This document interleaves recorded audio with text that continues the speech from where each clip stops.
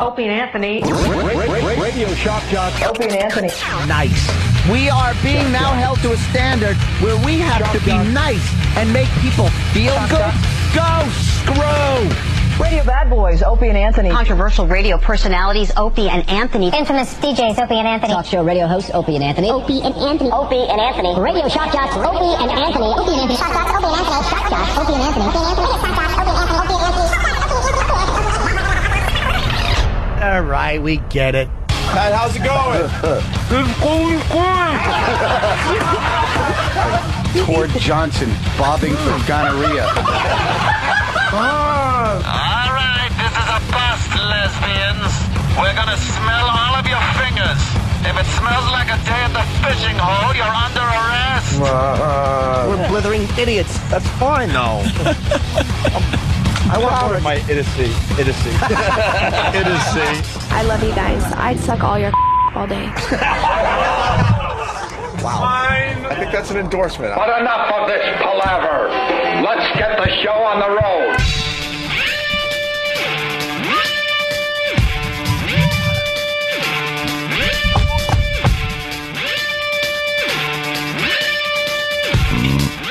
Good morning. Welcome to the Opie and Anthony Show. Hi. 877-212-0-A. I have one question. Yes. Why do we have kittens in the studio today? Well, Why? seems to be two kittens running around the studio. One orange, one is, I don't know what you'd call them. Little tiger stripe thingy. Yeah.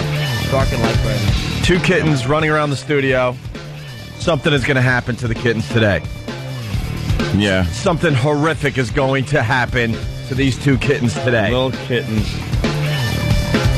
Show Pal Talk so they know we're not lying. We got two kittens in studio. I held them up already. Look at this one. He's a little scared. As well he should be. We have decided to turn back into shock jocks today. We have two kittens in the studio. Something horrific is going to happen to these two kittens today. We will be putting them into some sort of competition to see which one can make it out of the studio. Right. There you go. We're showing the two kittens on Pal Talk. Cat shovel baseball. Little cat shovel baseball. They're starting to guess what we're going to do with the kittens today. Go to onaradio.com. We got pictures of the kittens already. Yeah, you know, people are suggesting Kitty Thunderdome. Ooh, I like that. Kitten Thunderdome. Actually, we're thinking that we might want to take this Red Sox and Yankee rivalry to the next level. Yeah. A kitten cage match. Cage match. One will represent the Red Sox and one will represent the Yankees. Yeah. Yeah, so they'll be scurrying around until the moment. Two kitten enter, one kitten leaves. That's right. That's how it works. So we got that going on this morning. People are used to pit bull fighting, dog fights, things like that. Yeah. We here at the Opie and Anthony Show think it'd be fun to have kitten fights. And adorable. Yeah, when they start, we got to just get them a little more riled up. Because the thing is, you rile them up. No, also... Because how they're fighting right now is just cute and adorable. Kitten weaponry. I think we need to tape some things to their claws, maybe their heads. See, I'm seeing two teams, and you deck out your kitten in various weapons, and then we put him in the pit. And you got to be a little creative. No, call it the pit of death. The pit of death. It just sounds better. And then they go at each other with these various weapons that we've duct taped onto them and clamped onto them and anything. And then whichever one comes out, we'll give that team like $1,000. Yeah. I think we'll have the interns or something come up with the various weapons. We have some tools and sharp objects back there for them to use. tools of destruction. Tools of destruction and weapons of death. Weapons of death. We'll be decking out these kittens with these weapons, and they're going to go into the cage. Can we put the kittens on the Pal Talk camera one by one so they can play along at home and decide which kitten's going to win? Which kitten they want? They're Yes. so hard to gather up right now. I don't know, they're running around. They sure are, Anthony. Was one over there? And I think a lot of faithful listeners know that I'm deathly allergic to cats. So why would we just have kittens in here You're going to today? be sneezing? Unless it was going to be for the radio show. And something really good for the radio show. Yeah. They make me very stuffy as well. You know, I'm holding back a sneeze already. Kitty. But it'll be worth it in Thunderdome. the end. Of course. Yeah, you better get that pen that you inject into the leg. I might need that today. Someone's suggesting 2 kittens, 1 cup. I like that. 2 kittens, 1 cup. Yeah, I like the 2 kittens, 1 cup idea. I mean, one of them. We got a couple ideas, but maybe the listeners will come up with a better idea, and then we'll go with that one. You look like a bruiser. You know, I'm going for the black and white little tiger guy. Yeah? He looks tougher than that little cream puffy looking one. He sure does. Scared of everything. Huh? He's a fraidy cat. Which one? The cream puff one. The cream puff one. I keep going up, and when he just runs away. Yeah, I think Cream Puff is going to be the one that doesn't leave the studio today. Hey, you. Well, we're also thinking, Michael Vick did something with pit bulls. Why not with kittens? Yeah. Why not with kittens? Let's see how tough kittens can be. That's right. People think they're just all little cuddly animals that people like having around the house. I think they can be vicious if decked out with the proper weapons. So we got little, I see somebody back there was making a little kitten Freddy Krueger glove. Because the claws they have aren't quite, they're not good for really ripping into flesh. Yeah. Oh, look at this one exploring, not knowing what's going to happen. As he heads toward the hammer, by the way. Yeah, the hammer's here. We didn't want to... Well, we'll have to get involved, too, a little bit. Right. So if the kittens aren't really going at each other, they're brawling a little now, the hammer might have to come out. Well, it's right there. Yeah. The hammer's ready to go. We weren't going to introduce the hammer this early in the game, but No. it's out already, so... You know why my nose is getting stuffy? Why? Because I have an allergy to animal dander. Dander. Dander. These stupid kittens. Someone suggesting, it's Psycho Bob from Baltimore, the running of the kittens. Oh. Yeah, that would The be... running of the kittens. Yeah, the running of the kittens. All right, so we got that going on today. We have 2 kittens in studio. What will happen to the 2 kittens today on the Opie and Anthony Show? 877-212-ONA. Some pictures are up on onaradio.com. I just got a picture of Kenny holding one of the kittens, and it's very, very awkward. Oh, well, it just looks like he's going to inadvertently snap the kitten's neck. Yeah, absolutely. Absolutely. So, as we start today, what's gonna happen to old Jesse Jackson? Nothing. Nothing whatsoever? Why would anything happen to him? He is a black man who criticized the black presidential candidate, which if it was a white guy would bring the wrath of all African Americans down on him, probably lose his job, reputation, whatever. But it's Jesse, so an apology within seconds got an acceptance of the apology from Obama's camp. Yeah. Even though he said he wanted to cut off a part of Obama's anatomy. Well, we can't say it on the show? That would make it impossible for him to have children. We can say it on the show. It was in the news. You say testicles, I guess, but yeah. Just say a slang form for that. Everybody knows what he said. Wait, we really can't say what he said? No. They beeped it too.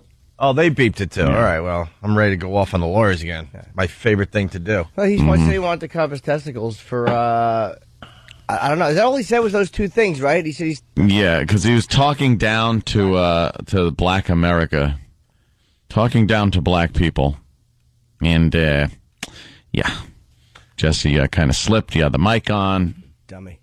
And apparently there's a lot more goodies, a lot more tidbits that he said into that microphone. The same microphone? Yes. Really? What are they waiting Yes. Well, Bill O'Reilly said that there are other clips that are much worse than what he said, but He's not looking to ruin anybody's reputation, so he will not air those statements because they don't have anything to do with the Obama situation. That, to me, is what we call in the business the big tease, because you know this will come out, what he said. I'd love to know what he said. I'd love to know what old Jesse Jackson said. Well, the biggest hypocrite that you'll see. You know, if we're talking politics, we should throw Stunt Brain on the radio for a second here. Yes. So what's the bullet points on this Jesse Jackson thing? Jesse and another member of the Rainbow Coalition were at a Fox News setup. They were going to be doing an interview, and they put the mics on him without thinking that the mics were going to be hot. Right. So he was whispering over to the fella and said, "I'm upset at Barack. He's been talking down to the black people about the faith-based initiatives." And he said, and we've been cleared to say this, "I'd like to cut his nuts out." Yeah, that's what he said. And he was whispering it, but the mics were sitting there on their lapels. And then he said again, he's been talking down to the black people. And as Ant said, O'Reilly claims there is a lot more that's a lot worse. But until they can get Jesse on camera with him to defend each point, he doesn't want to just play it. Yeah, okay. What are you talking about? Oh, if it's news. Of course. Imus saying what he said was news that was replayed 500 times. Why wouldn't you replay a guy who has influence with a presidential candidate? Yeah, let's see. That's a real event. Let's see what he's thinking when he doesn't know the mics are on. Well, they'll get a week out of this. Oh, that's why they'll get a ton of coverage because Fox had it on at 8 o'clock with O'Reilly, 9 o'clock with Hannity, and 10 o'clock with Greta. Each one did their spin on this. And they're the only ones that had the audio? Yeah, well, they had that clip, and now once O'Reilly aired Do we have the actual clip of Jesse Jackson saying this? Yeah, we should have that. Okay. Is it in this?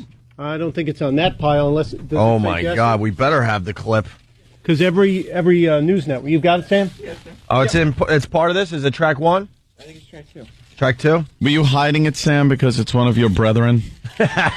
Were you? All right, this is what we got on the Jesse Jackson thing so far. If in this thing I've said in a hot mic statement that's interpreted as distractions, I offer apology for that because I don't want harm or hurt to come to this campaign.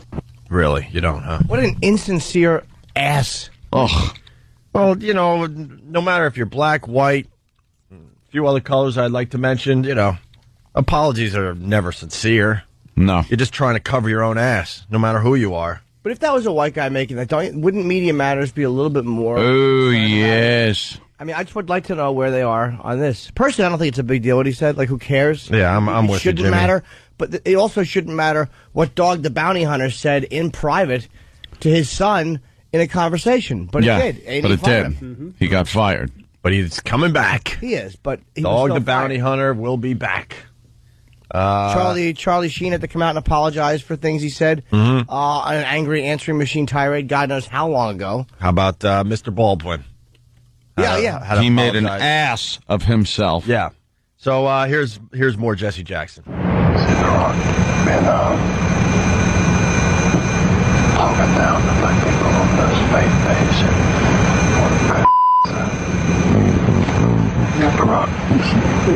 talking down to black people. Talking down to black people. Down to black people. What's Jesse's problem with Obama? Jesse is a separatist. Jesse is a racist. A racist separatist that is no different than a white guy that wants for just white people. But, you know, that's a lot worse for some reason. Jesse's always been like this. He's also connected. So Obama... His Rainbow Coalition is a pile of people that extort other people that run businesses, construction sites, and make them hire black people based on nothing more than their skin color, and make them hire them, or else they protest. It's extortion. It's mob tactics. Can anybody answer this too?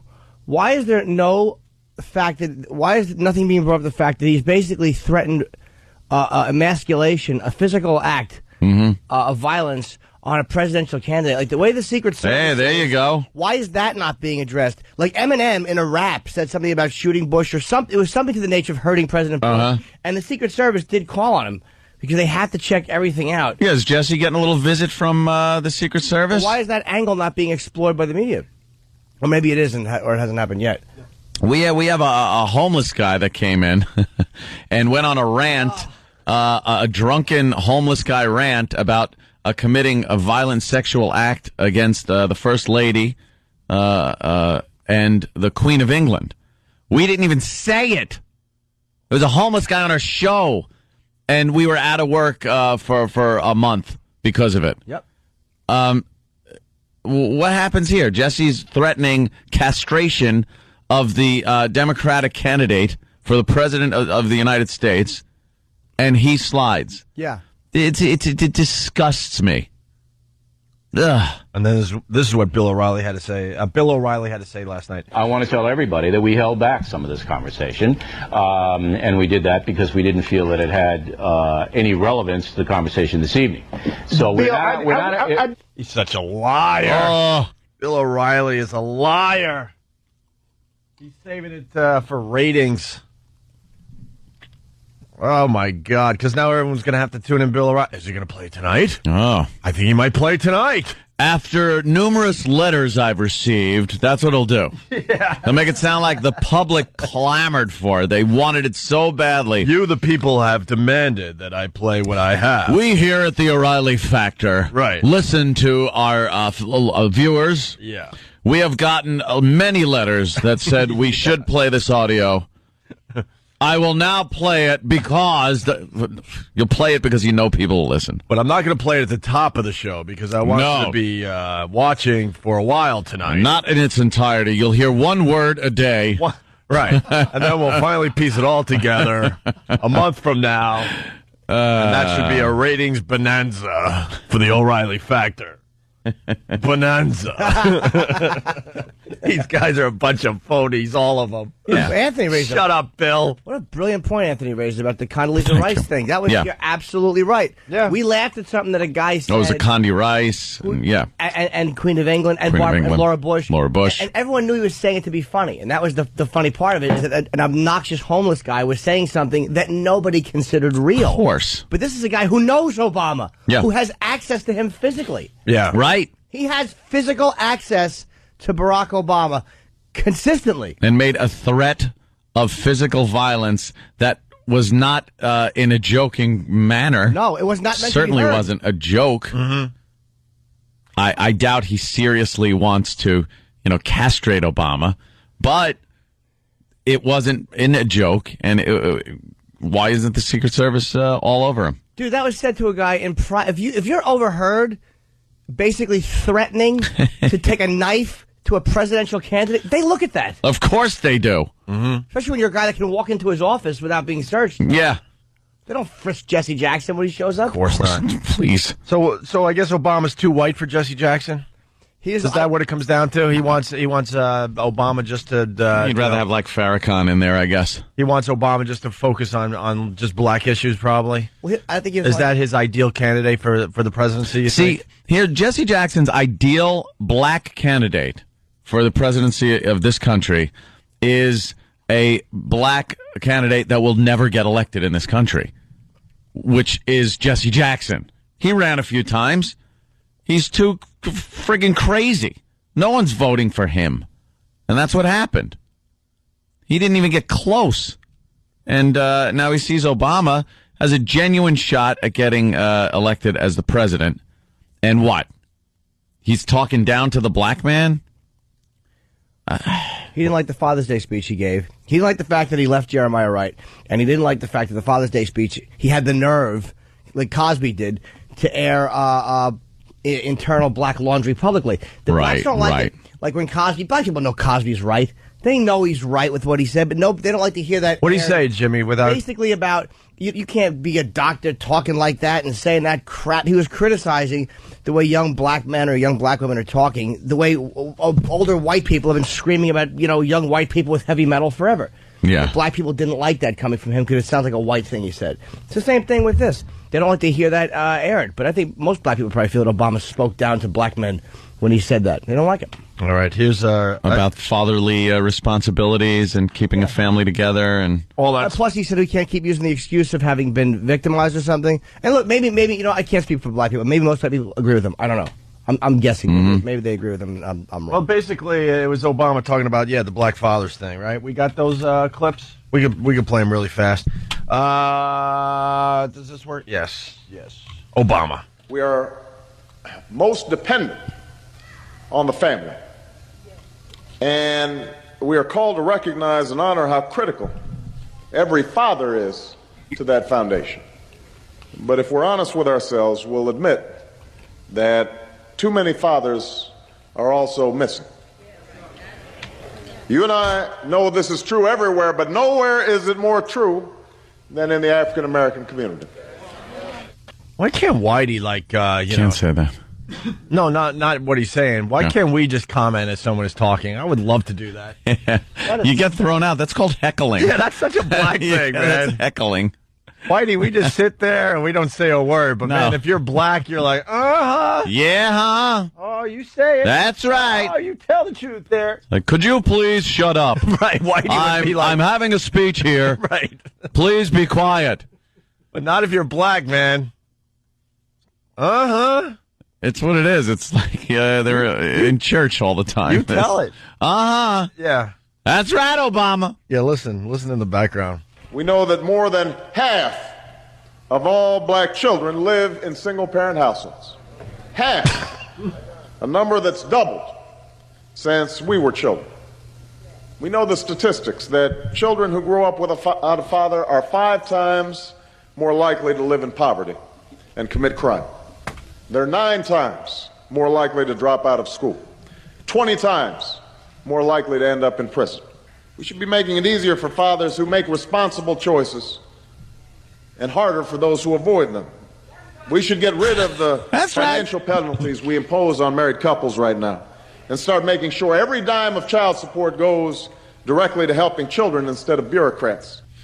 There you go. He's just speaking the truth there. Yeah, there's nothing wrong with what he said. And Jesse has a problem with Obama speaking the truth and airing some of this That's stuff. talking down to black people, by the way, as far as Jesse Jackson's concerned, instead of just saying, hey, there's a problem that really needs to be addressed here. How is that talking down to black people? Jesse's an ass. The black church, just like the Catholic church, every other is a bit of a racket. Mm-hmm. I mean, and they kind of control the way you think and you look at things. Same with Catholicism or Judaism, or all of them do it. Yeah. So when you're kind of going against that grain, like when he threw Jeremiah Wright out, I mean, I think Jesse is a quote-unquote religious leader, so he kind of abandoned the black church, I think, to Jesse Jackson. Good. Yeah. Good. And he needs that. He's a guy that thrives in that victimization. Jesse Jackson thrives in black people being victim and second-class citizens, and that's what he needs to survive. And before we take a break, let's go back to that Bill O'Reilly clip. You had a little more to say. I want to tell everybody that we held back some of this conversation, and we did that because we didn't feel that it had any relevance to the conversation this evening. Liar! I do. Well, wait, Warren. I just want to make this very clear. We're not out to get Jesse Jackson. We're not out to embarrass him, and we're not out to make him look bad. If we were, we would have used what we have, which is more damaging than what you heard. See, by saying that, I know, that's a tease. By saying that, he's damaging Jesse Jackson. We would have used what he said, and wow, boy, you should have heard this. Wow. You hear that? He is doing damage to Jesse Jackson by what he is saying. This stuff makes Pat O'Brien's stuff look like a Sesame Street segment. Ho ho! Wait till you hear this on the O'Reilly Factor once I come up with an excuse and a way to air it. Right. That doesn't seem pandering. Jackson.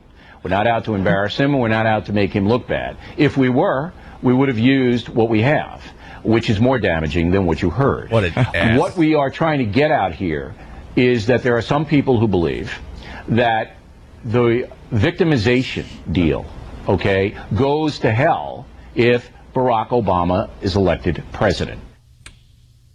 Bill O'Reilly from last night. Bill O'Reilly. Holding back some of the juicy stuff. The good stuff. Good. I wonder what he's talking about. They all suck. I wonder what Jesse was saying. They all suck. The problem is him and Sharpton don't quote-unquote have jobs they can be fired from. They're both the head of these revolting organizations. Separatist, racist organizations. You can't tell exactly what it is they do. Yeah. Like, who pays their salary? Because they're supposed to be non-profit things. Who? No one knows who their bosses are. The IRS is trying to find out. I hope they That's do. for sure. They've both been alleged to have done some really dirty things. Oh, of course. Mm-hmm. I love that video clip of Sharpton in the hotel room. With a cowboy hat. He looks like he's wearing 5 different Halloween costumes. At the same time. Yeah. He looks like he's wearing an Annette Funicello wig with a stupid John Wayne hat. What are you doing, Al? All right, we gotta hit our first break here. Damn. Fool. Opie and Anthony, Jim Norton, off to a good start. Stunt Brain 2. And Stunt Brain did pretty good with the first break there, giving us a little knowledge. 877-212-0&A. 2 kittens running around the studio. What are we going to do to these kittens today? Kitty Thunderdome. Yeah? That's what I'm digging.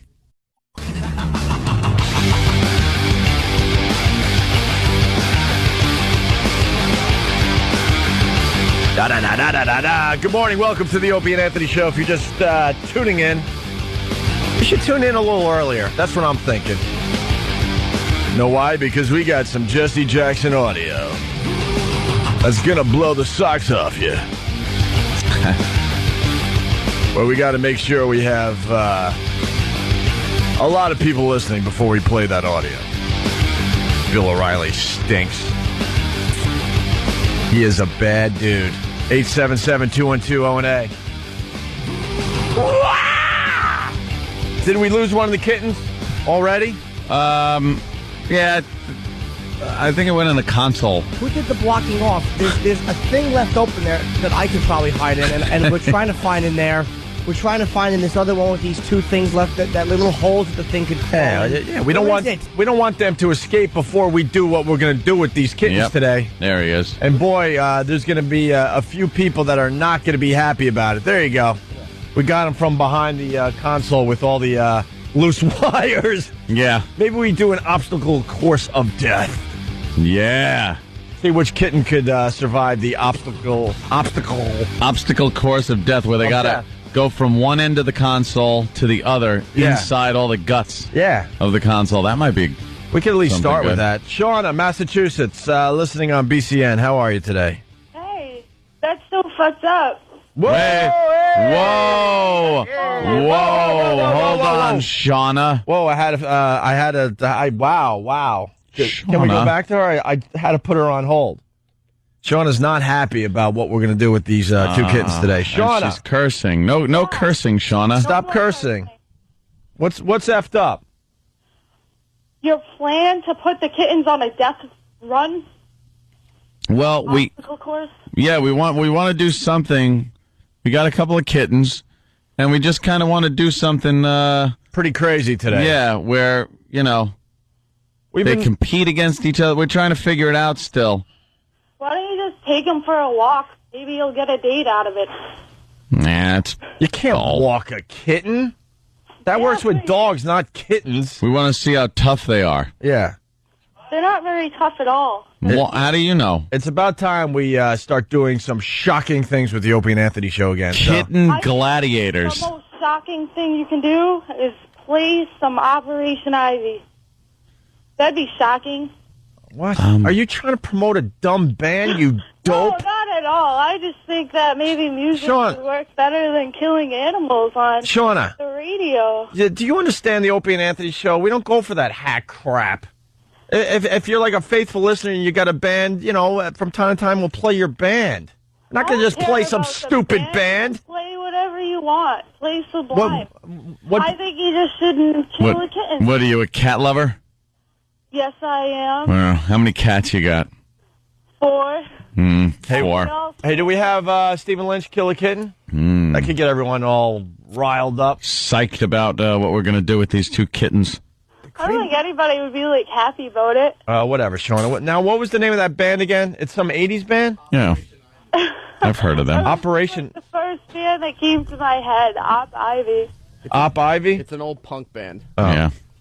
I know a little something about punk rock. I don't know them. This?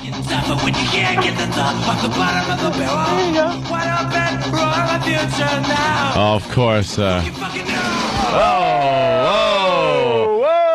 I was waiting for that line. Wow! It's very dirty language those rockers use. Yeah, they're very influential. The lead singer of Op Ivy is Tim Armstrong, the lead singer of Rancid. This was his first band. The first man on the moon? Yes. Yeah, Tim Armstrong. Wow. Yeah. Is Rancid a popular band? Oh, boy, are they. Yeah. And they influenced Green Day? See, I should know this Absolutely, yeah. stuff. I'm sorry. I'm Green sorry Day- to the punk rockers. I let you down today. Green Day covers. I guess I don't know much about punk rock. I was just trying to make believe. No, they're great. And I got caught. You got nailed. I sure did. Hey, we got a great story out of Rockland County. You hear about this mom? Oh, my God. Yeah. Yeah, what? Hey, Bob! Hey, look who it is. Hey, Bob, how It's are you? Bob. Hello, chaps. How are you? What's up, Bob? Oh, God. Here's Bob. Jimmy, you didn't say hi to Bob. Morning, Bob. Let's get Hey there, Jimmy. Let me get a camera on Bob. Look at him. He's all pasty and white and English looking. Ain't that right, Bob? Absolutely right, sir. How does it feel, Bob, knowing the message boards are probably going, oh no, not Bob again. Not this gag again. We hate Bob. You know, Jimmy, I don't read the message boards much, so it doesn't really matter to me. Matters to me. It doesn't matter to me. Good. You just leave words out, Bob. All right, Bob. I think, Bob, have you been practicing your English accent? I watched some Monty Python last night, actually. I forgot Bob was going to be in here today. Hey, Bob. What are you doing for the show today, Bob? Well, sirs, I've been working on some weapons for those beastly kittens. Oh, look at I got a kitty spear. Yeah. Oh, wow. And it's shaking in your little nervous hands. Yes, he's a little shaky Bob. Bob shakes a lot. Yeah, Michael J. Bob. Long way to go for that one, wasn't it? And I've been working on some kitten horns, if I can hold them down for a second and tape them on their little bloody heads. How does it feel to bomb in Europe, too? All right, Bob. It's Bob. Bob is working on the weapons for the cat thing that we're doing later on. All right. So long, Bob. Cattiator. Cattiator. That's a cattiator. All right, there he goes. Bob. See you later, guys. All right. Good day. Bob. There he goes. Bob. All right, Bob. Bob's your uncle. He's dead. Bob. For the people that aren't on board with Bob yet, he's one of our interns, and we noticed that he's quite pasty. He just looks like a young English chap. Yes, he's got very big ears. He looks basically like a cadaver. He's got a lot of teeth. A little pasty, a lot of teeth. Get a picture of a cadaver and just put a little bit of skin on it, and that's Bob. Very young Prince Charles. Yeah, he looks like he could be related to the royal family. Yeah, definitely. He's got some rosy cheeks. Very rosy cheeks. Lots of teeth, like I said, big ears. And he just looks like he should speak English. Sure. In an English accent. And we noticed when we wanted him to do an English accent, he's incapable of doing it. Right. Like he said, I've never even tried. I think everybody's tried. Sure. Whether you're good or bad at it, I don't know. But I want to acknowledge I'm horrible at it, but I love the bit, so I'm just going to go. Tried. Hey, Bob is back. Hey, Bob, what are you doing back here, Bob? I was summoned by the producer. He's terrible. You were summoned? That's correct, sir. Where are you from, Bob? New Jersey. No, not anymore. No, you're from Liverpool. Liverpool. All right, Bob. From Kent. It's from Kent. Good. Say a word that sounds the same in England and in the U.S. That adds to the joke. You should have said Birmingham. Let's see. Bob needs to watch Mary Poppins. Maybe that'll help. By the way, everyone on Instant Feedback is also saying hi to you. Hello, Bob. They're calling you the douche of Kent. Yeah, they're spelling Bob B-O-H-B on Instant Feedback. Yeah, they're all getting involved. Yes, now. Bob. Hey, Bob. That's right. And we also have told everyone if you see Bob around the hallways or in another studio or in the office, as soon as he arrives, you got to go, hey, Bob. Hey, Bob. Getting a lot of that today. Let's go to the pub. That's right. All right, Bob. All right. Back to making the weapons of destruction for the kitten thing. Absolutely, for those All beastly creatures. Well, there he goes, Bob. All right. See you later, Bob. There you go, Bob. There he goes. Bob just speaks English and then puts this voice on it. Yeah. And he goes like this and says for some reason he calls us Sir. Sir. Oh, he's in hell.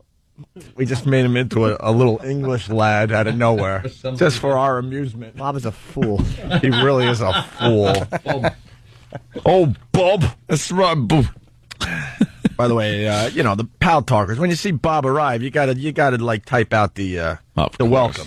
Bob. What a great story coming out of Rockland County, man. We talk about this stuff from time to time.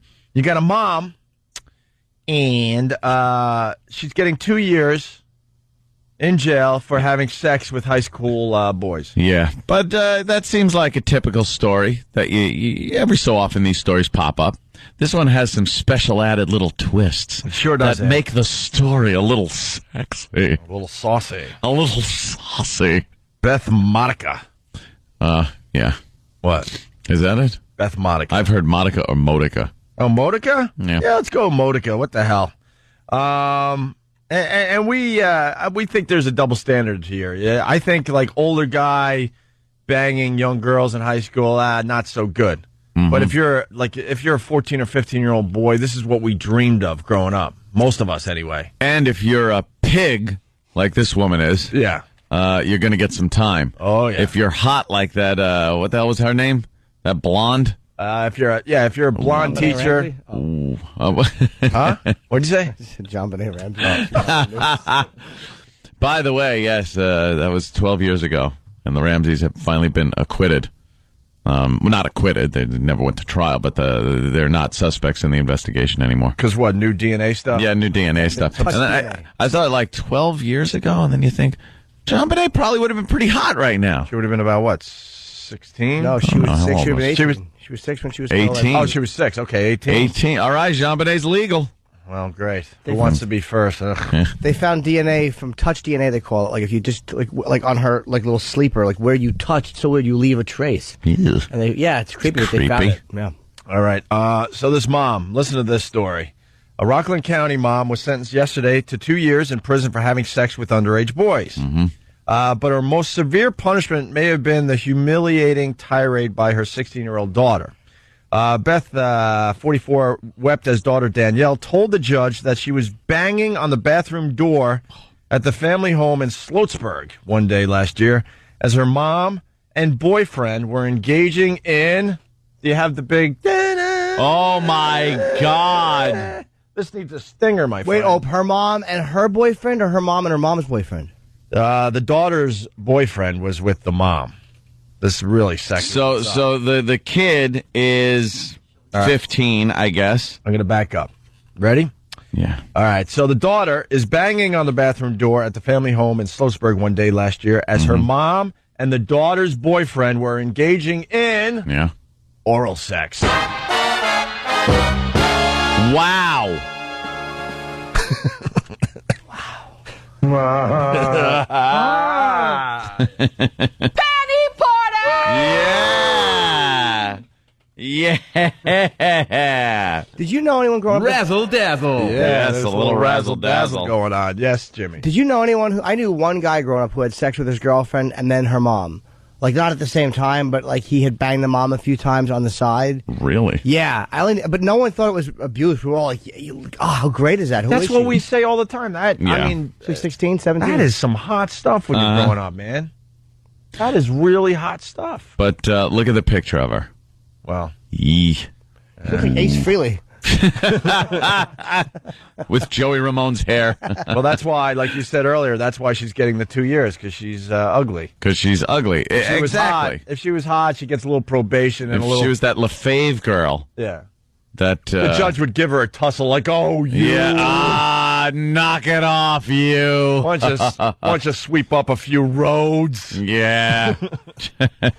How does Naomi Campbell assault a cop on a plane and get community service? And this one's just throwing a poor kid a bone. Yeah, no kidding. And she's in Dutch. The weirdest thing is she was a prosecutor. This lady was a lawyer. She was a former assistant district attorney in this area, and her ex-husband was the chief of police. Or Is the chief of police. Oh, you think he's catching it at the station house? Oh, I think maybe at the station house some jokes might be going around. Well, the story continues. We were competing for the same 15-year-old boy, Danielle, the daughter, said. I was betrayed by both of them. Yeah. Now, you weren't betrayed by him. He did what he had to do for the story for the rest of his life. Perhaps if you were a little more like dear old mom. Exactly. He wouldn't have to run to the bathroom. Dear old mom didn't go, ooh. No. Old mom knows what a boy wants. I'm not going to do that. Oh, yeah? Well, your mom will. That's right. Not only did he bang his girlfriend's mother, he banged an older woman, he banged the prosecutor, and he banged the wife of the chief of police. You have... This kid... The trifecta. He really did. You have to give it to him, sweetie. Yeah. He's wrong to not do it. Well, the daughter urged Rockland County Judge Catherine Bartlett to send her mother to state prison for this. Wow, that daughter is pissed. Yeah, in handling down the sentence, Bartlett said, "Your daughter's boyfriend? That's disgusting." That's all how you look at it. Not so disgusting if you're a kid or if you're like as old as we are, thinking back to our youth. Let me tell you something. It's got to be like this. That 15-year-old boy going out with the 15-year-old daughter, who I saw on the news, and she wasn't that bad. But the constant bartering that you used to have to do at 15 with a girl to get anywhere was just infuriating. There had to be some booze involved. It was this constant back and forth of how far can I get? Can I do this? And you'd leave just sexually frustrated usually. And then here's the woman, the mother. She's what, 40 what?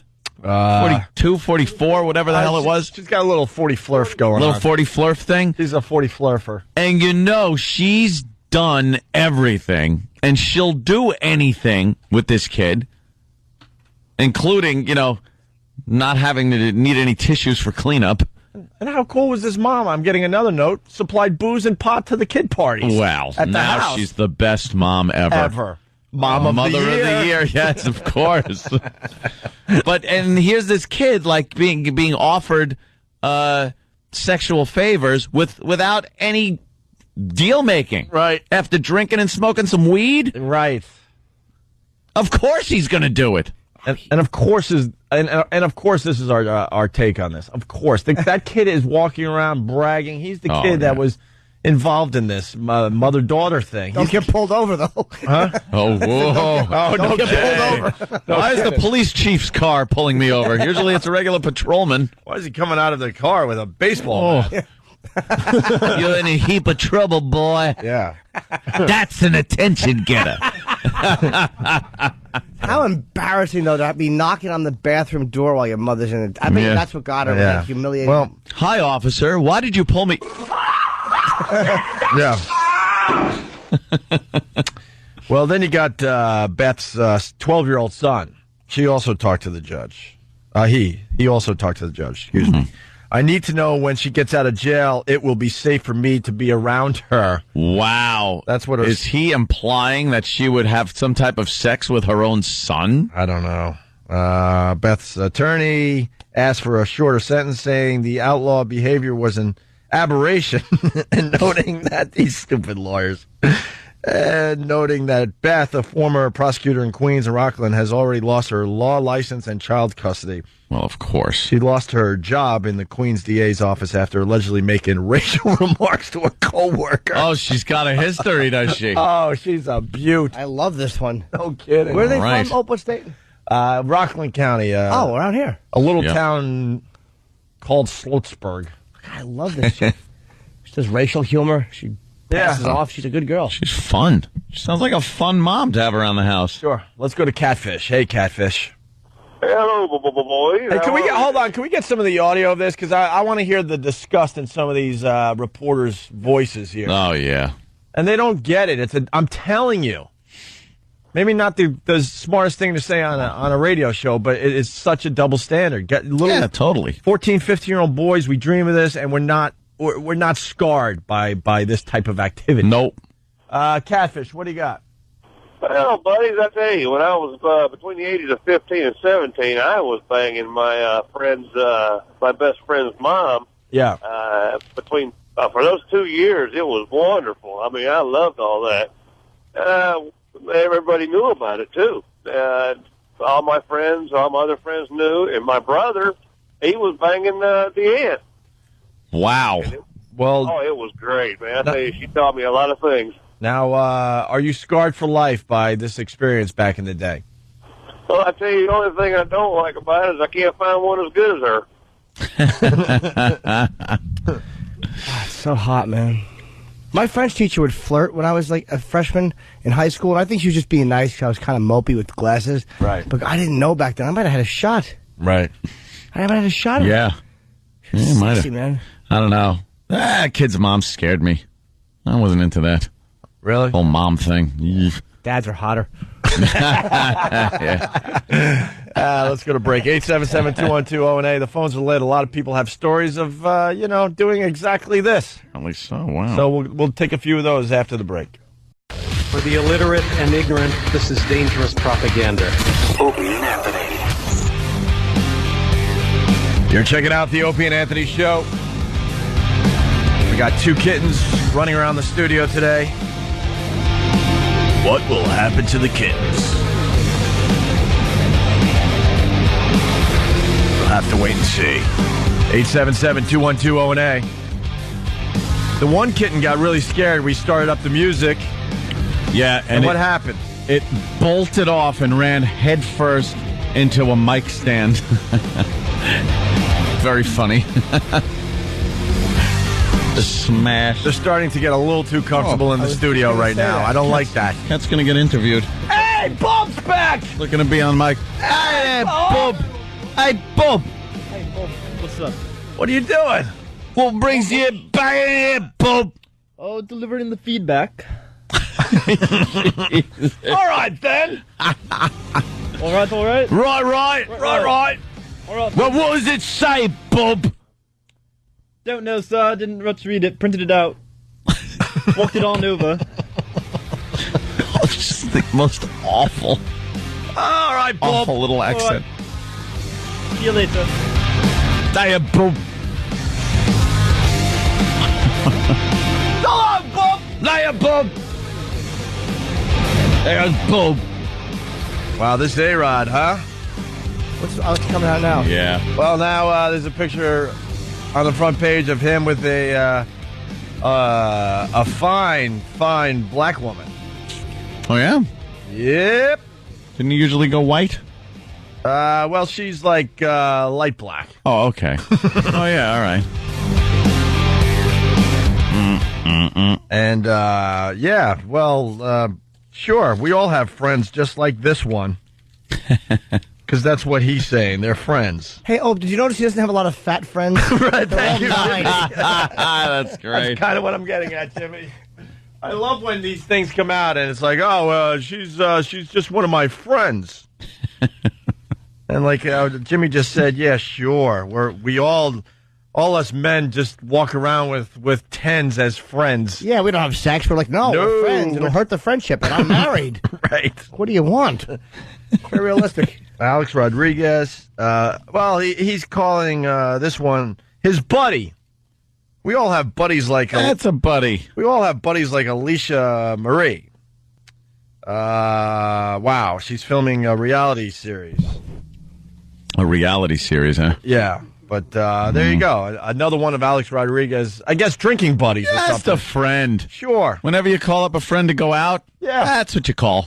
Yeah, why don't you tell your wife or girlfriend that you're going out with your buddy? Yeah, it's my pal. And she happens to be either a stripper or a fitness model or a trainer. and there's not a hint of yuck on her entire body. Not any yuck. Not even a hint, my friend. Why don't you tell your wife or girlfriend that you're just buddies and see how that works out for you? Uh-oh. What happened now to the kitten? One of the cat is he has found an aluminum, that little aluminum ball you just threw. Aluminum foil. That was the key. Oh, really? That's it. Dumb thing now. Good. It went right into the thing. Now you can't get it. Now They'll get it. They're very resourceful. Hey, how are the kitten weapons coming along? Pretty good. They got little horns. Yeah. They got things for their paws to put little claws on them that are bigger, like Freddy Krueger type claws. Nice. And we'll see which one emerges victorious in the Kitty Thunderdome. All right, let's go back to the phones. We got Sean in Jersey. It's the Opie and Anthony show, Sean. What do you got? Hey, what's going on, buddies? Happy birthday, GME. Thank you. The big one is in 9 days, Jimmy. I'm keeping track, my friend. Oh. Yeah, no, I got a story. Actually, when I was a freshman, it was quite a couple of years ago. I'm 25 now, but my buddy was always talking to the new counselor. She was young. She was only 20, probably 24 at the time. And lo and behold, we all had a little idea of what was going on with him and her. And, you know, he kind of kept denying it, didn't really talk too much about it. But then once we started having some state troopers and / other type of individuals questioning him and talking about it, he finally broke the news to the boys of what was going on there. Now, I'm over in Jersey in like Morris County, and I'd be going to his house. We were only 15 at the time, and he would have 5-foot bongs, and I was like, "What the heck? What's going on here?" And $100 bills. And lo and behold, there was a huge investigation, and ends up being that he was banging her on the desk and bringing her to his house when his parents weren't home, and it was just a big thing, a big situation. Just wanted to share the story. Very nice. So he was 15, and how old was she? She was 23 at the time. Beautiful. All right, that's good. Yeah. And the thing was, it was just like he kind of always played that role. He was one of my buddies that just kept everything on the side, and then we finally heard the news, and then it was on the front page of the paper the next week. Yikes! Wow. And he's not scarred by this experience, right? Oh no, not scarred at all. He tells my little brother this story all the time. Tell him to try it out. Yeah, they all brag about it. That's what you do. That's exactly what you do. Have a good day, boys. All right, thank you, sir. Let's say hi to Jamie in Syracuse. Jamie. How you doing? Pretty good, Jamie. Jimmy, happy birthday. You still look like you're 12. Aw. Jimmy's wandering around. What's up, Jimmy? You're obsessed with the kittens, I think. The cats were by that door. Yeah. I could see it now. Someone's going to walk in and crush one of their heads with that. Jimmy is very lovable when it comes to the little kittens. Well, they're knocking around this ball. I'm got to keep them in line. I'm assuming that people kind of be a little responsible and know that there's kittens in here and maybe not crush their heads in the door. Right. But anything goes. Anything goes. You never know. Anything goes with the Bob might walk in. Bob. One of the overeager interns will walk in. Yeah. Not thinking. They're too nervous to be on the air. Oh, big trotting feet. Do you need Bob to maybe do something with the door? Yeah, I was actually. Let me ask Bob to make a sign. All right. Well, let's get Bob. Bob. Make it in English. Hey, Bob! Top of the morning, Bob. Hello, Bob. Hello. Jimmy? Hey, Bob, I need you to make a sign. And I needed to say, be careful, kittens at play. And put it on the door so people think of that when they're walking in. Get right on it, sir. Good. All right, then. There you go, Bob. So long, Bob. I hope he doesn't come in much today. I ain't talking like this. I've got a club foot. And there goes Bob. Jamie, Syracuse, how are you? You guys are crazy. Yeah, we kind of are. Right, so, when I was 17 years old, I was dating this girl that was also 17, and I dated for a little while, and one night I got done doing bad stuff to her, and I was cooking mac and cheese at like 2 o'clock in the morning. I look over at her mother's bedroom, and she's standing there naked. It was like a porn movie. It was amazing. So I look away because I thought she didn't want me to see her. 2 minutes later, I look back, and she's still there. So I'm like, okay, game on. She says, come here, and I did bad stuff with her, too. So where was the daughter while you were doing bad stuff with the In mother? her bedroom sleeping when I was making mac and cheese. I almost burnt the house down. How hot is that? Let's be honest, as guys, that's pretty hot. Did you only? Although Anthony wasn't into the mother thing. Nah. But see, if the daughter was 17, the mom was what? She was like 42. 42. So, like, 2 months later, she really upset me, so I wanted to ruin her life, so I told her what happened. You told the daughter what happened? You wanted to ruin her life?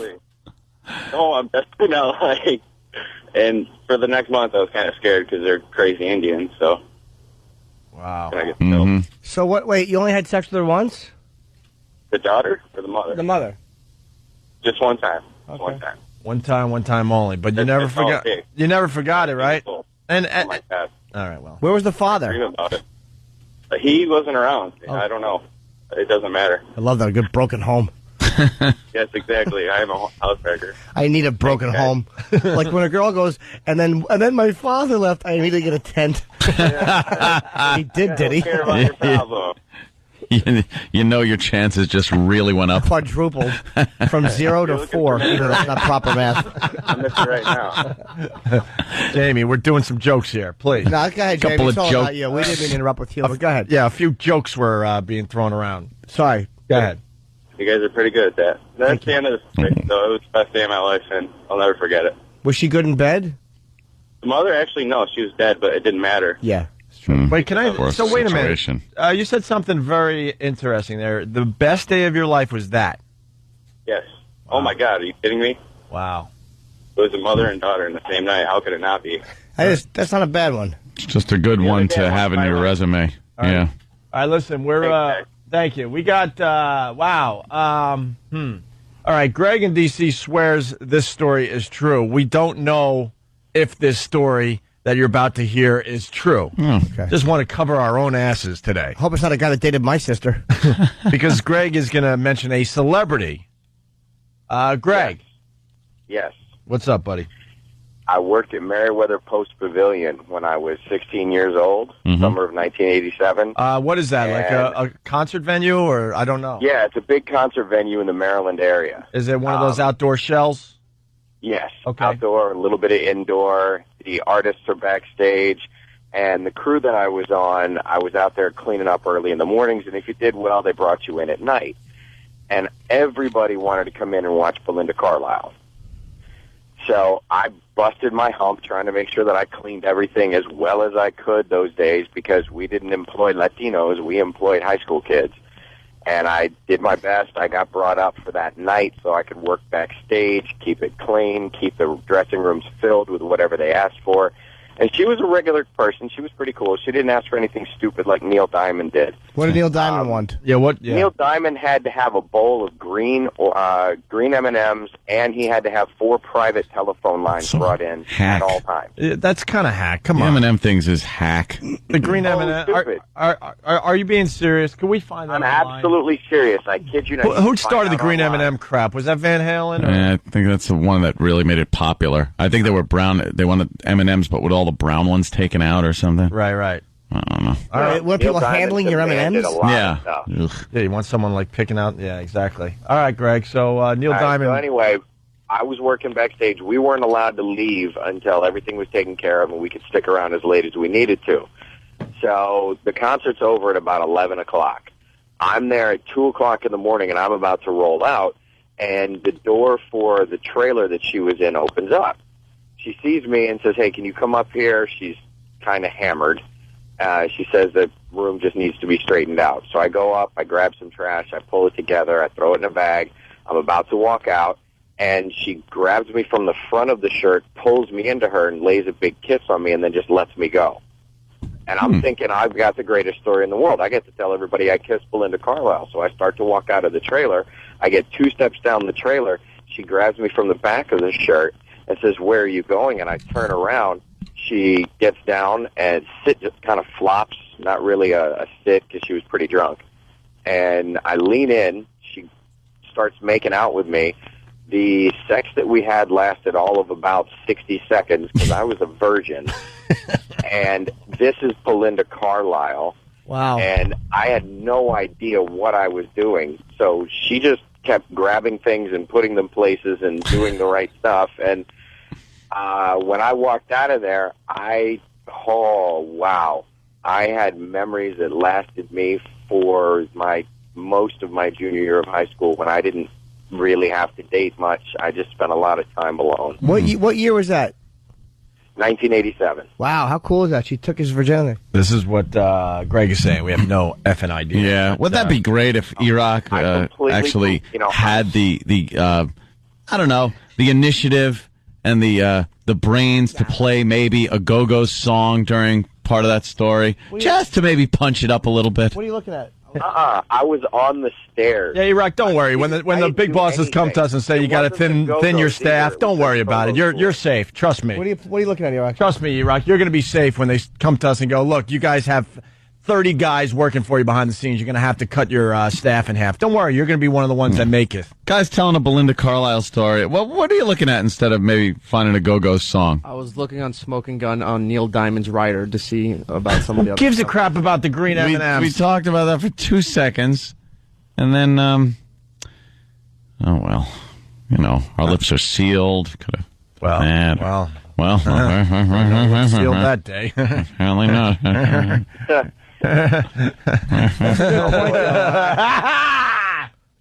What? I just wanted to share. I know that there's going to be lots of calls. You did share too? What? Frankly, I'm the one who gets to sleep. People! I know, that's why I love this guy. Just keeps I love him. Plow right through your conversation. That's what happened with Belinda Carlisle. She was trying to say, look, I need this, and he just jumped on her and kept talking while she was going, what are you doing? And they've been looking for this guy ever since. Yeah. Well, how about it, Go-Go's? Oh, wow, Iraq. Holy jeez. How spontaneous. Yeah, wow. You're just amazing, Iraq. Hey, dude, was it fat Belinda Carlisle? Or, you just keep talking. Was it fat Belinda Carlisle or skinny Belinda Carlisle? It was chubby Belinda Carlisle. Chubby? She Yeah. wasn't quite fat yet. Was this before or after the Go-Go's when you hit it? This was after the Go-Go's. That's why Iraq should have been playing Heaven on Earth. Oh, wow. Still, I mean. Why would he? Why would he know that? He had it in his iPod. Sissy. All right, listen, anticlimactic since the bit's over. Yeah. Now we'll just listen to this like bunch of fruits, watching kittens knock a little ball around, listening to Belinda Carlisle stuff. We should all be shot with a man gun. What is a... Oh, God. All right, Greg. Thank you. Thank you, boy. Al Roker looks like the grape on the back of the underwear. Oh, my God. Thank you, Steve. Does anyone have those type of underpants on Anthony? today? So we can make a... Fruit Looms. Oh. Hey, no. Bob! Hey, what's up, Bob? People, by the way, the research is coming in. Yeah. People hate Bob. Oh, I understand. That's why hate we're going to Bob. drill this into the ground. What do you think? We're stupid? What's up, Bob? I just think that's absolutely dreadful. I think I have such talent. All right, Bob. I can't imagine why they would dislike me. They hate you, Bob. They really do. You're despised. They hate the way we all talk in these accents when you walk in. When Bob comes in, hey, Bob. You know, they can just bugger off then, right? Whoa! Now he's pulling out some English words. Ooh. Someone's been on Wikipedia. Bugger, feeling randy. That's right. All right, chop then. Chop. Just dip your teeth in a cesspool, you'll have it all. There goes Bob. All Bob eats is fish and chips. He was late. There was a lot of fog on the moors. Yuck. By the way, Danny came in without his hat on. Yes. Danny's hairdo. He looks almost like a clown. It's a clownish hair. And on cue, when I say that, Jared walks in with his psychopath doll hair. Danny's hair is fantastic. Awful. Just to explain, we did this thing called Afro Wars. I don't. When did we officially start Afro Wars? 1985. You know the day? It was the day before our Christmas break. Oh my! And these guys haven't got a haircut since. Him and Sam, especially. Right? You haven't had a haircut. I've had trims, but like where I've told the barber just like shape it up so it's not like ridiculous messy around my ears, and then they've ended up taking off some length. Yeah. So I'm kind of I am kind of upset about that. Wait a minute. That means you're out. I should be longer. You're out. I win. No, You're out. you got shape ups too. No, I cut it with scissors in my kitchen. That doesn't count. Yes, it does. No. Cutting in the kitchen. Any cutting. You're a bunch of frauds. Because otherwise I'll have like a little afro rat tail. I don't care what you'll have. Oh, so you're just cutting the back? Yo, just like a rat. It's not shaped up at all. Doesn't matter. What did Danny do? He went to the barber. Well, what am I going to do? Cut my own hair in my kitchen? Like, Yes. No. It's a war. The funny thing is, this Afro Wars, we gave up on it months ago. Nobody But gives up. But these guys continue to grow their dumb hair. You guys haven't had a haircut in, what, 7 months, something like that? I haven't cut my hair since October. October? Wow. October was the last time I cut 8 my months. You're going to make a year. Hell yeah, I'm going to make a year and then some. No, you really got to just stop now. I don't know if anyone's going to get this reference, but Danny's hair is sort of looking like Doc Brown from Back to the Future. Brown is 20s.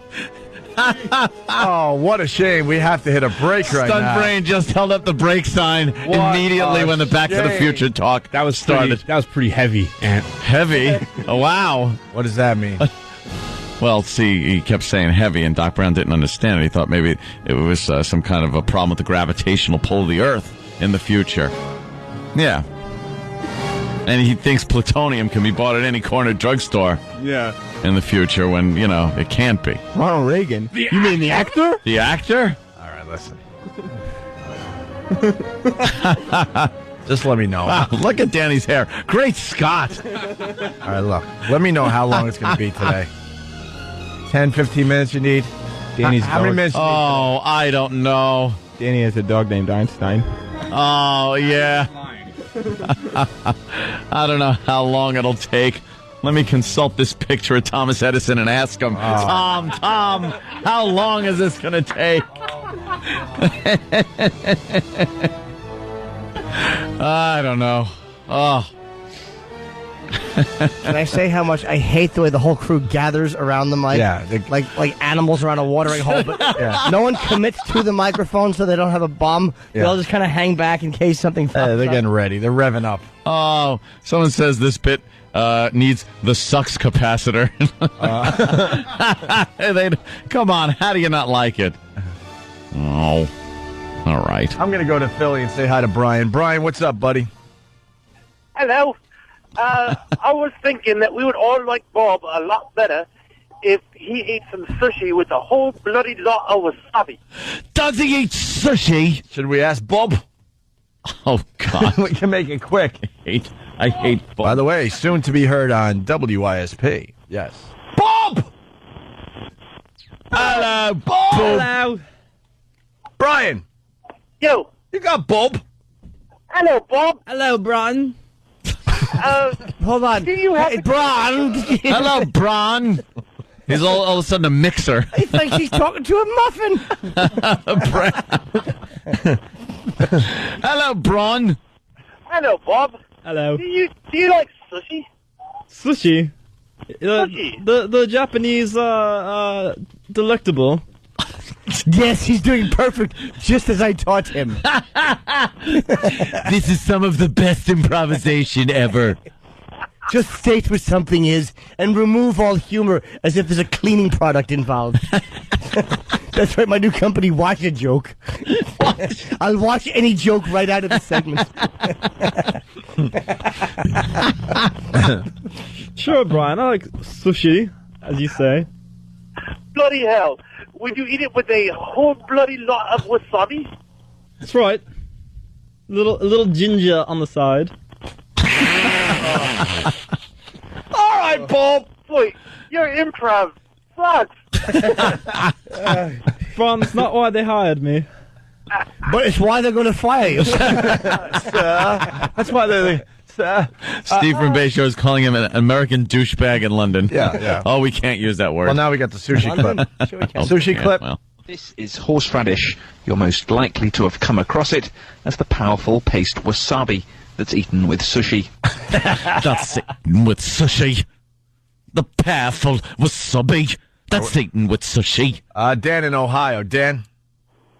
Hello, brother man. What's going on? Hello. Hello. What can I do for you, Dan? That's what I was going to say. Damn it. All right, he's gone. All right, bub. All right. See you then. Carry on then, bub. There's bub. Oh, there it goes.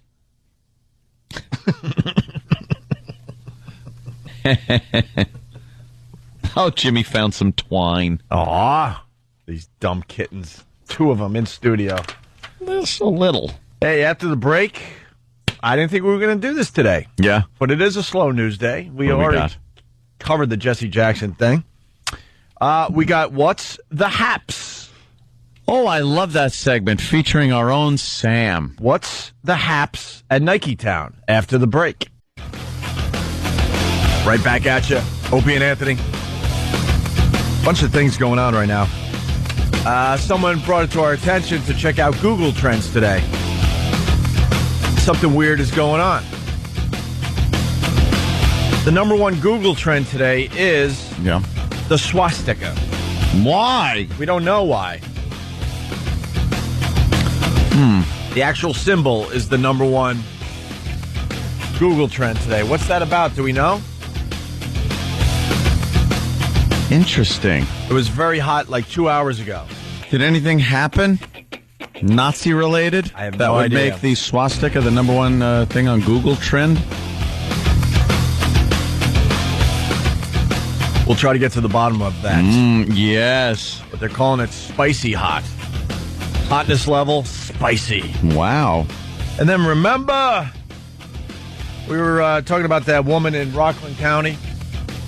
She had sex with her daughter's boyfriend while the daughter was banging on the bathroom. Mommy was taking care of the boyfriend. Yeah. She got 2 years. Yep. And we made an observation that when these teachers do their thing, it really depends on how hot they are as far as what kind of prison sentence they're going to get. Yep. So Danny did a quick little search and got a few teachers and their sentences. Yeah. And gave us their pictures with their sentence. And maybe we could put these pictures up on onaradio.com so people can play along at home. But we could certainly help this out with your visual, definitely. Yeah. We got Kathy Hemminghouse. Looks like that, sure. She's a pig. She is. I'm trying to think of who she looks like. She does look like somebody.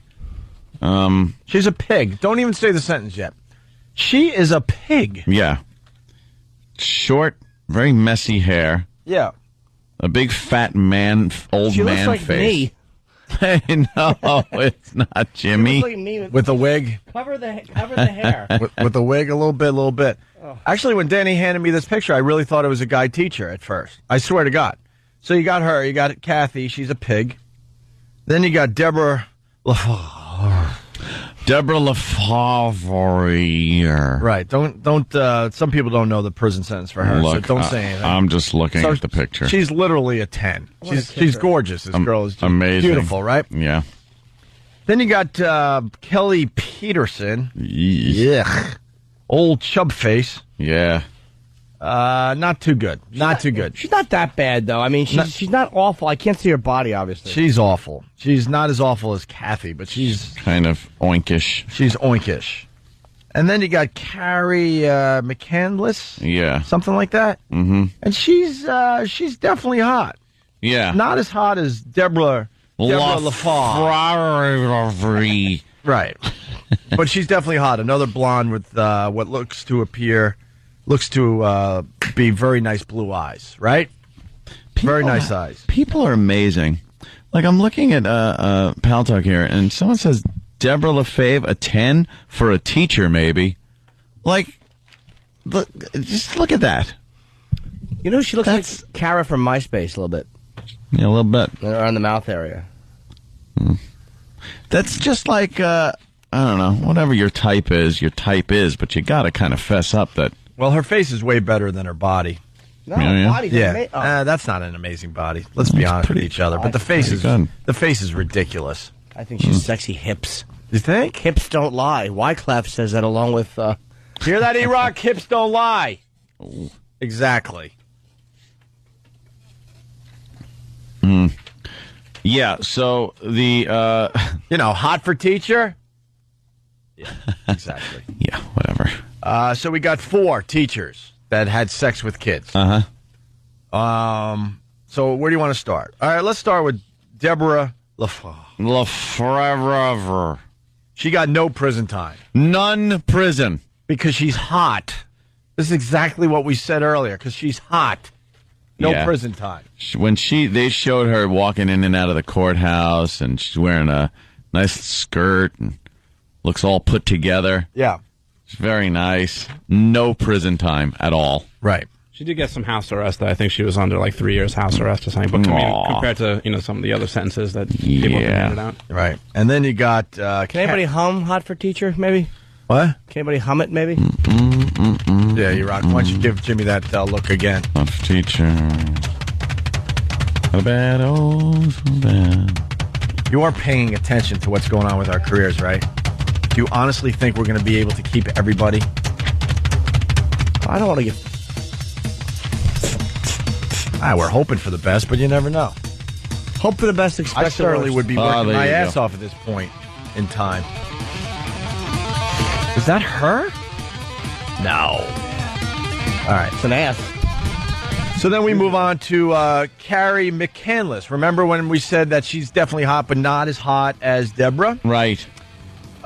She got 45 days for having sex with a kid. 45 days. And she got 45 days because she's also hot. Yeah. Not quite as hot But as hot. Deborah Lefevre. But hot. Hot. A little cougarish. Then we move on to Kelly Peterson, who Jimmy says isn't that bad. I can't see her body. Her face is Dude, she's got pizza face. There's acne all over this thing. She's got chubby she's a cheeks. teacher, though. I mean, she's a lady.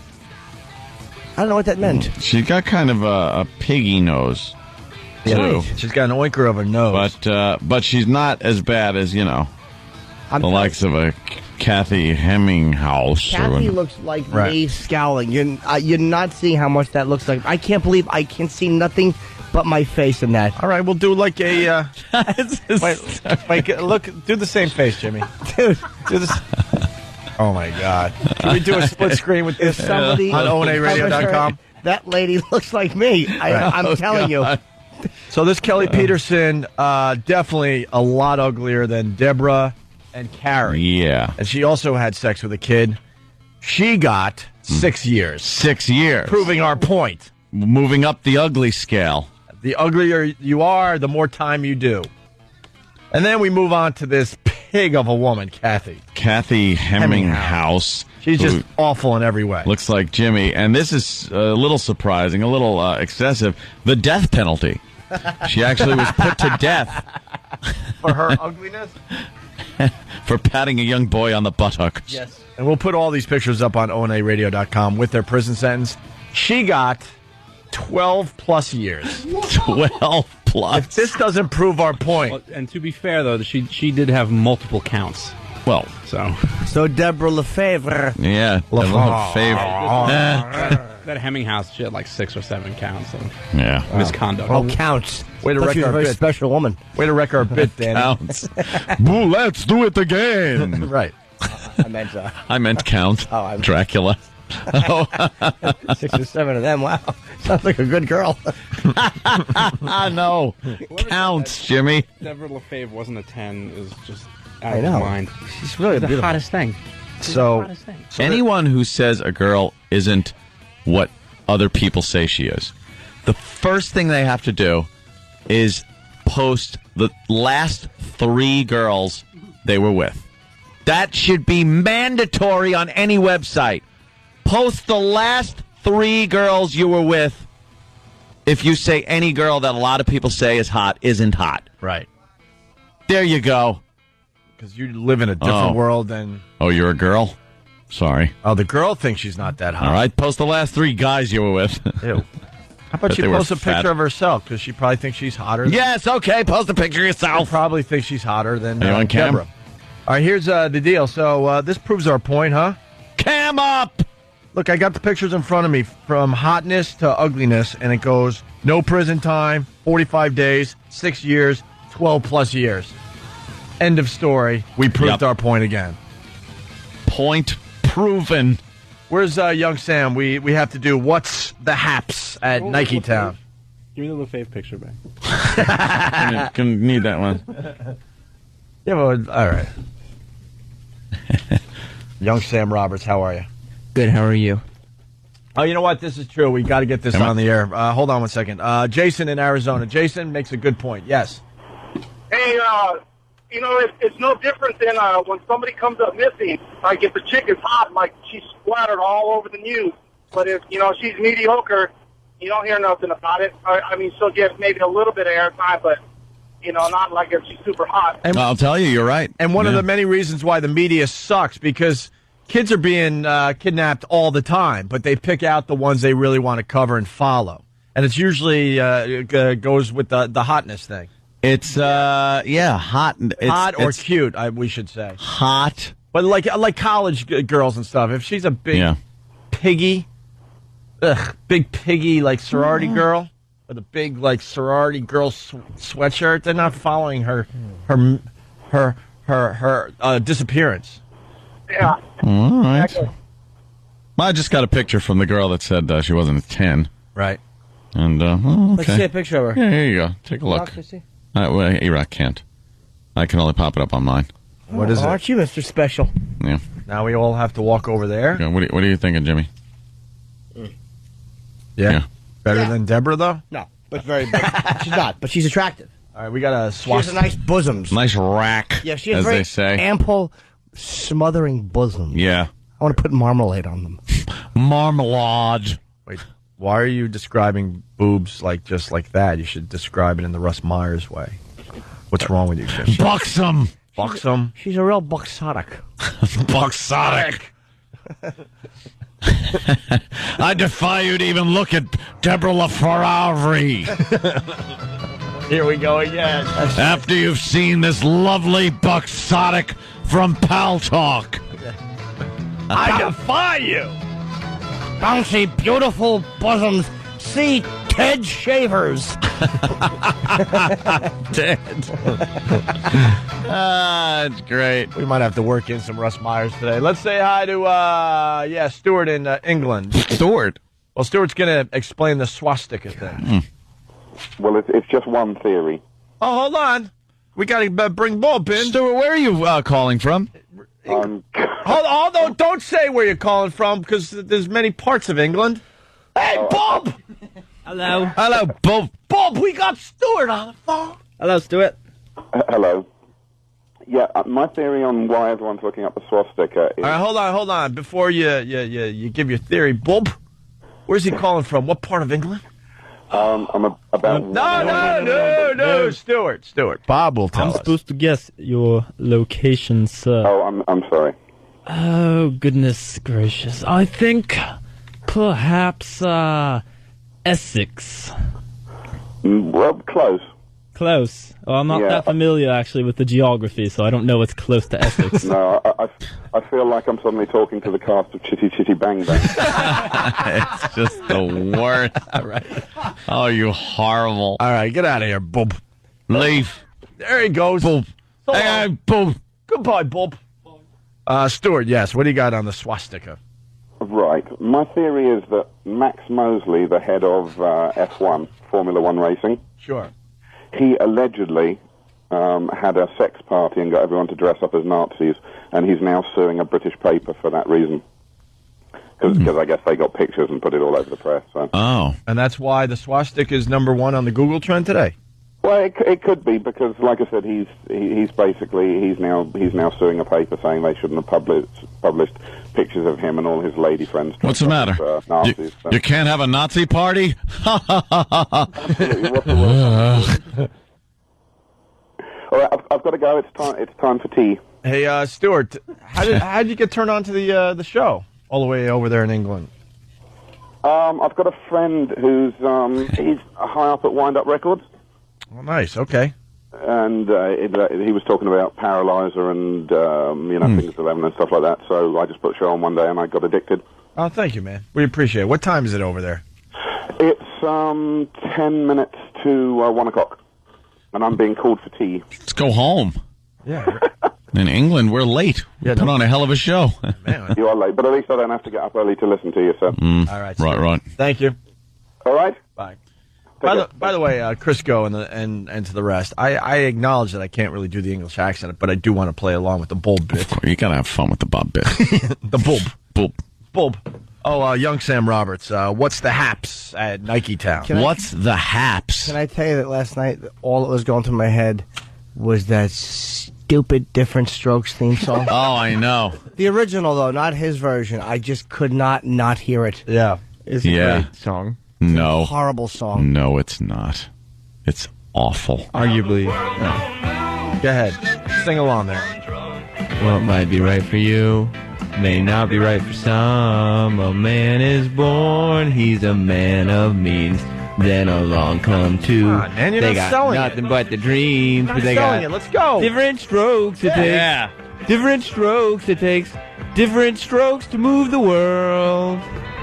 Everybody's got a special kind of story. Yeah. Everybody finds a way to shine. It don't matter that you got not a lot. So what? They'll have theirs and you'll have yours and I'll have mine. And together we'll be fine. 'Cause it takes to move the world. Yes. Thank you. And let's say hi to Robin in Detroit, a faithful listener of the Opie and Anthony Show. Robin. What's going on today, Robin? I just thought it was funny you were talking about Deborah LaFave, is that was actually her attorney's argument in court was, look at her, look how hot she is. How long do you think she'll last in prison? And they give her no prison time. Yeah. Oh, she would have just been the prize in prison. She would have just been chum. Just no doubt. Imagine that first shower. Just chum for those animals. Oh. Yeah, that first shower. That first shower. You get out of prison because you're hot. What the hell? If I was a hot woman in prison, I would take whatever they give you for lunch and just rub it on my my area. I just hope that it just turns out to smell horrific. A bologna sandwich. Whatever. Just start piling it in your lap. I wouldn't care if they rubbed Limburger cheese on Deborah LaFave. It'd still be Yeah. Yeah, well, of course. We're getting requests there, Sam. Could you sing the Facts of Life theme? I guess so. Really? Yeah. You take the good, you take the bad, you take them both, and there you have the facts of life. The facts of life. Jim's There's a disgusting. time you kind of grow until you grow, and now you know about the facts of life. The facts of life. When the world never seems to be living up to your dreams, and suddenly you're finding out the facts of life are all about you. You. It takes a lot to get it right when you're learning the facts of life. How do you know this? I watched a lot of TV. Wow. Learning the facts of life. Wow. That is amazing. Is it? You just pulled that right out. I love that song, too. There's 4 lyrics to it. No kidding. Jimmy, thank you. It's verse and then facts of life. What about the theme to the series that Michael J. Fox was in? Family Shaky, Ties? Family Ties. Oh, yeah, I know that one. You know that one, too? You got Family Ties over there, Iraq? Yeah. All right.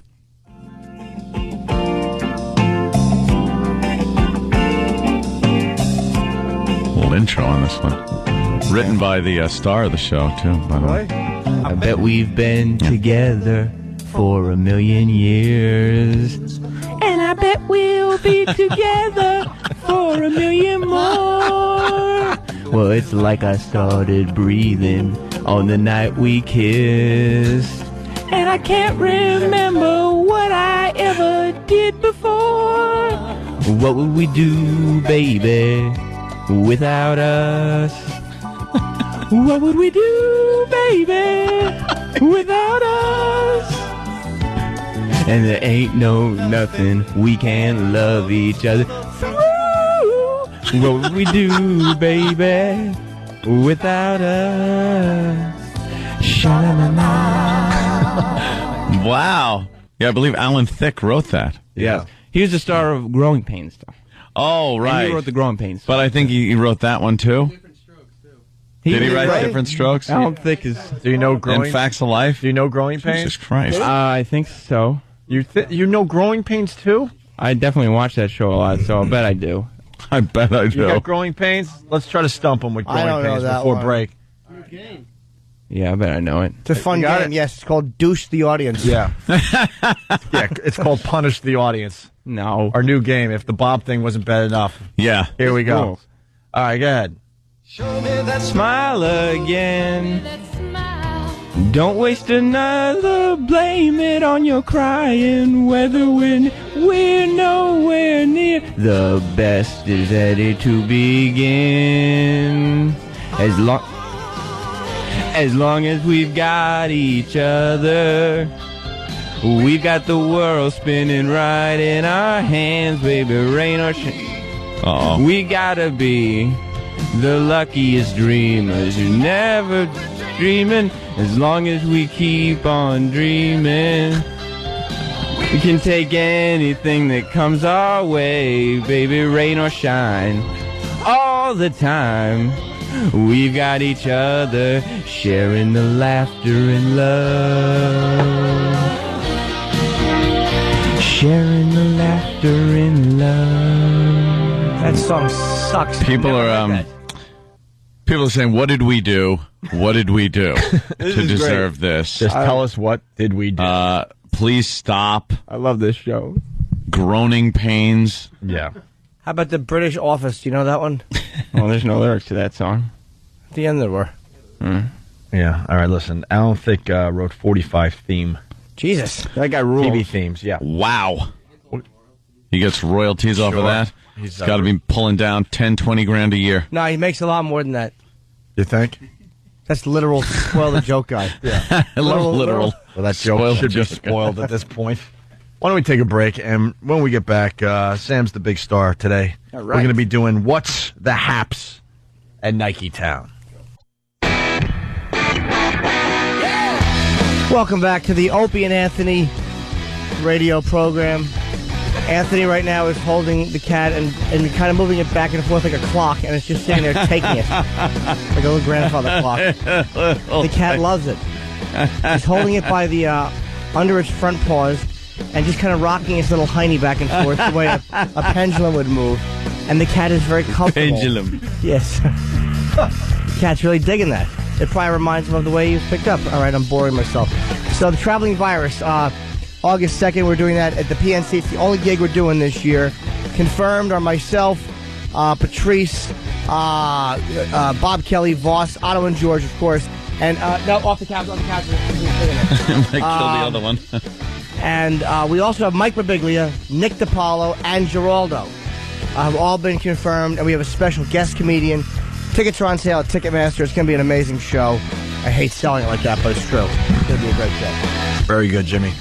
We got Sam in here. Time to do What's the Haps at Nike Town. Yeah. Something weird was happening at Nike Town yesterday. Weird? Yes, a crazy scene.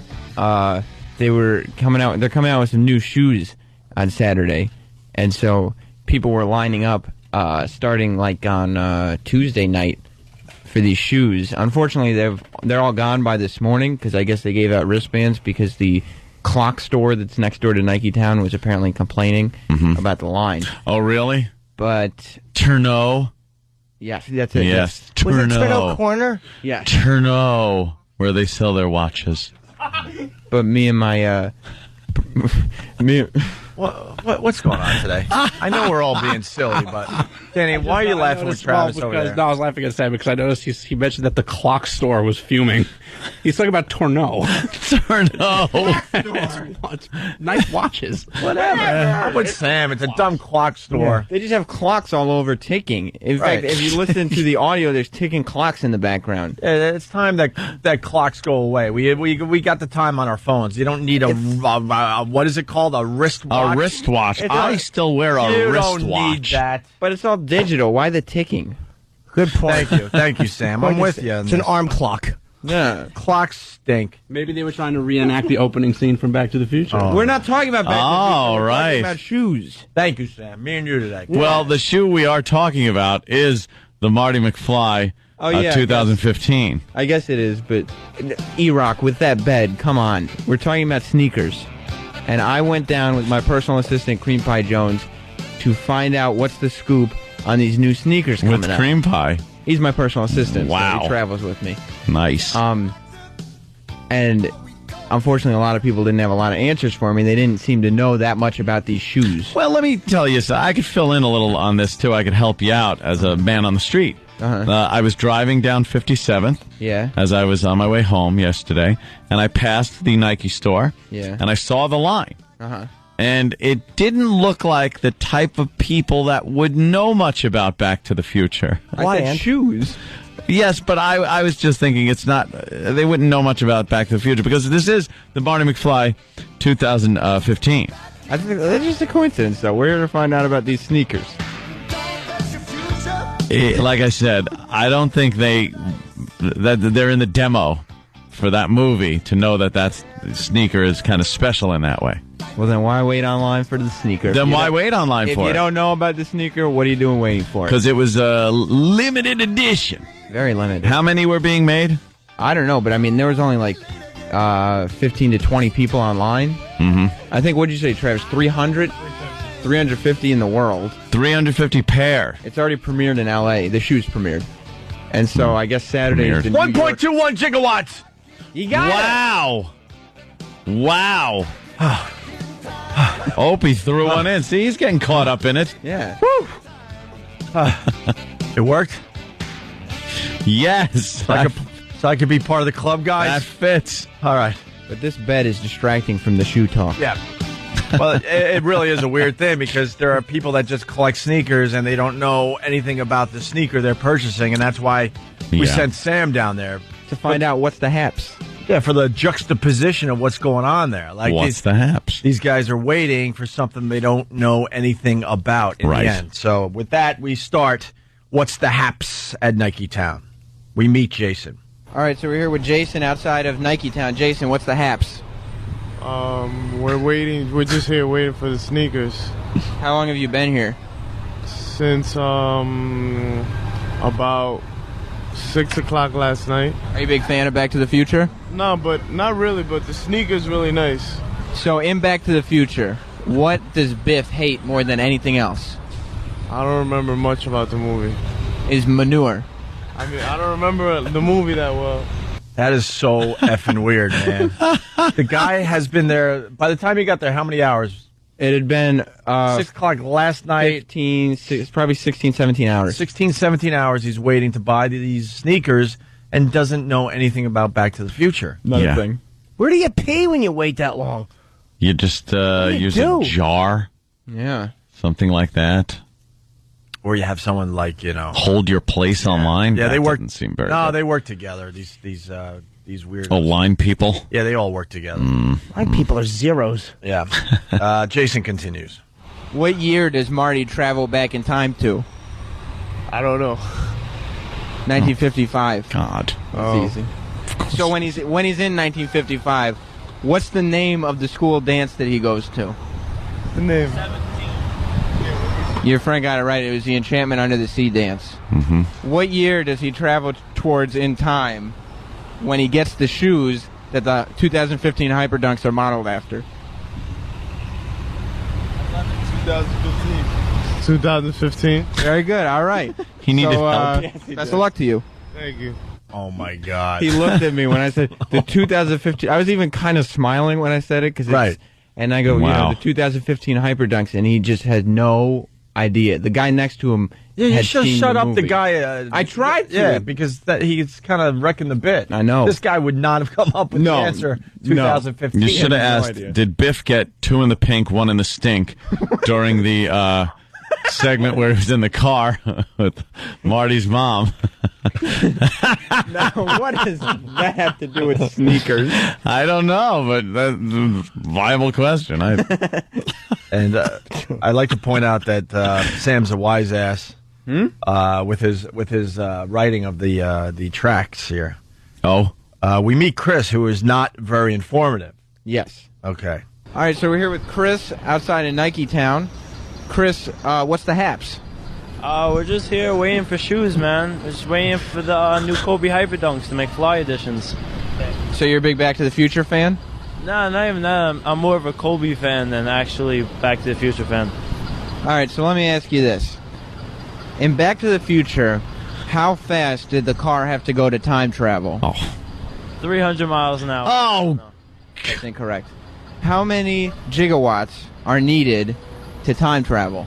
370 million thousand. That's not even close.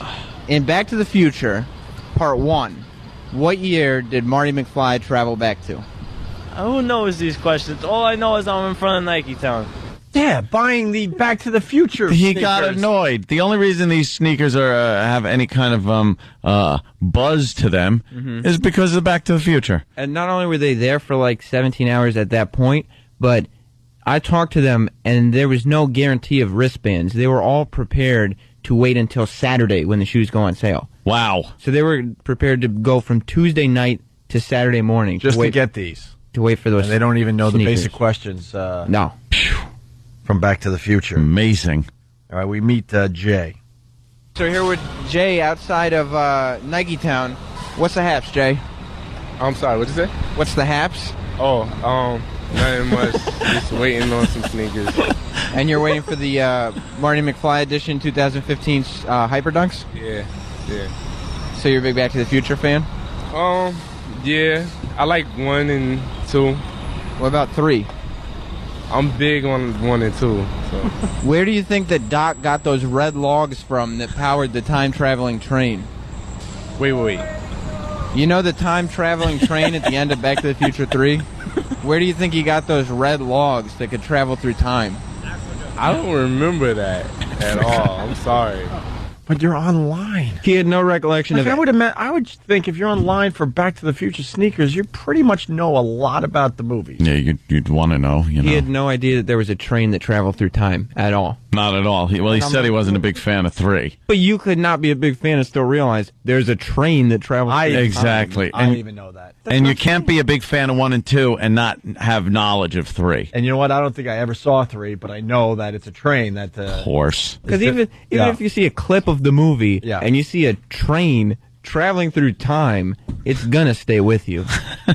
Well, Jay comes back strong here in this next... Oh, yeah, he does. And the final clip, by the way, of What's the Haps. What was the name of Biff Tannen's grandson? I don't know. What rock star played the role of Needles? Oh, man. I don't know that one either. It was Flea from the Red Hot Chili Peppers. That's the answer. It's Flea. It's Flea. So how long have you been waiting online? A good day. And when did the shoes come out? Saturday. Well, best of luck to you. Yeah. Thanks. You know, in 3, I never understood how Marty McFly's ancestors, of course, played by Michael J. Fox, how he was married to a woman that looked like his mother also. Because it's like through generations, you'll find that, people will be attracted to the same types of people. Oh, is that it? Yeah. Because she looked exactly... I know, it's so weird. Like the mother, but it's a total different family tree, a branch of the family, they hadn't met yet. Yeah, but the same way Michael J. Fox's girlfriend looks kind of like his mom. Kinda. No. See, that kind of ruined 3 for me a little bit. But he probably wasn't going to marry Jennifer then. Oh, no? Probably not.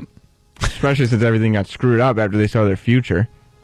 Yeah. It could cause a chain reaction. Of course it could. You don't want to see yourself. No, you can't. No, you problems. Can't handle that kind of stuff. No, you'll faint. Jesus, you smoke too? What? Oh, wow, yes. Huh? Yes, the scene inside the car. Well, right before See, Biff Jimmy? almost raped Marty's mom. Come on, and Jimmy. he invites him in to wax the car for some reason. Join the fun, Jimmy. It's not fun. It's not fun. My God. I couldn't have any fun with those people on the shoe line yesterday. No. They didn't know what I was talking about. It had a... They didn't know that Marty was called Calvin Klein in 1955? Of course, he was wearing Calvin Klein underwear. Come on, Jimmy. That's what it says on your underpants. Drink the Yeah. Kool-Aid. Calvin Klein. When he was laying there in bed, right there in good old 1955. Who cares? What's a rerun? Exactly. I got 2 of them. He's joking, honey. Nobody has No one two has 2 televisions. Of course not. What a film. Oh, please. Don't get me started. Oh, I know. I'm just, like, scraping the surface here. Danny, do you know any Back to the Future moments? Oh, my God. Why is he running for the mic? He can't wait to get on mic. Time to change the oil there, Pops. Because his hair is greasy. Yeah, and then you get that classic Crispin Glover laugh that he does. Yeah. I got And it's very good. Sam does the laugh. And, of course, if I may, just Yeah. add this clip in. Yeah. When the hell did this happen? That's great. But the car's totaled. When the hell did this happen? Why wasn't I told about it? Boy, Marty, you sleep in your clothes again? What are you wearing? I always wear a suit to the office. Sam, were these people waiting in line getting annoyed at you? I don't know. What you set me up for? Did they ask maybe you should just make like a tree and get out of there? Leave, Travis. Leave. Leave. Make like a tree and leave. All I know is if you want a Pepsi, You gotta have to pay. You can't have a Pepsi free. right, you have give me to a pay tab. for it. A tab. If you Can't want, you give you a gotta tab. You gotta order something if you want a tab. Butthead. You're my density. Give me a milk. Chocolate.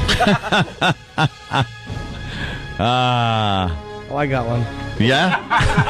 Jimmy's got one. I gotta get back to the future. Well, it's close. Huh? Yeah. Oh, the music ended. That's too bad. Yeah. Now we have to take a break. Oh. Hey, these shoes, by the way, selling on eBay for $2,000 a pair. Worth every penny. And there's a lot of people very confused. They're like, we know you don't have a boss at XM anymore, but do you still have a boss at CBS? It's a very good question. Read my facts. McFly! Right, dumped out of that. Exactly. All right. Hey, where'd you learn to shoot like that? Your jacket is now dry. Oh! Darth Vader from Vulcan came to me in a dream and said he'd melt my brain. Is that one? Of course it is. Yeah. I obviously was reading mine. They had everything in that movie. It was incest, racism. You killed my what? That's why it was Twin Pines, and then it became Lone Pine Mall, because he ran over one of the pines back in '55. Of course. Oh boy. You're here to sell a magazine subscription. Why is that funny? Jimmy, Because Doc says it. It's great. Jimmy, you're a great comedian. Why is this funny? Do you have any clue? No. All right, good. Any idea what this means? No. It means that this damn thing doesn't work.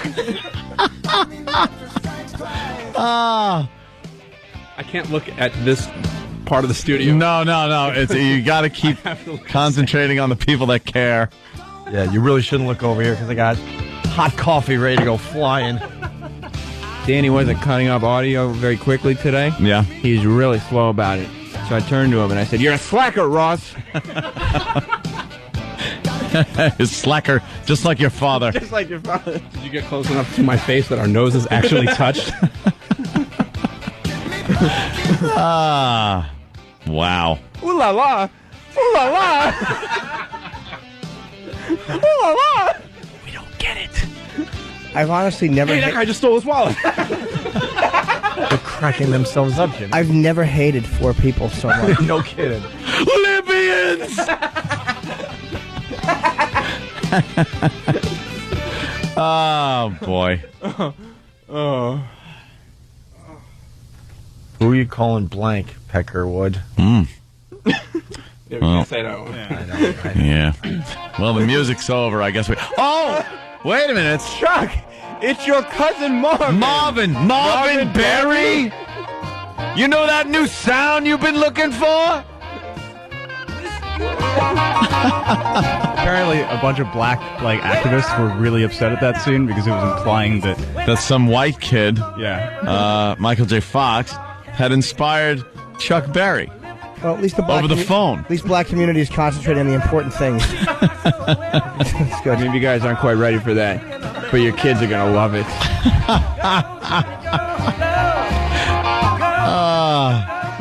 There it is. And, of course, the singing sounded just like Michael J. Fox. He was so good at singing. Oh, yeah. Two McFlys with the same gun. That's hysterical. Is it? Yeah. Oh, boy. Travis got so pissed at me earlier. Why? He looked like he was afraid to try his breakfast. And I was like, aren't you going to try that? Chicken? Oh, boy. So I had to try it. Of course. Because nobody calls me chicken. But I can think of someone who wants to call you douche. It's weird. Sam walked in this morning with this weird suit on. Oh. And I said, Sam, why are you wearing this suit? And you did? Yeah. No, you didn't. Damn it. You didn't do it. No, that was yesterday. Keep going, Travis. No, keep going. I'm not falling for You didn't do it. From the Atomic Wars? Yeah. Right. It must be from all the radioactive fallout from the atomic wars. Yeah. Did you? I guess we're gonna have to eat this cake ourselves. Uncle Joey didn't make parole again. What about when the baby's in the crib and he said, "Oh, you better get used to these bars." Yeah.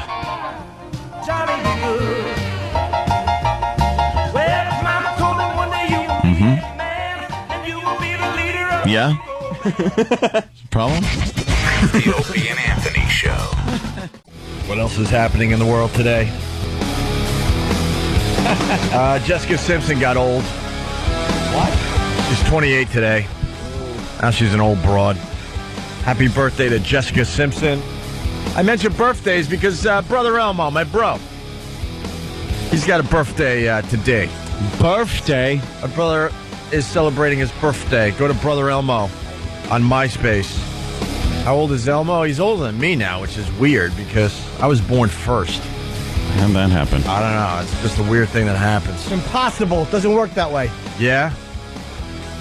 On July 19th. Literal guy. On July 19th, guess who's going to be older than me as well? You, Jimmy. You. Oh, 40. Jimmy. What? 40. The big 4-0, huh? But you know, they say 40 is the new half. We're only as old as you feel. Are you stressing about it, Jimmy? I think so. Are you counting down the days? Not really, but I think I am. I've been depressed. I've been a little short-tempered. I think that's why. Kitten make you feel better? It does. You're playing with some twine with the little kitty. I understand animals. I'm very popular with animals. And Are you? I Yeah. understand that if a cat's annoying you, or ignoring you, you have to get some twine. And then he loves you. Oh, then you make a tiny little noose with it. That's right. And hang him. Accuse him of war crimes. It's cute to do a mock World War II Nuremberg trials with cats. With little kittens. Yeah. Come here, Goebbels. Give one a little poison tablet he can take. It's time to call out a dope on instant feedback. A dope. What now? Because we pay close attention. This guy Scott from Manchester, every effing day for the last 2 or 3 days straight, over and over again, he writes. Mm-hmm. Ready for this, guys? What does this dope write? Manchester, New Hampshire, representing today with this. Guys, seriously, what is with the waiting online thing? Please look this up. You wait in line, not online. Jesus. And you're giving me douche blanks hearing all of you say it over and over again. Are you kidding me? Look, if you wrote that once in passing, we're like, whatever. Yeah. You know, the guy's trying. Every day, Scott, every day, no one gives a crap. Some people say inline, some people say online. Most people say online, by the way. Most people say Adeline, Scott, which sounds right, to me like... what's your Bing? And if you're online... I gotta take the bomb for you. I threw myself on that grenade. I pulled the pin and then went hardy har. But the whole inline online thing, you know, the people that say online, basically what they're thinking, there's a store opening and you gotta get online. Yeah. It's an imaginary line. An imaginary and now I'm line. standing on the imaginary line. You're on the line. Or there's a line of people. But if you say in lines, then so be it. Yeah. You're standing in the line. I look at it as there's a line and I'm standing on it now. What about the person in the front of the line and the person in the back of the line? Are they in line? No. They're not in the line. They're just the front and the back. They're the bookends. That's right. Of the line. So what are they called? Smarty pants. We showed him. I think you did. Or you could be like Bob and say, I'm on queue. I'm in the queue. You just scared the cat when you did that. Sorry. Let's go to Dave in Canada. Dave. Hey. I wondered if you guys heard Louis C.K.'s or heard of his interview with a show out of on the XM side yesterday. Louis C.K., what do you got on Louis C.K.? You really got to help us out here. Yeah, don't be vague. He did an interview, well, I don't know if I should say it or not. He did an interview with Lex and Terry. Oh, God, don't say that. Lex and Terry. Oh, God, no, don't say that. Okay. I know Lex and Terry What about them? A bit obsessed with the Opie and Anthony show. But he kind of tore the guys up. It was pretty funny to listen to. Why? What happened? Why did he tear these guys up? Well, they asked about family and everything else. And he told them he had two kids. They said, what kind? And he said, Jesus, what do you think? I maybe had an old Chinese lady. I had a girl, 3 above 6. I was listening to him. I did not understand a word he said. Louis trashed some radio show as he was doing a phone interview. It was good. It was pretty funny. And you relayed that perfectly. Oh, I do my best. Can I say one quick thing? I got to thank you, Anthony, for... Yes, and let me say thank you, Opie. You're welcome. For doing that. But we'll never know what he wants to thank Anthony for. Could give a crap. Yeah, but there are other people out there, they want to know. Scott from Hop Hog, he's doing a little pat from Menaki. He writes, what would you say if Opie were wearing his rollerblades and was standing online? He'd be standing online in his inlines. Let's go to Oscar in Indiana. Thank you, Oscar, for reminding me. Go ahead. Can you imagine if Diane Lane fell down and you were standing there? People would say you're on Lane.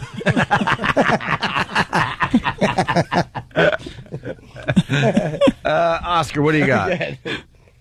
Yeah. Are you done, Jimmy? Yes. Ooh. Oh, thank you. Okay. Hey, Ope, Can you imagine if it was in front of the bank, everybody would say, you're on loan. Jimmy. No. There we go. Go ahead. Come on. Okay. Hold on for Jimmy. Goes Beltran back to the warning track, right near the wall, leaping, and he made the catch! Carlos Beltran, right? No, he didn't. My apologies. I thought he had it. I thought he had it too. He acted as though he had it. He did not have it. I have it. He acted as though he had it. I have it. Right. I think, therefore I have it. Okay. I better salvage something out of this bit, because this is a gem. We can't let this one go. Oh, you clawing bastard. Wow. I won't put milk there again. Now, Rob on Long Island asks, we're going to get to you in a second there, Oscar. He asked, All right. in the plane or on the plane? You're in the plane. I would say I'm on the plane. On the plane? Yeah. Mm-hmm. I would say I'm seated in first class. Getting ready to eat a fresh chocolate chip cookie. Mm. All right, Oscar, what do you got? Okay. The first American was gored in the running of the bulls yesterday. Nice. Opie, can you imagine where? In the hiney hole? In the hiney. And it did require surgery. Wow. It's about time the Bulls come from behind here. That's right. I'm surprised it didn't happen in Greece. The Bulls definitely losing this one, guys. Day 3, running of the Bulls. You got one man gored, and one injured. What does that mean? I guess he fell down and got trampled or something. Yeah, there's always a good trampling. So your 3-day total, I mean, the Bulls, they're going to have a come-from-behind victory at this point. 3-day total, 2 people have been gored and 18 injured with the running of the Bulls. With what, 5 days to go? Come on, Bulls, step it up. Step it up. Yeah, the Bulls need to bring in some relief at this point, huh? You've got 9 more days of bull run and fun. Oh, okay. All Happy right. birthday, Jimmy. Thank you, Oscar. Thank you. Jimmy's making little noises as he plays with the twine. They're very and the adorable. Kitten. There's something very cute about kittens going for twine. Your kitten sitting. Yeah. You do remember we used to be shock jocks, right? We And like now shock we're making jocks. silly noises to kittens. Yeah. Well, you can only be so shocking when you're looking at a little kitten. I know. Who doesn't love kittens? There are people that actually drown them and choke them and do things. I don't get it. Isn't that hard to do? It's I feel so bad. I would too. It's so much fun to hold string and go wee.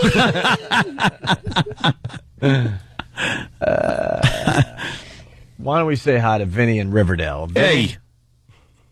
Hey, boys. Listen, if you're spending an evening with Nathan Lane, would you be on lane or in lane? Well, whoa, hey, you could be both as far as he's concerned. By the way, as we've been, I got to call out another guy because this Jimmy, Dope. He's a dopo. Jimmy's vinegar bag. Every time inline skates are mentioned, because I've been known to do a little inline skating. Yeah. This guy, Jimmy's vinegar bag, can't wait to write this every single time. Opie and rollerblades, you wouldn't be standing on inlines. You'd be standing in fruit boots. Is that what they call them? Fruit boots. Yeah. Fruit boots. So now you can Jesus, stop okay. writing that every time this comes up, Jimmy's vinegar bag. Kind of funny. Fruit boots. Fruit boots. That's pretty. God damn it! I like that one. Let's go to Mike. Mike in Indiana. Mikey. Mike. Hey, this is Mike in Indiana. Hey, I listened to Lex and Terry after you guys on XM here, and I think Louis C.K. just destroyed them guys. Those guys are a bunch of putzes, really. Yeah, but we don't know. I mean, the only reason we're kind of interested in this is because Louis a friend of the show. So what happened with Louis C.K. on this radio show? He just pretty much told them how it was, I thought, and that's pretty much all I got to add. I really don't have much time to talk.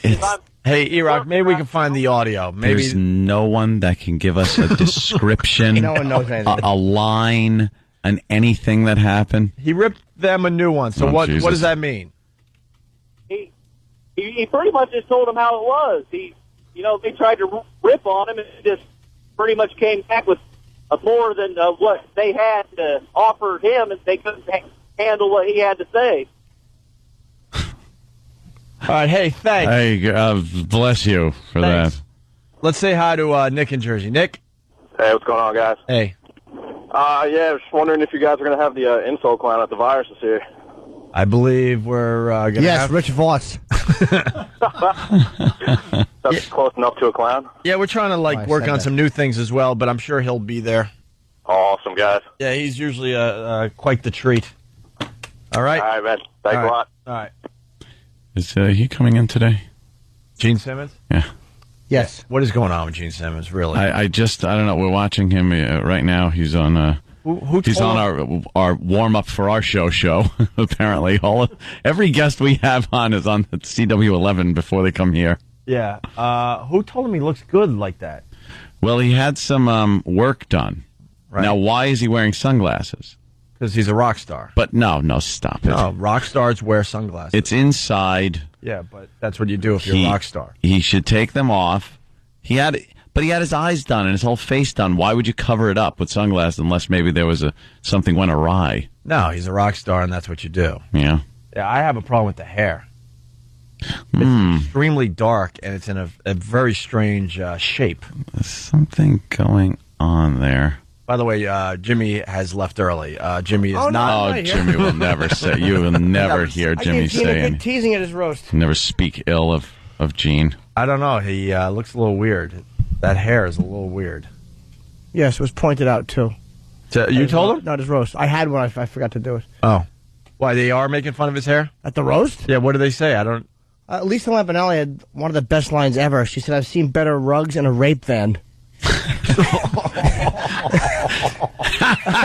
That is a good one. I don't think it made the final cut because it's a rape joke. Of course, why would it? It was a really funny line. That's really funny. Yeah, Paul Rodriguez made fun of it about hiring Mexican kids to spray his hair on. There was some funny lines. He didn't care. What I'm seeing here is him holding his book up and just plugging the hell out of this book. So we might have to get him on track. What's the name of the book, Jimmy? It's actually a cool book. It's called Ladies of the Night, and it's a history of prostitution, a historical look at prostitution, and it's a very different looking book. It's like, what do you think? It's a big coffee table book? Yes, it looks like it belongs in somebody's study. Yeah, in a library. You open it up, and it's a very, very an old looking. It's actually a really well put together. Yeah. But yeah, I mean, it's like a nice book. The pages are shiny. Yeah, they got gold leaf shiny on the thick. outside edges of every page. Right. There's a little red thing to mark your... To mark it. It is like an oldie time book. It's a big book. And like the Necromonicon. The what? The Necromonicon. Isn't that what it's called? Yes. No, Necronomicon. No, Anthony had it right. Necronomicon. What is that? Necronomicon. Yes, I'll give him the correct pronunciation. So he gets it correct, and Jimmy cannot goof on him. What is that, Anthony? Necromonicon. Exactly. I got a name. It's very hard to say. No, it's not. Oh, okay. Necromonicon. Yeah? Yes. What is it? It's the Book of the Dead. It's the Book of the Dead. It's Necronomicon. He was saying it. Necronomicon. How do you know that, though? Let the curse of Enki be upon thee. From why is Cream Pie Jones attempting to?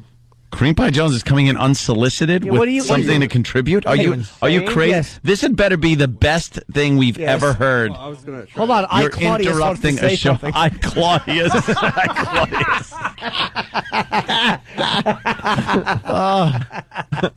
I was going to say that what the Necronomicon was, because before the Evil Dead, H.P. Lovecraft was like the Stephen King before Stephen King, and he basically created the Necronomicon sort of thing. It's the Book of the Dead, yeah.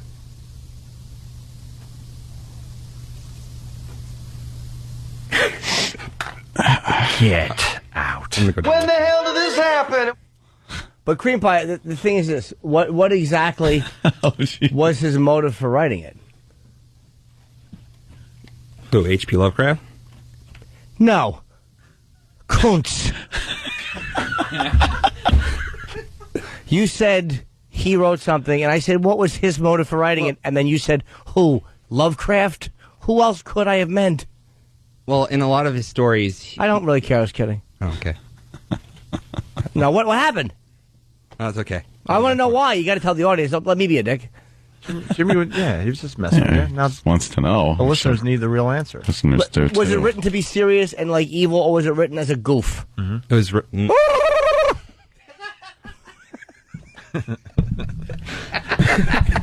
It's pronounced Necronomicon, Anthony. You're Necronomicon. You're just a clod. Not Necromonicon. He's a clod. Look at him. Necronomidunce. Hope he threw his water bottle of doll hair. Old Claudius. That's what he looks like. I want to put a little fig leaves around him and then shove him into a pool. Have Tiberius bite his face.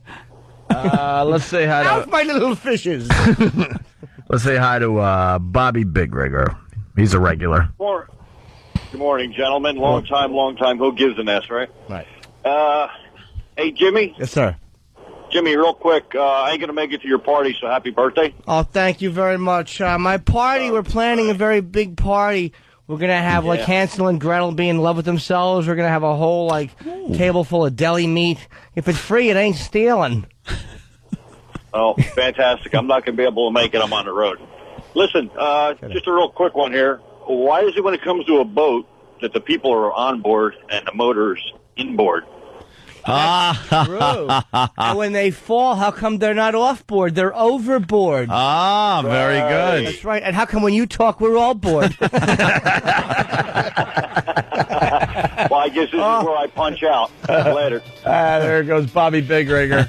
Bye-bye, Bob. And it's time for us look to at go that. as well, yes. We've got to mosey on over to the other half of the program. Get Gene Simmons over on XM in about a half hour. Yes. Gene. Do we even have to go over there? Well, you know, boss. But we got bosses, but just not Elo. Yeah. Who's our boss? There's Kevin Straley. There's really there no are a couple boss. of people above Elo that I think are our boss now. Who? Name them. I'd rather not say. Because you don't know. Goodbye, Eric Logan. He was a good friend to us. He was a douche. Why no love for Eric Logan? I noticed that the last couple of days. Because, you know something? Go ahead. Just bail out. Abandon us. Go ahead. Whatever. Just saying, Aunt. Goodbye, Just Dad. leave. You feel, just leave Daddy. you feel like he's letting us down? Yeah. Yeah, sometimes loyalty has to take precedence over, your wife own and kids? pocketbook. Dude, they're going to dump him. They're going to fire him. He wouldn't When that happens, he could get a job.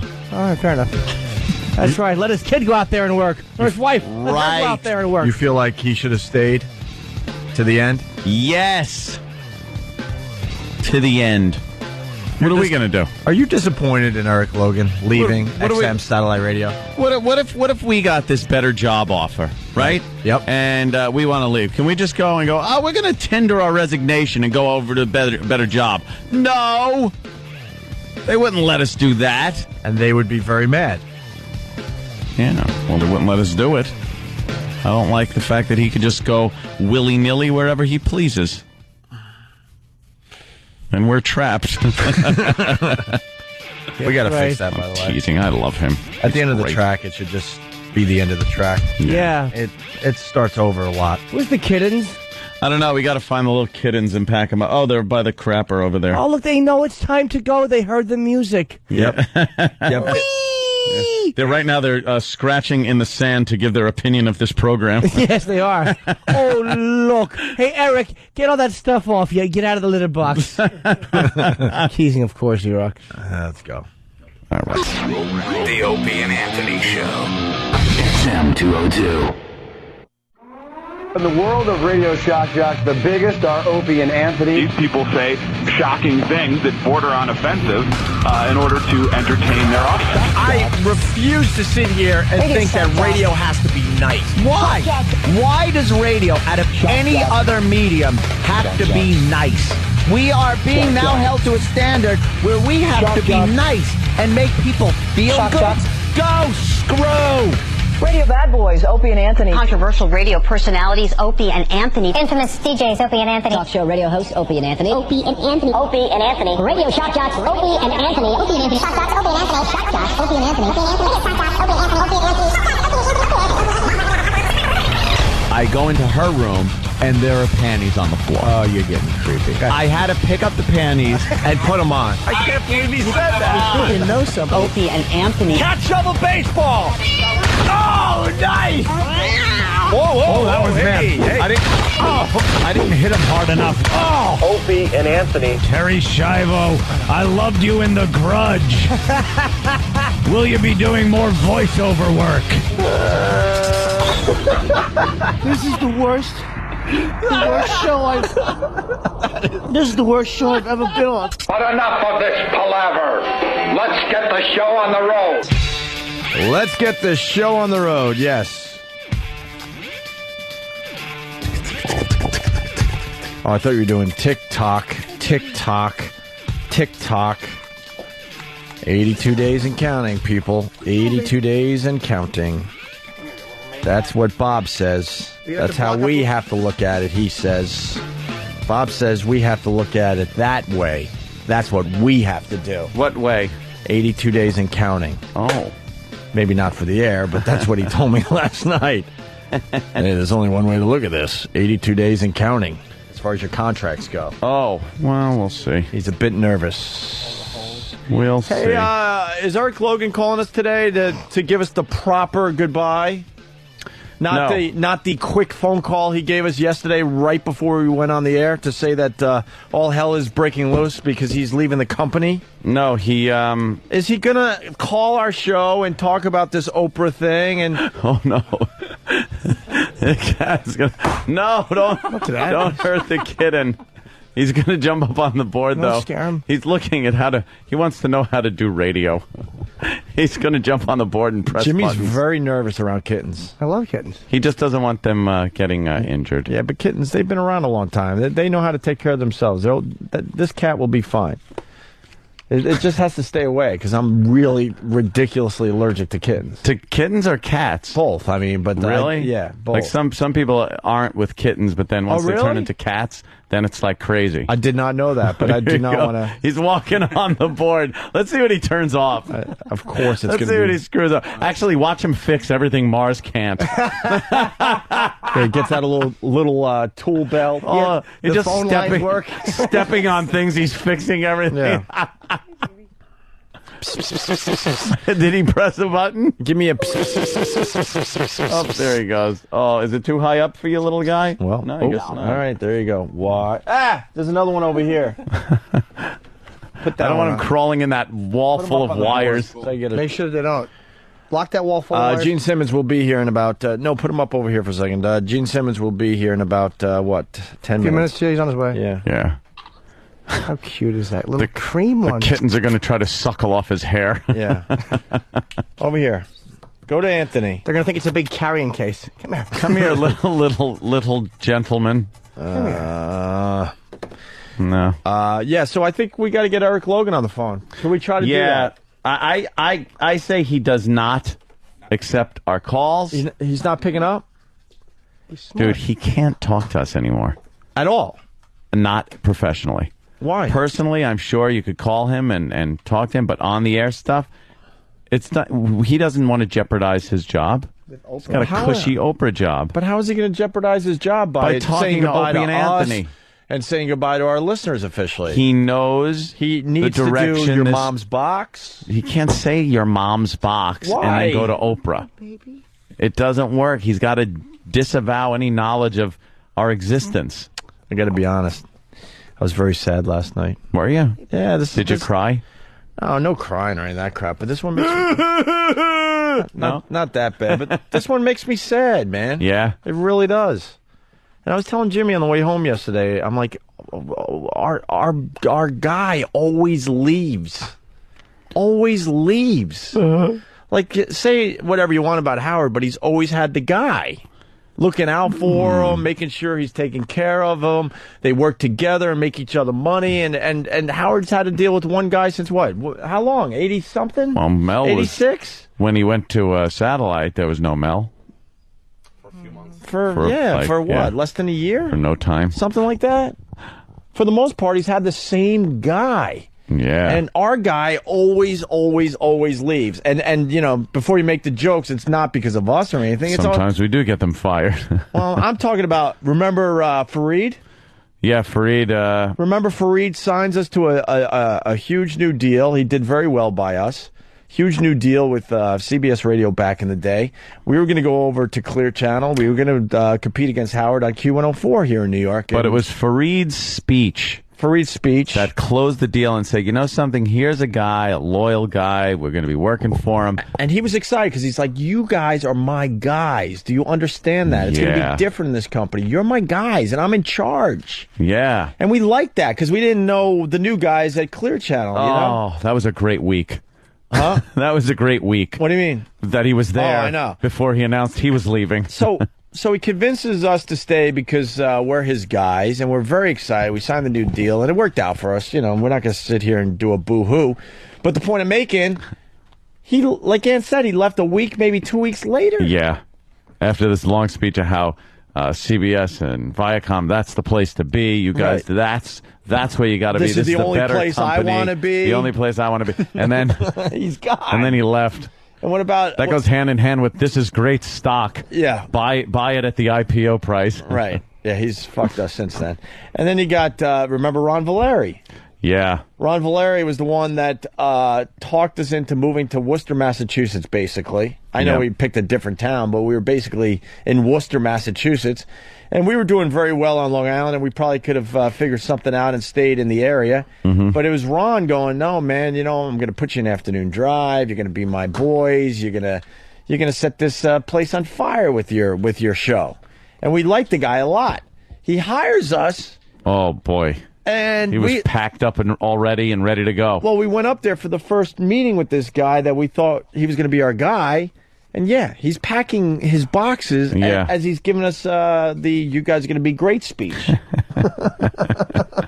putting his nameplate in the box. Right. It happens all the time with us.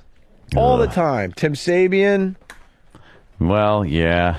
You know, he picked Sirius over XM back in the day, but he loved us and our show, and that was a bummer. Now we got Logan following suit.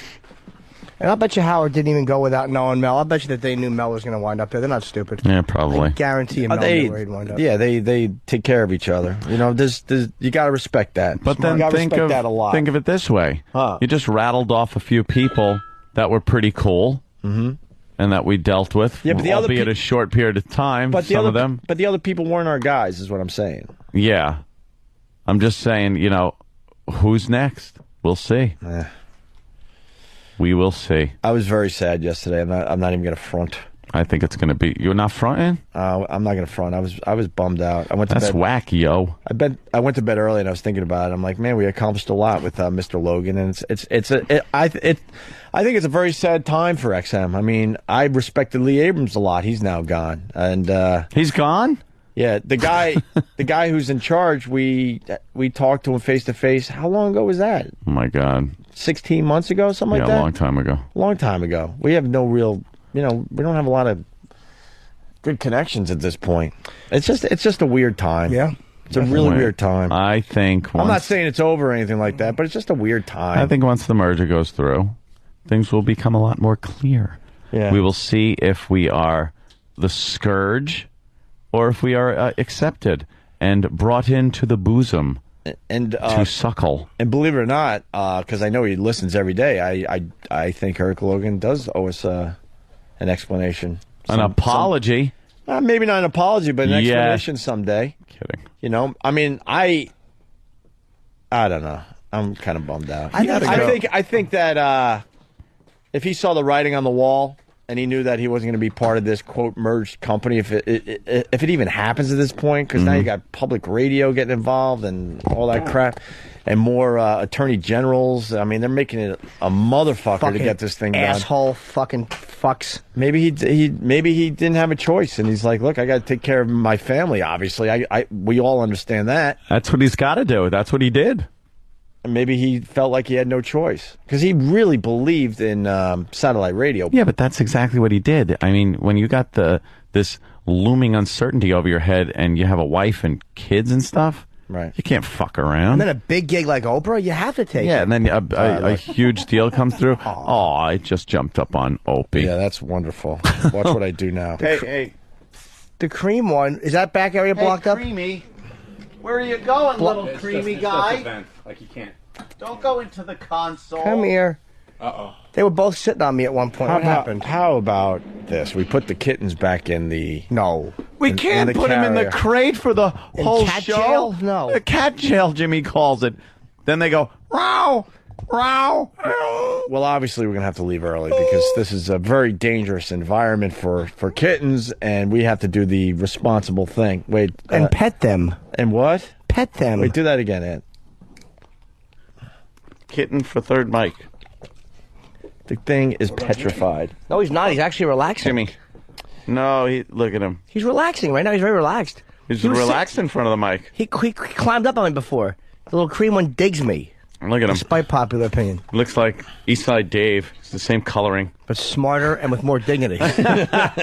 Shit's in a box at least. Yes, exactly. Yeah, this thing is not going to be pulling anything out of his ass anytime soon. I don't know about that. He's kind of attractive. Boo, Jim. Yeah, Why'd you put him in? Jimmy, how do you feel about the Eric Logan thing? I don't feel bad about it in the sense that I'm saddened because I love Elo. Mm-hmm. I'm happy for him personally. It's a business decision. That's without saying. He's a smart guy, and this is what he had to do. That's all it is. Bottom line is he saw the writing on the wall. It's natural. Mel's going to go with the people he's been working with. That's human. Mm-hmm. So Elo goes, well, here's this opportunity, and he takes it. He couldn't tell us sooner because A, he probably didn't know, and B, it's crazy to tell us sooner because we would have blabbed it. I thought we couldn't have helped ourselves. I got my ear to the ground, and I'm hearing that he's leaving a lot of money on the table because these guys get a nice, fine, buyout. Oh, yeah? When this merger goes through, I'm hearing. Well, he's probably got a good signing bonus. A little. We can speculate. A little. Yeah, we don't know because, we if got he that. says in his negotiation. We got that very, very quick phone call before we started the show, and that was it. I wrote him congrats and all this. No email back, no phone call back, nothing. Did you miss him? Why is that blocked off? Is it in there? And he pulled something. Danny just pulled something, trying to get the cat from going in the console. The only spot that is not blocked up is there's a part where there's a whole shitload of wires. Yeah, it's just behind some equipment and stuff. Goes into the main part of the Why console. didn't somebody come in and block that up? We get 30 guys out there. Couldn't somebody come in and put it in front of us? It's in such a way you can't really. Dude, is it bad if he's chewing on a wire? Probably. Oh, he'll be fine. I know. I don't think all these wires are live. No. A few of them can't be live. Most of them are nothing. Yeah. Can we get him out of there? Yeah, Jimmy really panicked. Jimmy's such a cutie with the kittens. I just don't want the cat to wind up getting electrocuted. Why not? But Jimmy panics a little bit. I could see it. It's good, Jimmy. It's nice to know. It'd be a great story. I really don't know where it tomorrow. is. I don't know where the kitten is, so... Well, could one of the 30 fucking people out there, who I'm sure is really busy... What about Bob? Oh, no, not Bob. Could somebody come in for the 5th time and please block that area with something?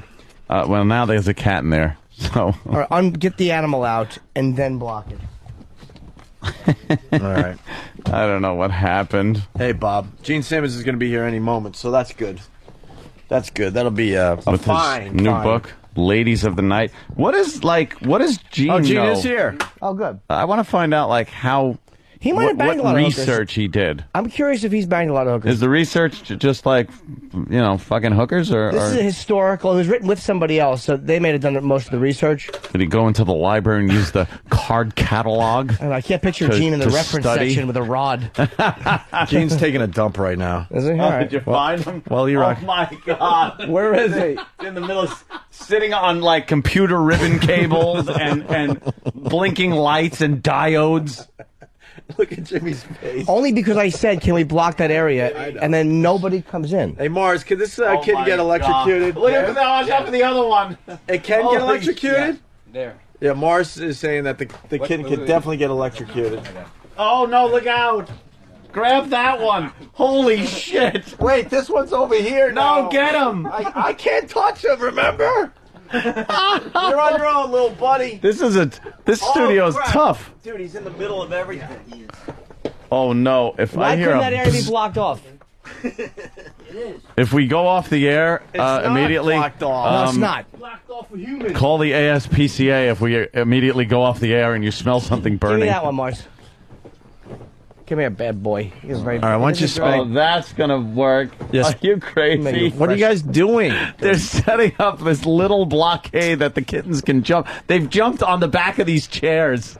Someone They can jump fucking 6 feet. Steve from Bayshore, he's writing, block the hole in the console with Gene's ego. or would that crush the whole thing? Hey, listen to this really fast. Listen to this. No? Or we? Bring him in. Yeah. All right. Bring him in. Oh, he's right there. Gino went outside. What are you doing? Close the door and Gino. There's Gene. Hello, gentlemen, and I use the term lightly. Oh, yeah. That's going to hurt us. That's not good. I don't really consider myself a gentleman. The great Gene Simmons. How are you, sir? You know, I'm deliriously happy, I'm sure you can tell. Yes. Why are you happy? I get to be me another day. How about you? I'm happy to be me. Yes. We're happy just to be near so you. what's all this trash I hear talking about when I'm not here? You know, the cowardly thing to do. Why don't you just say it to my face? Which thing? Something about I don't care about Kiss fans and all this stuff. Because, you know, I have eyes and ears. Ooh. No, I think we took a call or two. Yes, and they think that you might market the Kiss stuff a little too much. Good, and their choice living in the capitalist system is don't buy it. Why are you looking at me? Because we work here. Don't be a whining bitch. You know, if you don't like what's going on, switch the channel. Don't buy it. Somebody can complain all they want about anything, but the power of the purse is the biggest power. Somebody doesn't like something. Some people though would say that isn't always the case. That there's some kind of a loyalty or they're not qualified to make that assessment. Brand dignity or things like that. Says who? I'm just saying you have to consider the source. Everybody's got an opinion, and everybody's opinion is worth one opinion. By the way, this content that you're videoing is for whom? For the website. Is that okay, Would you like Gene? to ask me first? Wait, hold on. This is the second time Gene's been in, and the first time he was in, he asked if somebody would ask him, and then how come we're filming, like, at least without the courtesy of asking the second time? See that? Now you know why he was on my roast and you weren't. Oh, but no, for real, like, it's like that would save us the. Somebody is supposed to clear. It's common not courtesy. me, but Okay. Yeah, I know. out there. Yeah, but that's not somebody. It's like when before you I'm stick not a it lawyer. Yeah, before you stick it in, you say, "May I?" Would you mind if we videoed you? I this don't. interview? I would Thank you consider very it an much. honor. Now, how come? Look, how come you've got a little one here? What's the? Jimmy's banana. And of course, he's got a little pussy in his lap, which I'm sure you've already done 10 jokes about that. No, actually, we've sworn off pussy jokes because we thought they were kind of hacky. Because you're tired of paying the FCC money. No, over here, would you say, You can say whatever the hell you want. It's called a pussy, not a cunt. Right. So we can pretty much say whatever we want. Yeah. You're hurting me. Yes. So isn't it a fantastic book? Well, not yes, and I want to know a little bit about this. Not yes. No, not yes? That's what you said. Not Did yes. Yeah. Well, let me describe it. Yes, but I also have a few questions. Well, let me tell you about the book first, because that's more important. All Here's right. a book called Ladies of the Night, written by my favorite person, Gene Simmons. It's a historic or historical, take your pick, overview of the oldest profession in the world. It is a coffee table book in the sense that you can put it on your coffee table and everybody will have lots to say about it. Gold tipped, gold trim. I mean, it's really a high-end book, very much sort of an art house book. And the reason for that is I think the oldest profession in the world hasn't gotten a fair shake, as it were, from the courtesans of Europe's Renaissance period to the geishas of Japan to even the New Testament and Mary Magdalene. This has been a time-honored tradition and has been relegated to the dark side. If you go to page 52, I'll show you something astonishing. Oh, it's like a Turn to workbook. page 52. This is like, fun. this is Psalm and verse. Page What's amazing is when you go to 52. Page 52. when you go to page 52, you'll see when you entered the brothels of Rome, you actually used those coins. Ooh. Describe them. Well, I see sexual positions. That's right. On the coins with various Roman numeral denominations. That's exactly what it was. And so you'd go into the brothels of Rome and you'd give them the equivalent of the denomination. And you'd give them either your slave or fur skin or whatever it was that you exchanged for it. They would give you these coins that were only good in the houses of ill repute. And then on the other side, because most of the masses were illiterate, it actually depicted what it was you were buying. Oh, so that's obviously a blowjob. Doggy style. And and all there, the rest. doggy. Yeah. This one, I don't know what that. What the fuck is that one? It looks like it's just kind of holding her ass. That was a Passover dinner. You're cordially invited. They don't let you talk. Oh no, I've just been enjoying this cat very much. Jimmy is cat jumped up on my lap. A cat lover. Did you have a good time at the roast? I really did. It was great. Yeah. Boy, they drilled me a new asshole. Yeah, that's what the roasts are all about. I hear Jimmy did very well, though. Oh, that's yeah. good. Gene sent me a very nice Christmas gift too. It was Really? Yeah, it was an iPod Tower. Yeah. And a Ooh. handwritten note. It was really great. I meant to thank you for that. That's very nice. Yeah. Don't ruin it. You're gonna leave them nothing to talk about. Say That anything like asshole's a money grubbing son of a So you're right. We just, money grubbing son of a You're right. We just came back from the European leg of our world tour.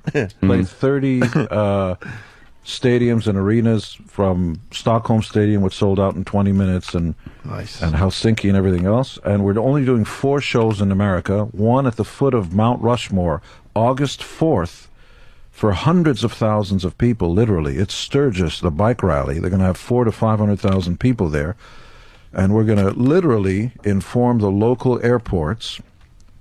It's not even a joke, to keep their low-flying planes away from the area, because our fireworks are hundreds of feet high into the air. So it's dangerous for low flights. So you can imagine, and we'll play some songs. Yeah, well, I would hope so. If people are going to see Kiss, but if it's just some guy going, here's my second song, is an acoustic version, get out of here. Blow some stuff up. You want the whole thing? Yeah, the whole show. Yeah. Only 4 shows, though, in the States, huh? Yeah, because we don't have time. Paul's doing some art show stuff. His artwork is really exploding. We've got our 4th season of Gene Simmons' Family Jewels that we start filming in August. 3rd season of 34 new episodes is running now, and I started another television show, which I can't talk about except to say that, which will be finished by the end of August. And the IndyCar series is running, and as you know, our Simmons Abramson Marketing does the branding marketing for the IndyCar series, including the Indy 500. And just an awful lot of stuff. And Ladies of the Night. Yes. My newest book. The other 2, by the way, were New York Times and LA Times bestsellers. I have to ask you, what type of research did you do on this? You know what? Sorry, is it for me? Yeah, it is. Okay, go on. No, go ahead. Take it. I don't want to interrupt anything. Go ahead. No, come on, please. Take it. Who's it from? We're all dying to know. It wasn't a sound effect for me. No, come on, who was it? He's not the boss? No, I don't know. Okay. Our old boss isn't with us anymore. Yeah. Just left yesterday. So what it was we've all kind of been fascinated by the whole thing. Here I am playing with Jim's banana. Yeah, he loves it. Yeah, been used. The idea has always fascinated me, and because America's a remnant of the Puritan ethic, I think it's been relegated to the shadows. When the truth is, from Spitzer all the way down to the lowest crack whore, there is that business that goes on. And it seems to me in Europe they have less of a problem with it, because when Mitterrand, the head of France, at the time passed away, not only did his wife show up at his funeral, but also his mistresses, and nobody batted an eyelash. And so I think what I'd like to do is to engage people in the conversation. I'm not an advocacy group. This is more a historical overview. That's just it. It's a historical overview. How did you research for it? Did you just decide? Well, is this knowledge you had, or did you have to kind of? I'm fairly well read, but you do have to refer to the internet, and libraries are a godsend as far as I'm concerned. They're the house of God. Julie McCarran, who works at Phoenix, my co-venture partner for Simmons Books, did almost all the research. That includes scouring the museums of Europe and Asia and so on and so forth. It's too easy to look at the Kama Sutra and take all the sexual positions, because this book ain't about sex. It's about women throughout history who decided to empower themselves, whether society agreed with them or not. And it came to such a high art and a high position of society, is that by the time of the Renaissance period, in Europe, you actually had women who were walking around the courts of Europe and actually not making noise while I'm talking. Like this guy's on the side going like... Danny was typing. Danny was looking something up on the internet. Why are you so uptight? No, I just want to control everything. It's just a keyboard. I know, but just a keyboard to you means he's getting in the way of me. He's looking up stuff for the show. Okay. He's not like checking his email. Flies buzzing around your head don't bother me. They bother me. Noises bother you? Well, does that really bother you? At that point, I was trying to gather my thoughts, and that thing right there, I think that made me wander a little bit. Well, how come you don't do that when he's talking? Go ahead. I certainly do. Oh my God, all sorts of stuff happens. Well, while you we're let trying him. to do the show. My dogs, it doesn't bother the us. dogs at my home don't bark because they're not allowed to. You allow them to shit on your carpet. That's your thing. I've spent a lot on prostitutes. I've done a lot of it in my life. I love it. I have not. I have not spent a dime on prostitutes, but the business model is wrong. Why haven't you spent a dime on prostitutes? Because they refuse to pay me. That's a very egotistical way to think about it. I'm the one providing the service. I'm the one with the spin and dry cycle. I'm the one that has the ability to whip up a good goddamn froth. They don't have to do anything. There's no such thing as a bad female lover. See, but you're Gene Simmons from Kiss, so it was probably pretty easy to go out and get laid. I think a lot of guys can't go out there and get laid, so the girl is performing the service. I do understand what you said, but you asked me. You didn't ask Jerry Wombat from REO Speedwagon. You said, Gene, are you saying that he has used prostitutes? No. Okay. I'm not saying that. Of course not. Jerry Wombat. That'd be a nice little lawsuit. No, of course not. Because you guys have never been sued. But let me think. Yeah, there was one time. Sure. Yeah, it happens. When you're in the public eye, that's bound to happen. I guess. But I don't care, you know. This morning we did CBS and CW, which used to be called PIX. Yes. And I will tell you that the phones are off the hook. People have all sorts of things to say, obviously some pro, some con. And I think that's okay. The idea that you can engage in the conversation. See, I think Amsterdam has got it right. I think that the Scandinavian countries have it right because there are sections in town that you can go to if you want to avail yourself of those services. They go through clinical sort of tests to make sure they're healthy. They're taxed, right? And so the criminal element and the drugs are at a minimum. Whereas in this country, you know, they try to do the same thing with drinking. I've never been drunk or high in my life, but I don't want to prevent you from doing that if that's what you want to do. And when Prohibition came in, the government actually tried to stop it. And as soon as that happened, the criminal element came into it, and you had murders, an entire underground business entity. The criminal element in America got started in America, grabbed a toehold with alcohol, and then it went into drugs and everything else. And I think the government should get into the prostitution business. We should run on that platform. Limit it, and I think that's going to take decades and decades. My God, gay rights are just coming into the fore now, but it is pop culture's responsibility to address the issue in song, in movies, and everything else. Where does that stop, though, with drugs and then, like alcohol, obviously prohibition, and then drugs and then prostitution? Well, where does it stop as far as the government becoming pimps, pretty much? No, a pimp is going out and getting your stuff. The government has laws that prohibit, for instance, the press from using slander. There are laws, guidelines. Otherwise, you have freedom of the press. Nobody forces you to buy the newspaper, but you're not allowed under the freedom, like expressing yourself, freedom of speech and freedom of press, to get up and yell fire just because you want that. That's not freedom of expression. That's incitement to riot.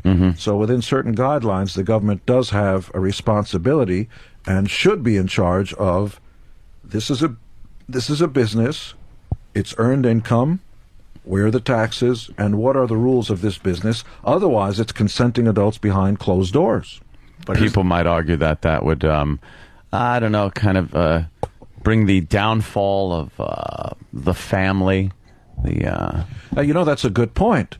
But lest we kid ourselves, it exists today. The difference is that the families, I don't think it would change anything, in fact.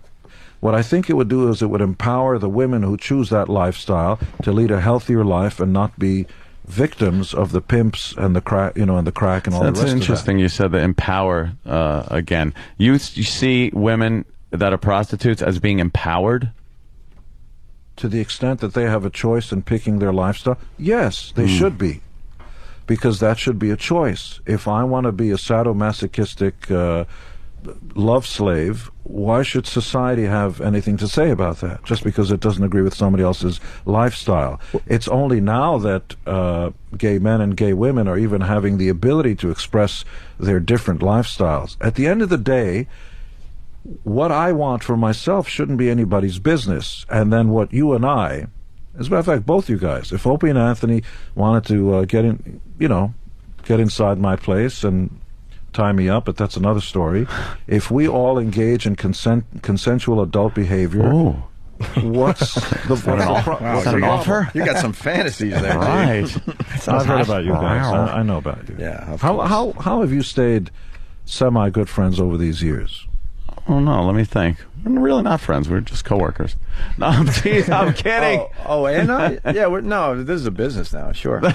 this is like Kiss. This is a good business. I'm sure you're not hanging out with Paul Stanley when you're not on stage. Everybody frowns. We don't hang out when we're not doing this. They frown until 5:59. Yeah. Smile till 11 and frown at 11:01. That's right. Well, it's been a long time. Yeah, we have very different lives right now. Here's what it is. Look, you got. I'm watching. Is that okay that he's making noise? Absolutely not. Jesus Christ. He doesn't do that at home.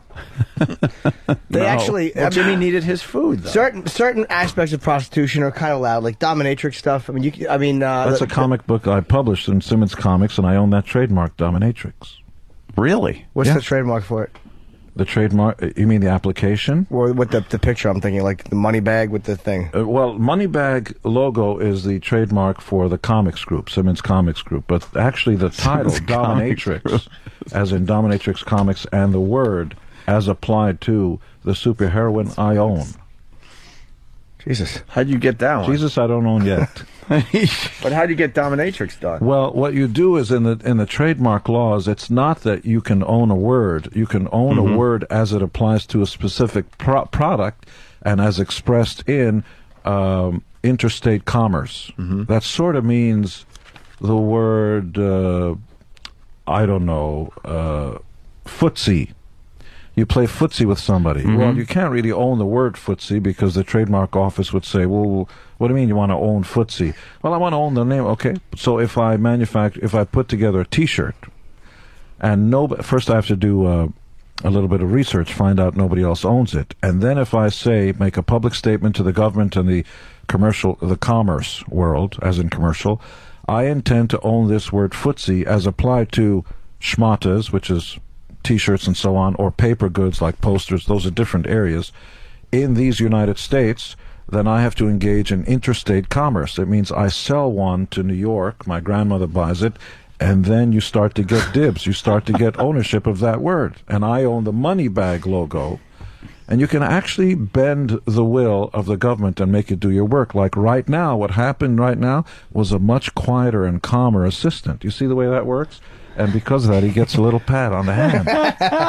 He doesn't bother me. I don't bother him. Danny, you all right? It works out. Danny's a little... he just said, fuck the Jew. That's what he just... You all right, Danny? Oh, yeah. You like when Gene touches your hand like that? It was very calming. It was very calming to me also not to have this. Do you got OCD with the noises or what? PSIRTIRS. What's PSOT? What's that? OCD, obsessive compulsive. Like, do noise get to you? Not really. I think he was trying to make a point, and then that was because a little distracting. I remember the last time he was in here, he was bothered by some of the noises that went on in the studio as well. Well, I just find it bizarre that when you're interviewing people, there's stuff going on.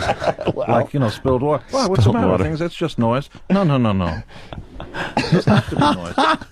Get a paper towel. I think Gene just likes hearing now you're whining, pure Gene. Huh? Like, I think Gene just likes hearing pure Gene. Well, that's You true. don't want to hear, like, other noises in there when you're trying to hear just Gene. Like when you guys are on, you just want to hear pure Opie and Anthony. Yeah. No, not really. Some days. We kind of like the noises. We like the noises in the background. What are you looking for, E-Rock? It's just water. You spilled it on my copy of the book. Give me one.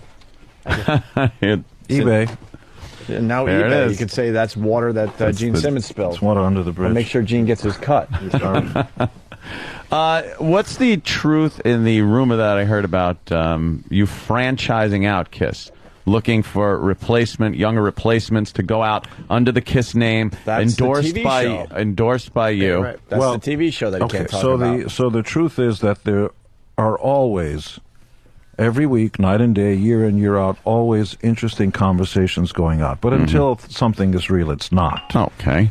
So there are conversations being held about all sorts of issues, and that's one of them. That's one of them? Sure. You would sanction. I'm not saying whether this happens or not, but hypothetically, let's say this is something that is real. You would sanction another Kiss that is made up of people that are maybe look-alikes, sound-alikes? No, I wouldn't do that. I would sanction 100 other Kisses. Oh, my God. Should I get that or just hang myself now? Oopsie, my phone made a noise. Oh, God, Opie, you My are. God. Oopsie. Yeah, I'd get another 100. 100. So you would be able to foresee 100 Kiss bands out touring the globe. Why not? Constantly. Why not? That would be cover bands, though, wouldn't it? Well, and they're out there already, no? So what does a band... Look, if the Stones go out and do their old songs, which is what they do, or McCartney, or we do, or if U2 goes out, they're going to play old songs. What are they doing except playing old covering songs. the old songs? Would you go after, or have you gone after tribute bands? Because there are a lot of Kiss tribute bands out there. Yes, we have, but only the ones we think are acting inappropriately. Otherwise, they all act with the proviso that we own all underlying rights, makeup issues, and so on, and can stop them, cease and desist them, or sue their asses straight to hell at any point. At any given moment. So they exist at our behest. Is that almost like a threat? This is a test, right? Oops. Of the emergency broadcast system. No, honestly, you do this when you're on. You actually get bells and whistles and answer emails and phones while you're on the air. I'd hang myself. Gene, I am trying to conduct an it's interview. Show prep. It's coming in, Oops, my phone made another noise. I am trying to conduct an interview. Who's playing now? It's you and Paul and Tommy Thayer's on guitar. And is Peter playing drums? Eric Singer. Peter hasn't been in the band for many years, and both Eric... How much money do you want for me to throw that fucking thing out the window? Come on, tell me we can take. Let's take a vote. The next 5 listeners who vote in, throw the fucking thing out the window or let it keep beeping. Who do you think is sending me messages? The fucking listeners. I want 5 votes. Throw the thing out the window Let's go back to the franchise thing because Eric is playing. Eric Singer's on drums. Tommy Thayer's on guitar. And why not the other guys? Because you don't need them anymore. I love them to death, but Ace and Peter don't belong on the road. They're just not healthy enough. We're doing 2.5-hour shows, longer than ever. They're happier.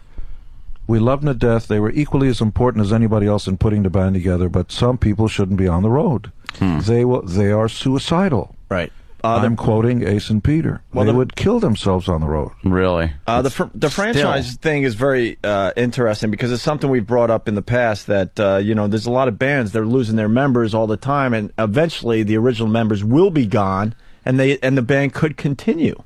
Well, with this whole franchise idea of yours is not too far-fetched. It doesn't matter if it's far-fetched or not. At the end of the day, no matter what anybody says, either it works or it doesn't work.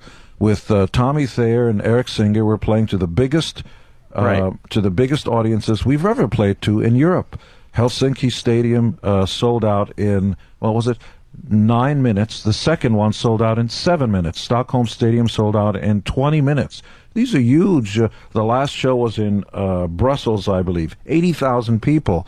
Not a word, not a sign. Where's Ace? No Peter. Nothing. But when I go see the Stones, I don't go to where's Brian Jones, because if it's long enough, you accept that's the guy in the band. But Gene, that's what the point I'm making. So then you move to the next stage. Let's say you're too busy with your TV show, so now you have to bail out. Now it's down to Paul Stanley. Right. And then let's say Paul, his art starts taking off. Now right. you got 4 members that had nothing to do with the original lineup, and Kiss continues.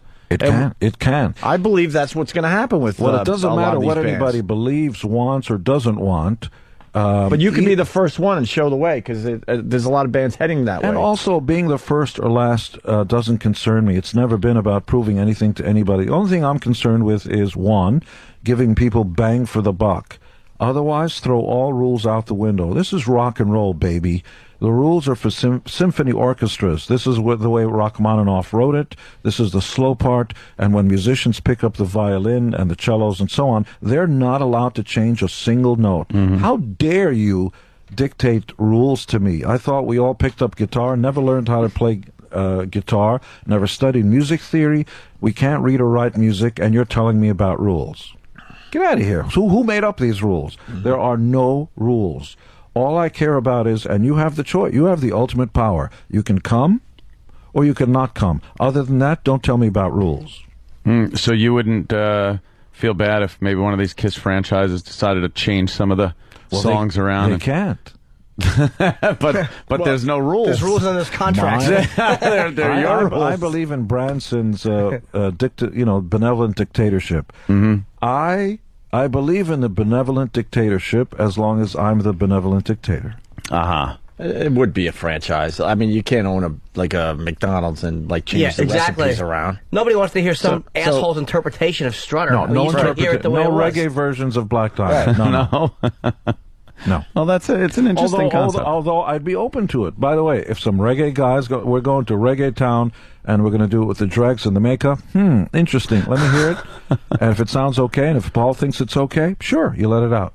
Hey, what about? And if not, you just blew your chance. Get out the fucking door. That's right. What New York show are you doing? If you're doing 4 in the States, 1 at Rushmore, are you doing something in New York? We're doing 3.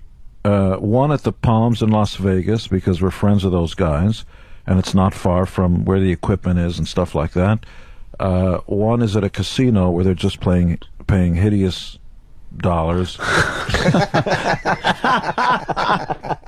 And the other one is close by and also has to do with hideous dollars. And don't kid yourself. Any band, we're a people's band. Trust me, they're like you and I. When the number is high enough and it's hideous amounts of money, it's millions, you just want to go there and crush that fucking little bell ringing thing. Who's Oops, I thought I turned it off. Who's calling now? No, you didn't. I'm sorry, I forgot to say bitch. How come yours doesn't do that? Well, I put it on silent when I'm trying to conduct an interview that and your way. Partner? That way. I thought it was on silent, but I'm dumb. I'm not my brother's keeper. Yeah, see. So he... Let's go to the phones. He does You want to take a few phone calls, Gene? Oh, yeah. We're talking about Ladies of the Night, right? Yes. The new book by Gene Simmons. Yes. By the way, I'll be doing a signing. Where's For the those signing? of you that want to come by, see it, we're going to be at Barnes & Noble. Oh! All right, now I know what you're talking about. You said to confront you. Okay. This is the problem we had. Jimmy didn't agree, by the way. I want to keep him out of this. Okay. So you're doing a book signing, You got right? a rustle paper? Now I'm going to kill myself. Give me a sharp object. Why don't you rustle it outside? Gene, Yeah, go you ahead. said that you have people... He's talking. Steve, you are talking. What are you saying? I thought I was on the air. What are you saying? I was about to just... Hold on, you're talking to a non-on mic. Yes. Oh, okay, sorry. Why don't you just grab Gene's out of his hand? Okay. Right here. Go ahead. I will. No, this one works Yes, fine. fast forward, yes. I was going to make sure that if he took a phone call, Gene was wearing headphones, because Okay. otherwise he wasn't going to hear them. That's all. All right, now, we're not taking headphones at Here's that the way I moment. do it in sign By the way, language. he's going to lose his fucking mind when he sees that the headphones we gave him are broken. No, I That's like it. wonderful. No, I like it. I'm fine. All right, Gene, seriously. There's nothing here, Because though. you came in and... No, we're not on the phones yet. Now, Okay. you came in and you said you have people that have ears, and I was confused because I was trying to remember what we said that was bad. Barnes & Noble. And I'll tell you what it was. You got a lot of hardcore Kiss fans, and they're going to go and pick up your book, right? Right. But we heard there's a rule that you will only sign the book, and Correct. I kind of have a problem with that. That don't come. Yeah, but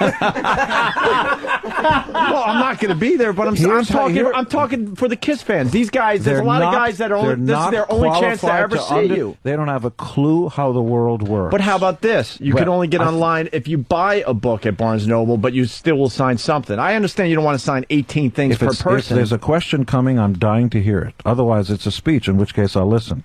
Do I have a chance to respond to it? No, I'm trying to help you. I'm talking for the Kiss fans because what's the question? Why won't you sign other things? It's a fair question, and here's the answer. The way business works is there's an entity called Barnes & Noble. Mm-hmm. Now, their agenda is they don't care if you're a Kiss fan or that I'm Gene Simmons and Kiss. Right. They're in business to pay their employees and their rent and so on by selling books. Sure. They make a deal with my publishing company and Phoenix Books to do a signing. In return for me signing the books, they'll stock it, order it, make a lot of business. The reason they don't want you to bring your Kiss stuff to the event is they want to sell books. They don't want me to sign Kiss stuff because then they won't sell books. All right, you don't. These are their rules. But I am a guest at their house and I abide by their rules. But I did have another question there.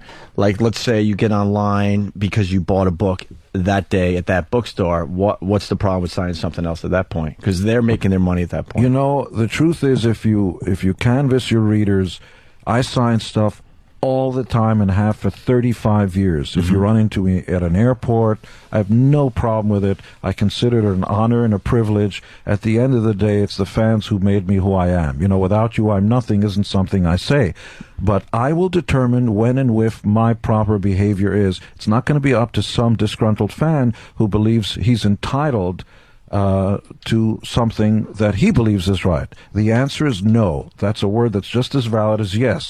Sometimes you'll get a yes, and sometimes you'll get a no. And sometimes I won't explain myself. You're in the house of Barnes & Noble. These are the rules. Also, when you go into a library, you have to shut the fuck up. Why? I have something to say. I know you do. I know you feel entitled, but in this room, these are the rules. You will shut the fuck up because you're in a library. These are the rules of the house of the library. When you go to Barnes & Noble, I love you guys. I'm thrilled that you're coming, but they're there to make sure you buy Ladies of the Night, right? Books. Sure. They don't care that you're Kiss fans.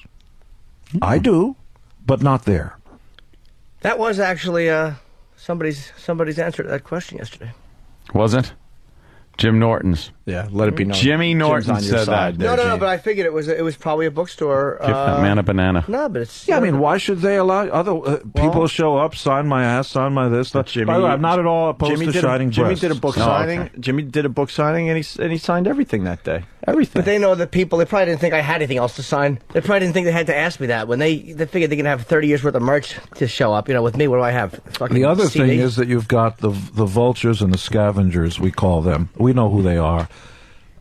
They know every single stop I make. They know when I get at the airport, when I go to CBS, they're right there. And there's a horde of them. There's about 100 that show up at any given time. Very familiar faces. Some are new, some are old. They use you their recognize children. a lot of them, right? Some. Yeah, okay. They'll use their children, their grandmothers. They'll appeal to you as a person. Come on, Gene, I've been a fan for 30 years. We know who they are. And they'll come with these backpacks filled with stuff. And then when Kareem Abdul-Jabbar walks in, he'll be their stuff. These are the eBay guys. Right. And I may or may not have a problem with you selling that stuff on eBay. I want to be asked. See? And if you pretend to be something you're not, it's an insult to me. And the answer is no. I won't even talk to these guys. So if somebody says, could you sign this so I can put it on eBay, you'll say no. I may say yes if I agree to it. You know, you walk up to a beautiful girl, you take your cock out and say, let's fuck. She will snip it off. However, if you take her to dinner and you act nice and so at the end of the day, you will fuck her. Especially if you take your cock out and drive her far enough away and say, look, here's your options. You pop this into your mouth or you fucking hitchhike. I mean, that's probably not sort of meant to say that, but I didn't use those charming phrases. But really, it's about my okay. Mm-hmm. If I'm okay with it, all kinds of behavior is okay. If you expect me to, if you try to hoodwink me and try to do that, it's an insult. Why do people... Condi Rice. Why do people... Stockholm. Really? Oh, yeah. Kiss fan? We hung out. Yes, matter of fact, we got along terrifically. That is very surprising. Why? Condoleezza Rice is a Kiss fan because being she's a black. stuffy, being a kind of the stuffy Republican kind She's of Bush not at all, administration and very thing, you wouldn't unfair think. and primitive of you to primitive. to throw a blanket by saying Anthony's very Republican. That I'm a means all the- Republican too. I am. I just consider her, Not at all. She's very loose. Why do you think Loose in what way? people see you in this light where you're abrasive to some people? You come off like why? Just like listen. The whole money question is a bad thing to ask. Why do you think so many people do address you? Well, with that respectfully, it's question? not my problem. It's theirs. Oh, I know. Well, whatever it is, why do you think it's like? The word "sell out," the word "my you're God," he'll right. sue, he'll do this, he'll pump out more Kiss merchandise than anyone should possibly That's be able good. to. That's a compliment. But people have such a problem with it. Why do you think that is? What's Because- your opinion that why they have a problem like that? They're losers. Really? Yeah. In other words, if you're in the peanut gallery and you haven't done anything with your life and you don't agree with the way Donald Trump or Richard Branson run their business, you'll have all sorts of things to say. But these people aren't looking over their shoulders or tugging at your shirt sleeves to find out if it's okay to be entrepreneurial and successful. My life's an open book. I am who I am. I've strictly disavowed drugs, booze, alcohol. Anybody uses them, not interested in having a discussion with you. Really, I'm not. But the most boy, I gotta leave. Anthony's got to go home early. See that? I gotta cut out now. Yeah. Just No, because I like a little wine every so. just because he often. drinks, you can't talk to I like him? a little wine every so When often. he's straight, sure. When you're they're drunk, when they're drunk, talking. of course, there's no reason. Drunk people are very obnoxious I'm to with talk you to. on that one, Right, Gene. and when anybody wants to criticize me about what I've done, my decisions, by the way, that's fair. All I ask is, what's the qualification of your criticism? Who are you? What have you done? So if I sit here and I go, you're not doing a good job, the question might be, as a retort, although I'm not retorted, is, what's your qualification for asking that question? Because everybody, I just have an opinion. You know, this studio sucks. Based on what? What studio have you designed? So everybody's got an opinion. They think there's self-entitlement.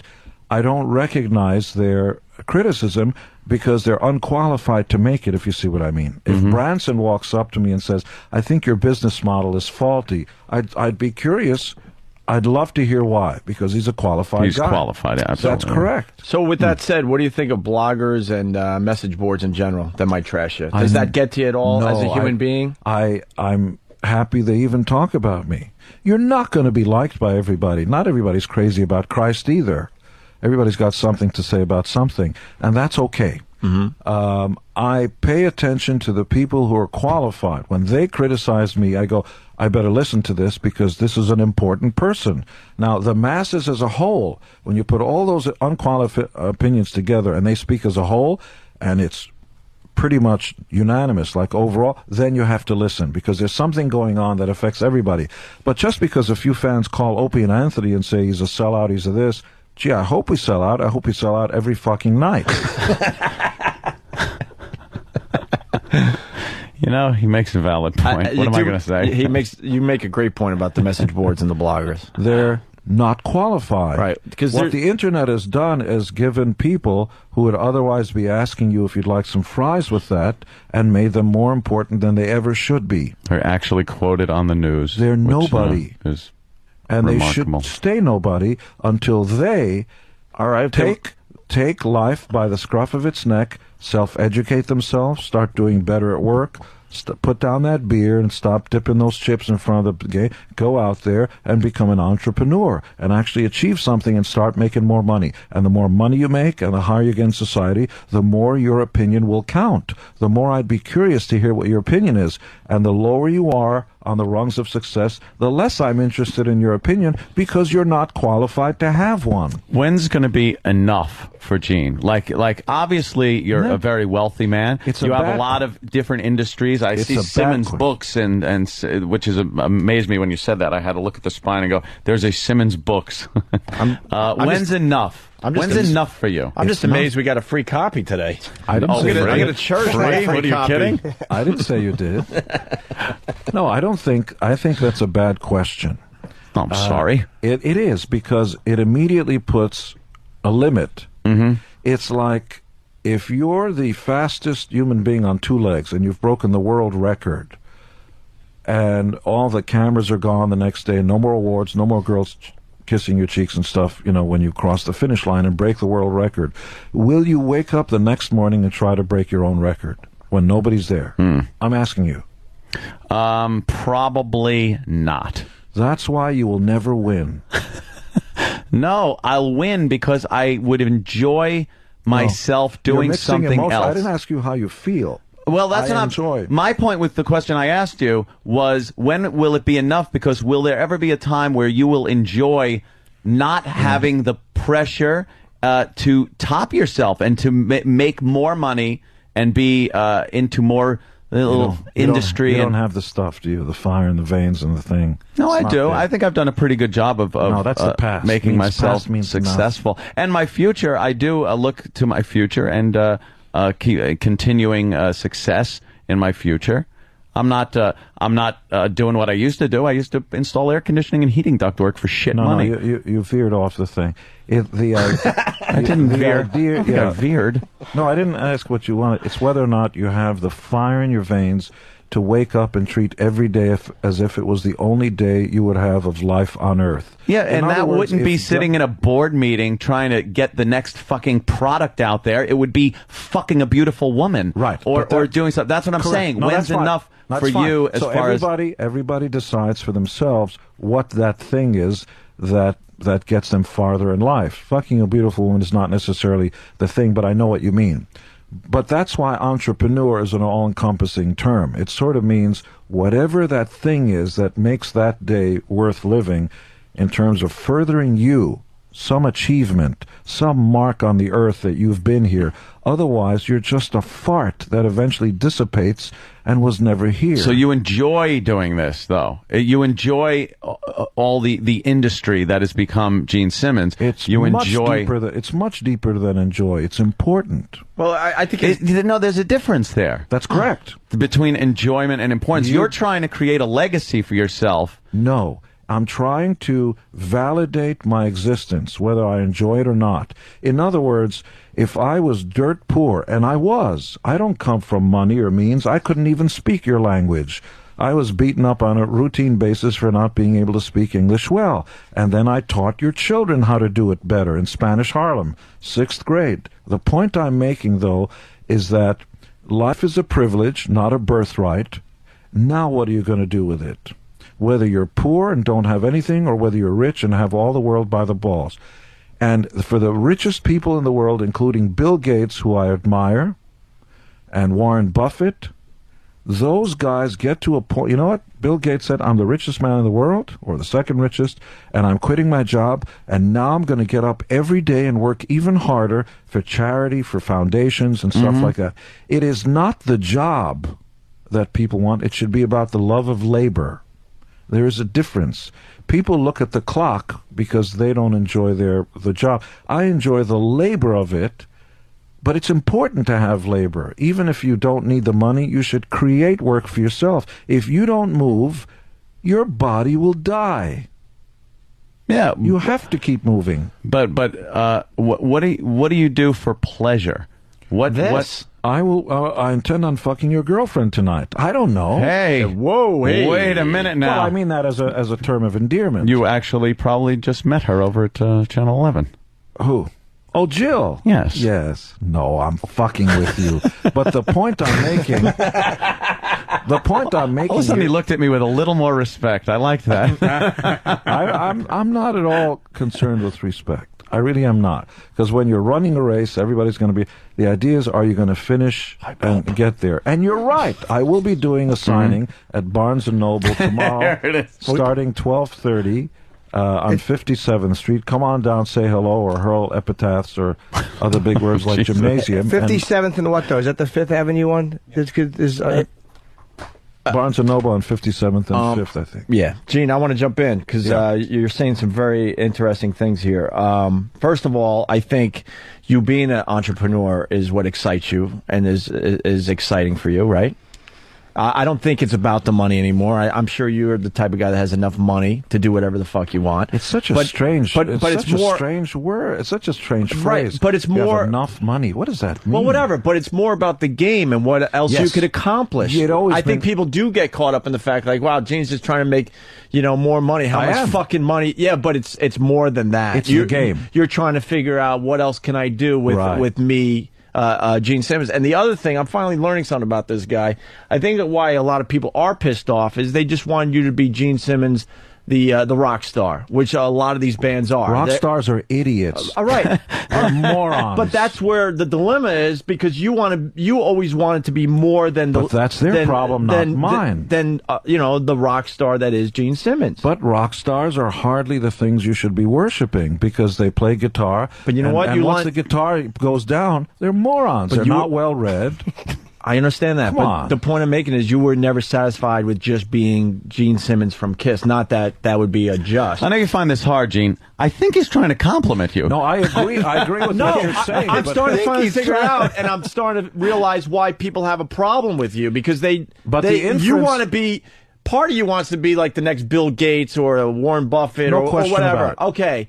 But there's a lot of people like, hey, man, fuck, you're just Gene Simmons to me, and I want you to sign my Kiss shit. I don't want to just be anything. I understand that now. Because I can't define my life by the way somebody who doesn't have a big vision or big ambition wants to. Right. Is there any other rock guys that are like you, as far as similar to you in the way you think? Would you put anyone in the same genre? I know you would say you're better than that. I think Weird Al Yankovic I will probably tell you. would. I will tell you. Like, who's a really good businessman outside his band or outside rock and roll? Outside his band. Well, that is trying to do other stuff. Rappers have done a better job than the Pale guys because they've branded themselves off. Diddy's done very well with his clothing and some of the TV stuff, and he's got this booze, the vodka stuff, so he's done well. Although he doesn't have great people skills and doesn't speak English very well, in the accepted sense of corporate speak. Mm-hmm. And yet he surrounds himself with the right people, and I know him well enough, and a very terrific guy, but obviously he doesn't have the gift of gab in the way that the Carters of power accept it. It's street patois. Yeah. But he's bright and understands that what's up isn't the entire world, and that you can take the what's upness of stuff and apply it to mass media, which is why his clothing line is not what's up or yeah baby or whatever that's called. It's Sean, right? Mm-hmm. Sean John. So it's much more applicable to the people who want to buy it. And I would have no problem wearing Sean John. I don't want to wear What's Up clothing. No, I wouldn't buy anything from the What's Up line myself. There are people who would, and that's okay, and that's what makes America great. You can buy. I'll buy Sean John. Sounds right. I'd like that. The white guys are idiots. The guys who are very bright, by the way, tend to be the British guys. Bono's very bright, very well read. And his interests lie more in humanitarian and sort of charitable, and that's terrific. He tried his hand at some sort of entrepreneurial stuff, mixed results, okay. And, the big guys, McCartney and Jagger and stuff like that, just have never been interested. They just want to go out tour, do that stuff. That's great. Right. Not enough for me. My mind works all the time. It's not enough to go, what's the next song? I finally get it. I got to be honest. I finally get it. Well, it was brought out from my fantastic interviewing I think it might skills, have been, sure. Opie, and I decided to stop goofing and maybe learn something today. So. Goofing, I think is okay. It really is. But no, a light finally went off in my head. But why is it? I've always been the same guy. I don't know. I really don't know, to be honest with you. I think you want to be extremely successful. That has nothing to do with Kiss. Would be an amazing goal for you to accomplish at this point in your life. But then never stop. Right. It is the hunt. It is not the kill. Right. Every new success in your life. Then you do something that's an else. accomplishment. I speak a few languages. Now I want to learn to speak Mandarin. Really? How many languages? That's very tough. 4 to 5. See, that's a waste of time. Really? Me goofing again. Just I was going to say, wait. and how do you validate that? No, Mandarin is a good What language. languages? I'll be the It's the judge. language of the orange. No, what languages do you know? Hebrew, That's a good one, right? English, Hungarian, a little waste of a time. possibly. I mean, German. You don't run into German's handy. German's good. Just German's understand good. the It's the porn. business. Yeah, they're porno. Yeah. And every few years when they try to take over the world, it comes in handy. The last century was not good for Germans. No. And a little Japanese, just enough to get by. I think Really? Japanese is important. Hungarian is the one you could, no longer. You could, you could get that space out of your brain. You're like an anime character in Japan, I bet. They just look at you like, Franz Joseph was head of the This is Austro-Hungarian Empire, Hungarian was important, but that was only in the 1883, 1884. But then it became subjugated by the Austrians, Österreich, von der Deutsch, habe gelernt auf der Schule. Do you like Japan? Annexed. It was wonderful people I'm sure in you've Germany. been there. It was not. They absolutely they have separated owned it. at the Duna. No, they should have owned it. Yeah. They should have owned it. Nice. Yes. All the Hungarians, please call in now. I'm a fan of Germany. Is a Japan is a fascinating country. I'm fascinated with Japan. I want to go. Well, they 80 years ago, they had nothing. Mm-hmm. They have no natural resources, and yet they went toe-to-toe against America and beat America's pants off economically around the world. Right. And have about half the population, and that's because they don't do... This is our permissive society. They came out from the Dark Ages. Remember, they stopped wearing kimonos only around the 1920s, and within a few years actually challenged America toe-to-toe, industrially, militarily, and otherwise. And additionally, is the place outside of America where most inventions are invented. America invented flight, the light bulb, turning darkness into light, television, and all the other stuff, the internet. But Japan, the robotics, the high-end stuff is all Japanese, and it's good to know Japanese. But you better learn quote Chinese. They certainly should thank us for the Reconstruction after the war. Then. No, that they certainly should. Their revisionists won't happen. They won't even confess to how because we could have left them destitute and still trying to rebuild. But we went in there, and I don't know why we do this. Had to help them out. Let's blow them up and then build it back up so they could fuck us over later on. Yeah. If you read The Art of War, Sun Tzu's original book that the military, that's going to be my next book, Gene Simmons' Art of War, applying Sun Tzu's original military manual to everyday life. Your worker, your intern here who's got to negotiate with you, it's war. Men and women, it's war. And then it's the chess game of stuff.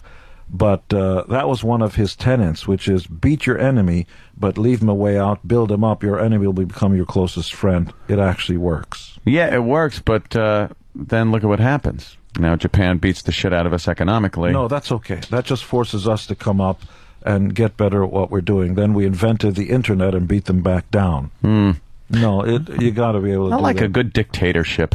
Yeah. I'm ready. And also, if it doesn't work, you should be able to take them out. Yeah. Hey, Gene mentioned the Chinese. I've been saying the Chinese are coming for a very long time. Oh, they're already there. We have some businesses, some real estate dealings in Beijing. Do you? And let me tell you something. On the good side. Yeah, what's going to happen with China?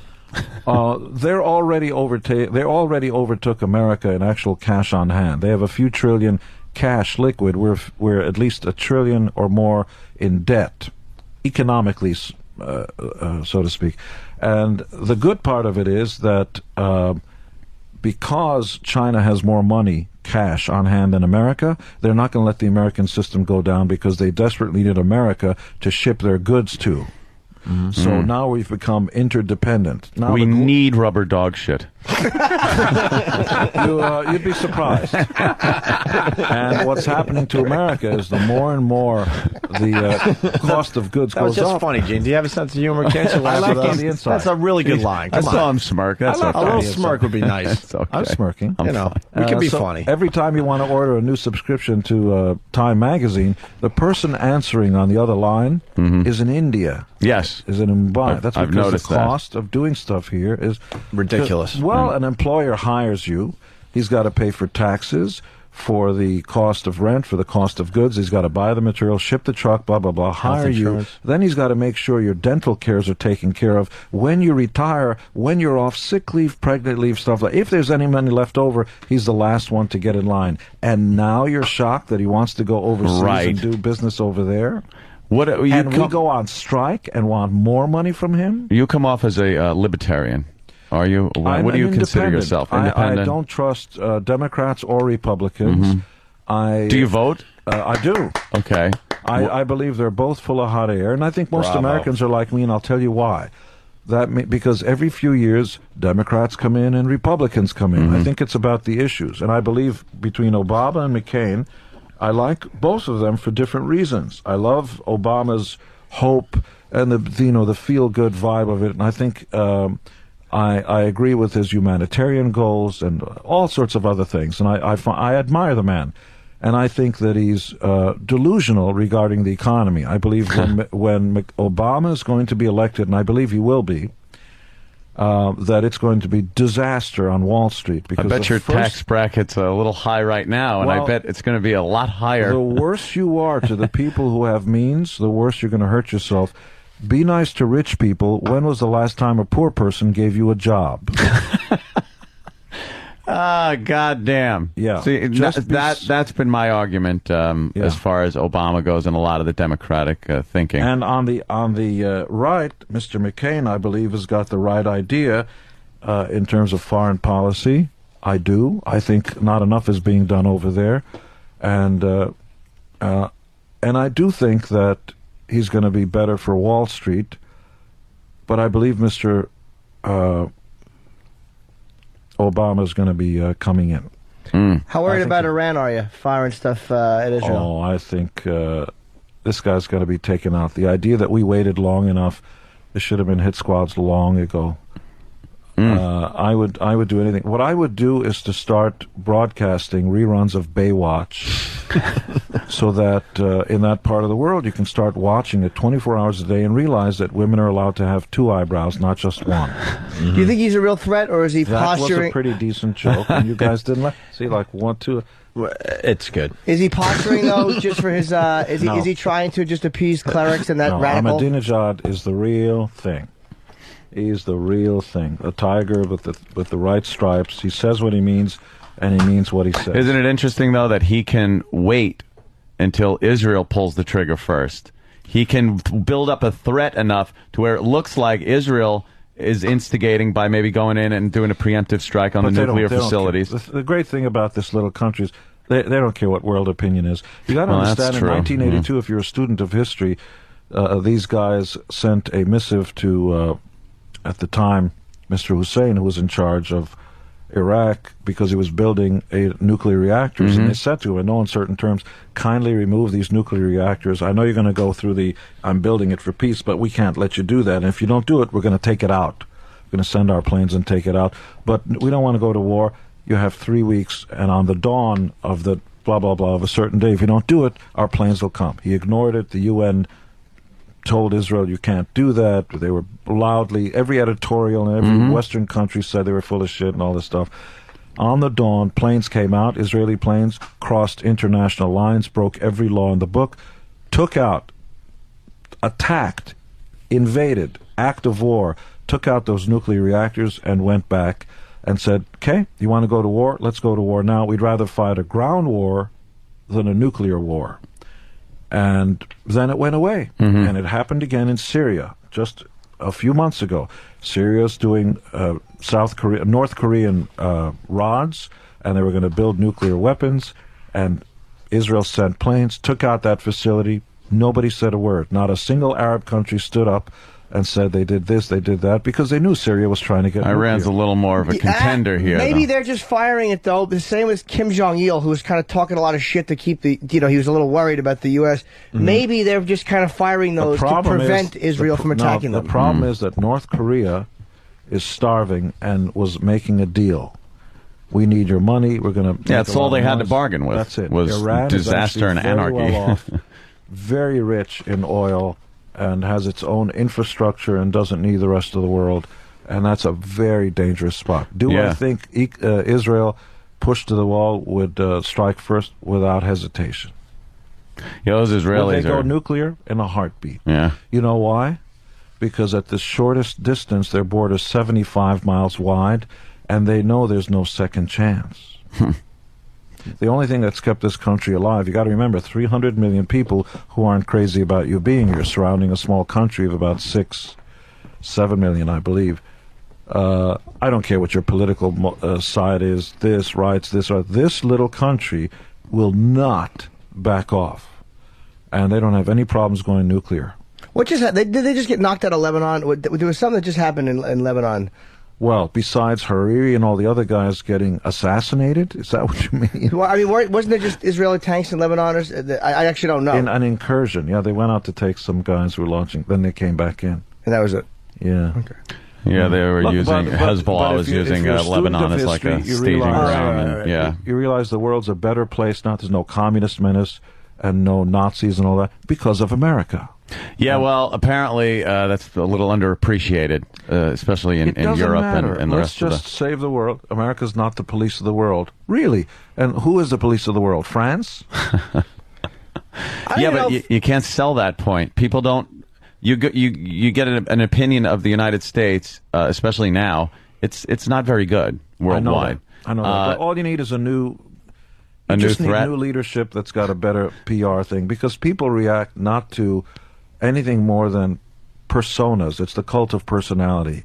And when they like your leader, they're not really aware of what the exchange rates are, and and what you ship, what you take in, and they're not aware of most. They just watch it on TV, and they either like Condoleezza Rice or they don't. And it's all about imagery, because the rest of us, all we know about is how much money we make, what do we take home, and who am I going to pork tonight. That's about it. And they're not really aware of foreign policy. They react to personalities. And Gene Simmons, some people like me, some people don't. But the masses seem to like me a lot, because our cable show, Gene Simmons' Family Jewels on A&E, about to start its 4th and 5th season, is their #1 show. And our books sell by everybody. Our tours sell out everywhere. So if people seem to think that I'm such a bad guy, who are these other millions of people? No, they kind of want to hug you and punch you at the same time. They're allowed to hug me, and they're allowed to take the first shot, but I'm allowed to respond. That's came in a few times there, Jay. It's like, know. God damn it, this guy, I hate him an hour ago, now I want to hug him. So it's out there all over the place. How was it? I gotta because roasting Gene was you think. Can I take a bite? Sure, you can have the whole thing. I'll actually share it with you if you want. How was it sitting there With where? at the roast for the comedians? Was it difficult at all? Well, it wasn't difficult until my son Nick, 6'7", came on, and then he started to take his own shots. He was funny. He had good comic timing. It wasn't their Gene's. Let's give polite laughs because it's Gene's son. It was actually the material is funny and his delivery is good. He says something about Gene Simmons has a big ego, something or other, and I'd like to introduce you to Gene Simmons' biggest fan. There he is, Gene Simmons. Yeah, he was really good. And you said something to him, and he's like, "Just shut up." He's really funny. I mean, he really people quite enjoyed him. And then he said, "Can you say inheritance?" Something like that. Are you a tough father? Yes. They're both Sophie and Nick. There's no hitting. Hitting lasts a little time. That doesn't mean anything. Right. Both Sophie and Nick are straight A students. There's no cursing allowed. The dogs won't bark. It's a real strict household. If I catch your ass once, drunk or high, you'll find yourself in the middle of the desert in a work camp. I'm very serious. Do you think they have drank? No. At all? No. Not even a little, nothing? No, they'll call me from a party. Nick will say, "Can you please come and pick me up? Friends are starting to drink." Really? Yeah. And can I ask you something?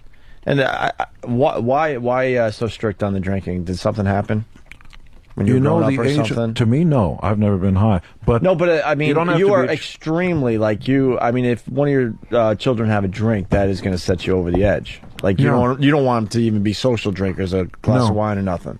Where does that come from? Well, it's a waste of time. It doesn't work.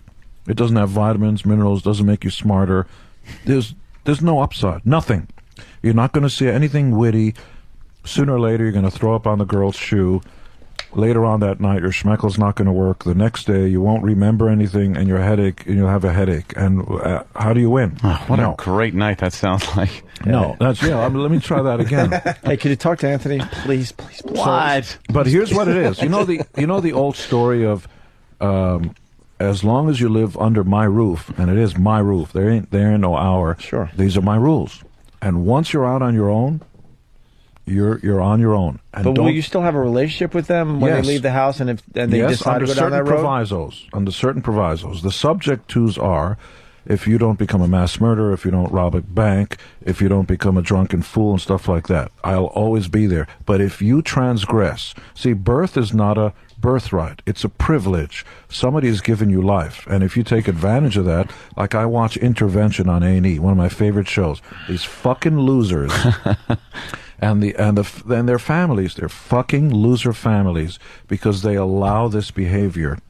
You know, let me give you a for instance. Your dog is eating at its bowl, and there's always some little fucking brat that screams and rants and raves and wrinkles paper just like the way your guys do when I'm on the air. And that little brat crawls over, 2 years old, and puts its hand in the dog bowl while the dog is eating. The dog will, of course, snap at the kid. That's the last time that kid will put its hand in the dog bowl. Now, if your dog knows how to raise your kid, how come you don't? Mm-hmm. The dog has no problem setting the laws straight. If your kid puts its hand in fire, it gets burned. Not the third time, not a 3-strike law. That very first time, it's going to burn it exactly the same way as the third time. This is the permissive society, and the reason we're all going to hell is because we've allowed it. The reason there are drug dealers on the street instead of public executions, which I would put there, is because we allow it. And then we wonder, why is crack in our neighborhood? Because we allow these shitheads to live there. Right. They should be taken out. Do you get pissed off at Kiss shows then, looking at your audience? No, because they're all just hammered, enjoying the tunes. You're allowed to leave. You're allowed to lead your life your way. Yeah. But I'm not interested in the whining. Right. Now, and is it true that your kids have to make their own money? Yes. Maybe too personal. I'm sorry, but not at all. My life's an open book. Yeah. But you have confidence, and you'll give them all the tools, and you have. I'm sure you have confidence that they're going to just be amazing in the business world if that's what they choose. Sure, but the idea that your mom and dad give you what's the weekly salary allowance? I've never given that. Not a penny. I never got allowance. No, up. For what? Go do something and then you negotiate a price. There's, I want to clean up my room. Give me $10. What? Right. $10 for cleaning my room? Right. Cook me a meal too. Maybe that's $10. What do you guys do for fun as a family? Pardon my interruption. Is this asshole really going to run for Senate, Ventura? Is this asshole really going to run for Senate? We should tell Gene we had an extremely intense interview with Mr. Ventura. Why? What happened? He's just a dick. 9/11 shit. He's a conspiracy theorist, a big dope. His big dumb mouth. He's convinced. Well, maybe Gene's convinced. Who knows? But whatever. We'll go with it. He's convinced that Building 7 had explosives in it. Yeah. You could see. I was a Navy SEAL. I knew what. That was his whole rap. You can't do that. No, he did. That was his whole rap. And we're like, he really what? believed that what we brought the buildings down. It's like it doesn't make more sense. I guess we sank our own ships at Pearl Harbor so we can get into war. Well, people thought that we too. try to explain to them, like, you don't even know the Twin Towers. People are working every day. They didn't notice anybody like setting the building to collapse. But you would notice. Why would we do that though? Yeah. Thank you. Yeah, exactly. His head is moving. Does he have Parkinson's? No one. Because she's probably, hopefully, this thing. Oh, no, it's not now. Okay. Probably challenging him. I don't know. But he said some crazy shit, and Jimmy and him went at it, man. Some people can't accept the fact that we are not liked, especially in that part of the world. And the people that didn't like us came over here and punched us in the eye. They want to think, it was our government. They love conspiracies, some kind of mystery, something to solve. No. It's people that hate us. Came over here for whatever reason. Using politically correct language because when you really want to say is extremists. Yeah. The Swiss have been good this year, so they ain't the Swiss. Savages. Muslims. Mm-hmm. Yeah, exactly. Mm-hmm. Savages. I thought you guys were going to get at me more. Like I'm just sitting here. No. We something? I like just bullshitting with you about anything. And you you're know? right. And you're right. 12:30 to when is it? Friday. I'm doing a book signing because some of you guys tune in late. Yep. At Barnes and Noble on 57th, and you're welcome to come down with your Kiss books. No, you're not. And 57th and 5th at 12:30. Yeah, now that we all are getting along, why not? Just sign a few Kiss things. Sure, I'm happy to do that, but not there. If you see me on the street before, I'm happy to sign for it. Not the vultures. Gene, I know we're wrapping up, but I got to play something for you. Somebody is making money off you, and I got a copy of it. I know you got to leave in a minute or two. I don't have a clue. I hope somebody's keeping track. I've been waiting for this. I've been waiting to play this for you, and I think you should go after this guy. Sure. Because he's making money off one of your songs. Sure. All right, here it is. Beth, I hear you calling, but I can't come home right now. 'Cause me and the boys are doing some radio, and I can't find the sound.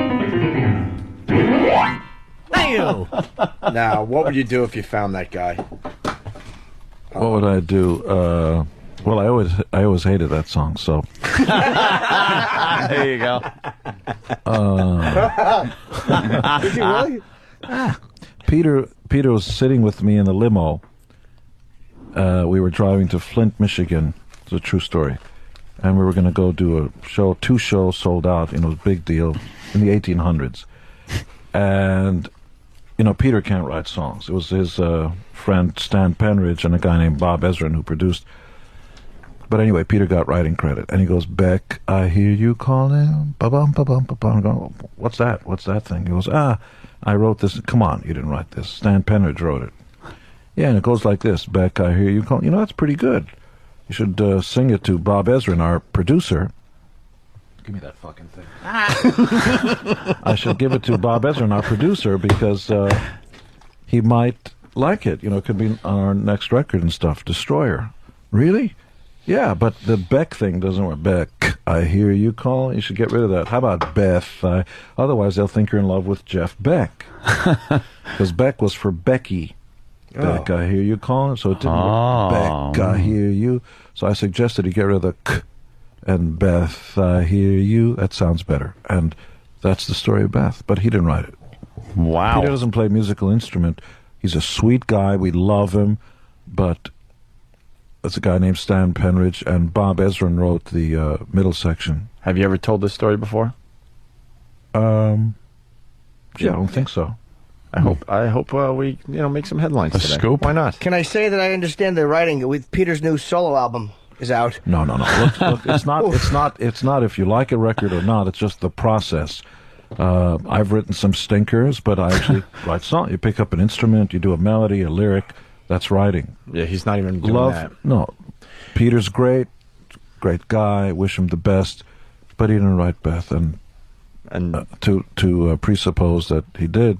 That version of Beth was done by Lil Jimmy Norton. They just asked me to play something. I did the best I could. I was nervous. But the keyboard work was pretty damn I felt good. that my musical ability kind of covered up for the Jimmy playing the lack of keyboard. singing. Yes, that's pretty good. We happen to have a piano in that day. An upright, as a matter of fact. fact. I figured you take it, you Was shed it a an little light on upright? it. What's that? An upright, right? Upright piano? Yeah. Yeah, of course it was. Yes. Sure. Well, it didn't have the depth of the low sounds. No. Yeah, I was injured. We got to get Gene out of here. He's got to do something else. But Gene, this was I like this. I like this one. You did, huh? Yeah. Where are those beeps and things? Oh, you finally figured out how to turn them off. I was fucking with you. Is that all right? They went away. I knew it. I was fucking with you. I remember from last time. You don't like noises in the studio. I do when I'm not here. This guy barely smiles, Ant. Oh, he barely smiles. This guy. He only laughs on his way to the bank. That's the way. Well, you do all smile. the way. What does the family do for That's fun? true. What was the last thing you guys did as a family? My son Nick, so help me God, is in the Bahamas right now with 20 models. And he's not drinking. No, he doesn't. That's why all the chicks will be around him. See, that's why even he wins. While all the rest of the guys get sloppy, my son, the light from heaven will shine down on him, and they will realize, here is the answer to our dreams. A guy who isn't stupid we can actually hang with, who's actually charming and polite. That's why he wins. All right. With that, it's Ladies of the Night. Talking about prostitutes, Gene Simmons, right? The Anything else you wanna Ladies say? of the Night. Well, you got to give the big plug. We haven't mentioned the book in like 20 minutes. Well, you're right. 30 minutes. 12:30. I'll be at Barnes and Noble tomorrow. Mm-hmm. We love you, but Barnes and Noble is not going to allow you to do the Kiss stuff there. And if that's a reason why you're not going to come, then please don't. I don't want to upset Barnes and Noble. They're there for one reason, which is to push Ladies of the Night, and I'm happy to be there. So come on by and say hello. All right, very good. And GeneSimmons.com. That's right. And Family Jewels. And Gene Simmons' Family Jewels. Sounds better. And do the franchise thing. I think that's going to be the TV show we can't talk about, which I think is a brilliant idea. Yeah, I think so too. Well, TV shows are little. It's the actual, implementation of that actually brings in. Don't the go with bucks. 100 though. It won't be as special. Okay, let me do it from a qualified person. What's the number? I don't know the number, but have you ever done this before? I mean, do you know about the franchise? It's a feel I got.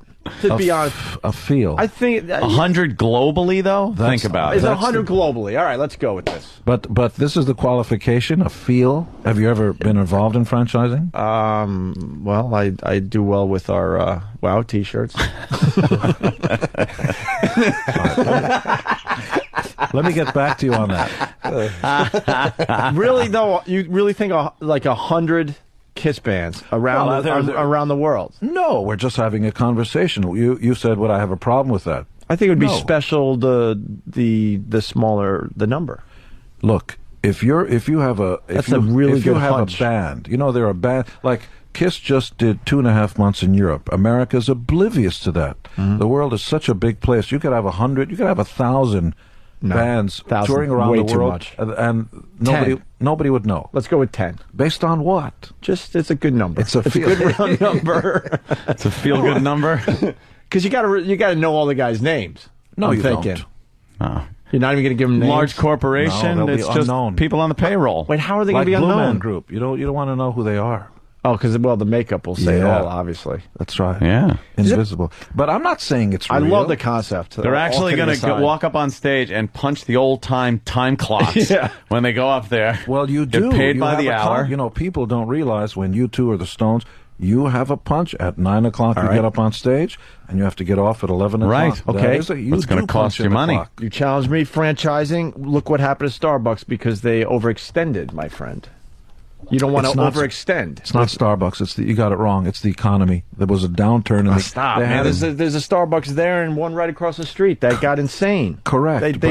Their eyes got too big. No, you think brings incorrect. the coffee grounds the business there? Model Trucks. the business model was correct. The economy was unforeseen. It just took a dumper, but it'll come back up. Well, and as it comes up, because they're going to be closing open. thousands of stores, and I don't want Gene Simmons to shut down thousands of Kiss bands. 600 Starbucks they have to close. 600. Yeah.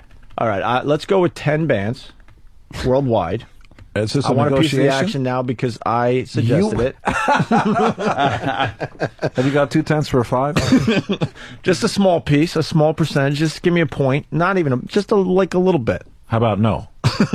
Does it bother you? All right, I'll just come back stronger. Does it bother you at all that you guys aren't in the Rock and Roll Hall of Fame? No, honestly. Nothing. I don't recognize. I mean, it's wonderful for the bands to be there, but it's really not even rock and roll. I think Madonna's in there. And rappers and all kinds of stuff. It's not a rock and roll Hall of Fame. Grandmaster Flash, rock and roll. Yeah, it's all or Freaky John or Cypress Hill or somebody. Yeah. But the point is that it's not really an American Hall of Fame because nobody votes. It's backroom politics. They have like 10 guys who decide who goes in and who's not, and that's it. Nobody asks you, the masses, nothing. I don't think the rock fans even take it seriously at this point. They say how ridiculous it is. Nothing bad to say about it. I'm happy for everybody that's in there, but they can kiss my ass. You guys should be in. You guys should be in though. It's something. I mean, I railed against them for a long time because Sabbath wasn't in, and you guys should definitely be in. Bands like Motorhead should be in. I mean, there's bands that contributed. To when you see Etta James is in the Rock and Roll Hall of Fame. I don't even know who Etta James is. At last, my love is come and gone. My lonely days are over. Don't know. See, that's Etta James. You're gonna owe, but that's the point. You're gonna it wasn't rock and roll. You owe Etta James his family. Some royalty money now for singing that. You just lost a couple. At last. All right, we gotta get. You're late. Yeah. For your next Let's thing. Get, Gene, thank you. Gene Simmons. The book is called Ladies of the Night. Quick break, and then we'll come back with Line of the Day. Stay there. I know. know I speak like an idiot. Do you? It's all about me. Is it? I was assaulted. Were you? We're brilliant broadcasters. Are we? You are out of your mind. Am I? Oh, that sounds real good. Does it? I'm thrilled. I'm excited. Am I? I thought I heard Negro. Did you? It's the Opie and Anthony Show. Is it?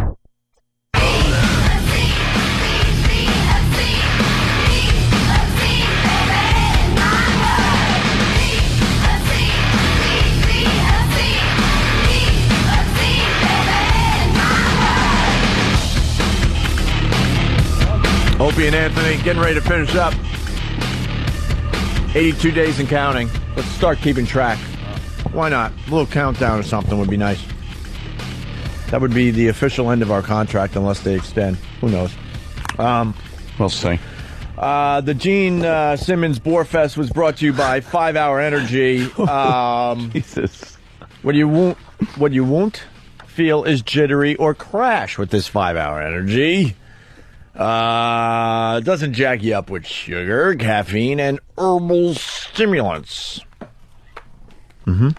Instead, it's packed with stuff that's good for you, like the B vitamin, the amino acid, and the enzyme. Acid. By the way, because he has people listening to our show, we enjoyed our time with Gene Simmons. Certainly did. Danny, Danny was a little hot under the collar. well, you know, maybe Danny should speak openly because he wanted to kill somebody during that. He actually had to leave the studio. Well, he was just- he and was if just so Gene's annoying. people are listening, this is Danny. He's not happy right now. Well, I just thought the whole hand under the monitor to shush my keyboard typing was a little much. Oh my God! He didn't even look at Danny. He just placed his hand on top of Danny's hands as Danny was typing and continued talking. Like, just don't even fucking attempt to type. And while I'm I like that was okay of him to do, but it was perfectly acceptable for him to eat a banana while he was being interviewed. Like he was trying to tell me not to type because he didn't want to be disrespected because you guys are conducting an interview and how dare me interrupt the interview. You know, a process by typing. Meanwhile, it was perfectly fine to him to just smush a banana into his face. Gene and I shared a banana. I was very happy. You don't think I heard that, Jimmy? And by the way, I know it came in a lot. No, let me stop. Because thank you for reminding me that I had to smash Jimmy. Jimmy wasn't like, here's my... He was like, no, we can share it. Because it'll be a story that you'll tell for the rest of your life. And you probably have the banana peel you're going to save. No, but then Gene ate a piece, and I had to have... I didn't even want any banana. Yeah. I just wanted to share a banana Could you with Gene. share the banana Thank with you. Gene. Could you go back and get the banana thing? Because it gave me a douche chill because he was so. No, we could share it. I'm like, when did Jimmy ever share food before? I'm a banana sharer. Everybody knows that. For someone Banana sharer. For someone who goes and presents themselves as such a very well-versed individual, I found it very hard to believe that he had no idea that Bono is not English. Yeah, he did say English. By the way, Danny, very brave of you to say this now. Well, because it's not I think Danny dude, would have said it. I would have. But I think he didn't want to wreck the interview. I'm fucking with him, man. Because I'm not a Kiss fan, so I don't care about Gene. Yeah. I don't own any Kiss albums or anything. I have no problem Destroyer's just a being great like, album. what are you doing? What are you doing? I have no problem with that. Yeah, I'm not a Kiss fan. I have a couple of songs that if I hear it, I'll go, oh, I know this tune and stuff. But you know, I'm not going to be there at Mount Rushmore. I would love to. I want to see them live again. What? It's just nice that he knows my name now. I'm all happy. Yeah. And you shared a banana. And you were invited to the roast, and you weren't. Not by him, but by Jeff Ross, who I will always love for that. I'm maturing, by the way, because I was ready to lose my fucking mind. I sat back and started doing breathing exercises. Really? Yeah. Because he came in extremely, cocky and putting us down, and that's not good ever. I don't think he was putting you. Gene's very consistent. That's Gene's. Yeah, he does the same thing That's every interview. Gene's shtick. I'm just saying. And then I decided, you know what, I'm going to breathe. And then maybe I'll learn something today. That's what happened. What the hell are you doing? At this point, XM's lucky we're even here. I'll be on. We got the banana thing or what? By the way, I want to ask the fans for something. If maybe one of them has it, I'll pay you for it. I don't want it for free. More blowjobs. Well, you're right. I want my cock sucked.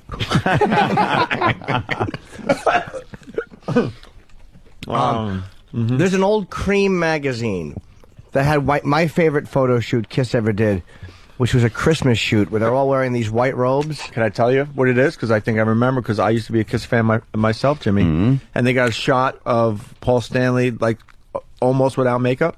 No. What was that one? Because we were just talking about that recently in my household. Honestly, I don't remember. I'm sure I'd seen it when I was a kid. I think it was in Cream Magazine where they started flirting with the fact that, you know, they might have pictures of Kiss without their makeup, which was huge for back in the day. And they do, and when you look think back, it was- they did have them, actually. And I think it was somebody, one of the members, in front of a mirror. You could tell that they didn't have the makeup on, Yep. and I think Cream was like kind of teasing, like, you know, we're gonna get these guys without their makeup sooner than later. Yeah. But anyway, sorry, No, that's right. I threw you off. This is like a centerfold. It was a photo shoot where they were wearing like these white like almost smocks over their outfits, and it was like snowing. So it's kind of maybe cheesy in hindsight, but it's my favorite photo shoot they ever did. I would love a copy of that Cream magazine if anybody has it. I'll pay you for look it. at that. I will pay you for it. I'm not Jimmy's asking for soliciting. free, but I'll pay. I wanted to ask Gene, but I forgot. Man, I get Jimmy- nervous. Jimmy and I started in the same place. It was all about Kiss and Black Sabbath, but you didn't do Zeppelin at all ever, right? I respected Zeppelin in high school. Those were but I my was never loving three them. fucking bands, and I did have a lot of Kiss stuff when I was growing up. I had all the solo records when they all put out, an album separately with their faces on them. I had all four. I had Destroyer. Aces were the best. I would cut out some of this stuff from Cream magazines and such, and then I went threw all that shit away and went all in with Zeppelin, and then never really looked back. My But Uncle I loved Sabbath. My Uncle Mike was criticizing Kiss when I was a kid, and I just cried. Yeah. I didn't like any criticism of really? Kiss. I had a friend. He's still out there on Long Island. Rob DeStassi was trying to get me into Jethro Tull. Jethro Tull. I almost became a huge Tull fan because that's all this kid would play back in the day. Obscure Tull. Whenever we hung out, it Yeah, was that Jethro Tull playing. He's a weenie. Jethro Tull wasn't really accepted by. It was so many weird because of the people. dumb flute and everything. It was accepted. He had massive success. Yeah, but not like if you were into. It wasn't one of those bands you'd run to school and go, I listened to Tull. Yeah. Of course not. Of course not. Yeah, if you were going to like a Rush show or something, or go to see the Who, even things like that. Who could afford the $7 ticket price? It wasn't like, back well, I then? know, it was crazy. Unbelievable. What the fuck? How am I going to get this money? I'm going to have to mow the lawn a few times. And I remember that was one of my favorite Florentine jokes when he first started doing comedy. He was doing comedy. Did I first. just steal a Florentine? No. joke? Okay. Mm-mm. No. This is when I first started. Jim, he wasn't good. I wasn't good. We were both just brand new. But Jim used to have really long hair. And he was just talking about long hair. And I don't know why this always made me laugh. He goes, some other guys who have long hair. Whenever you have long hair, there's only two things you can do. Either you're in a band or you mow lawns. I don't know why that always made me laugh. Or you mow lawns. It's his delivery.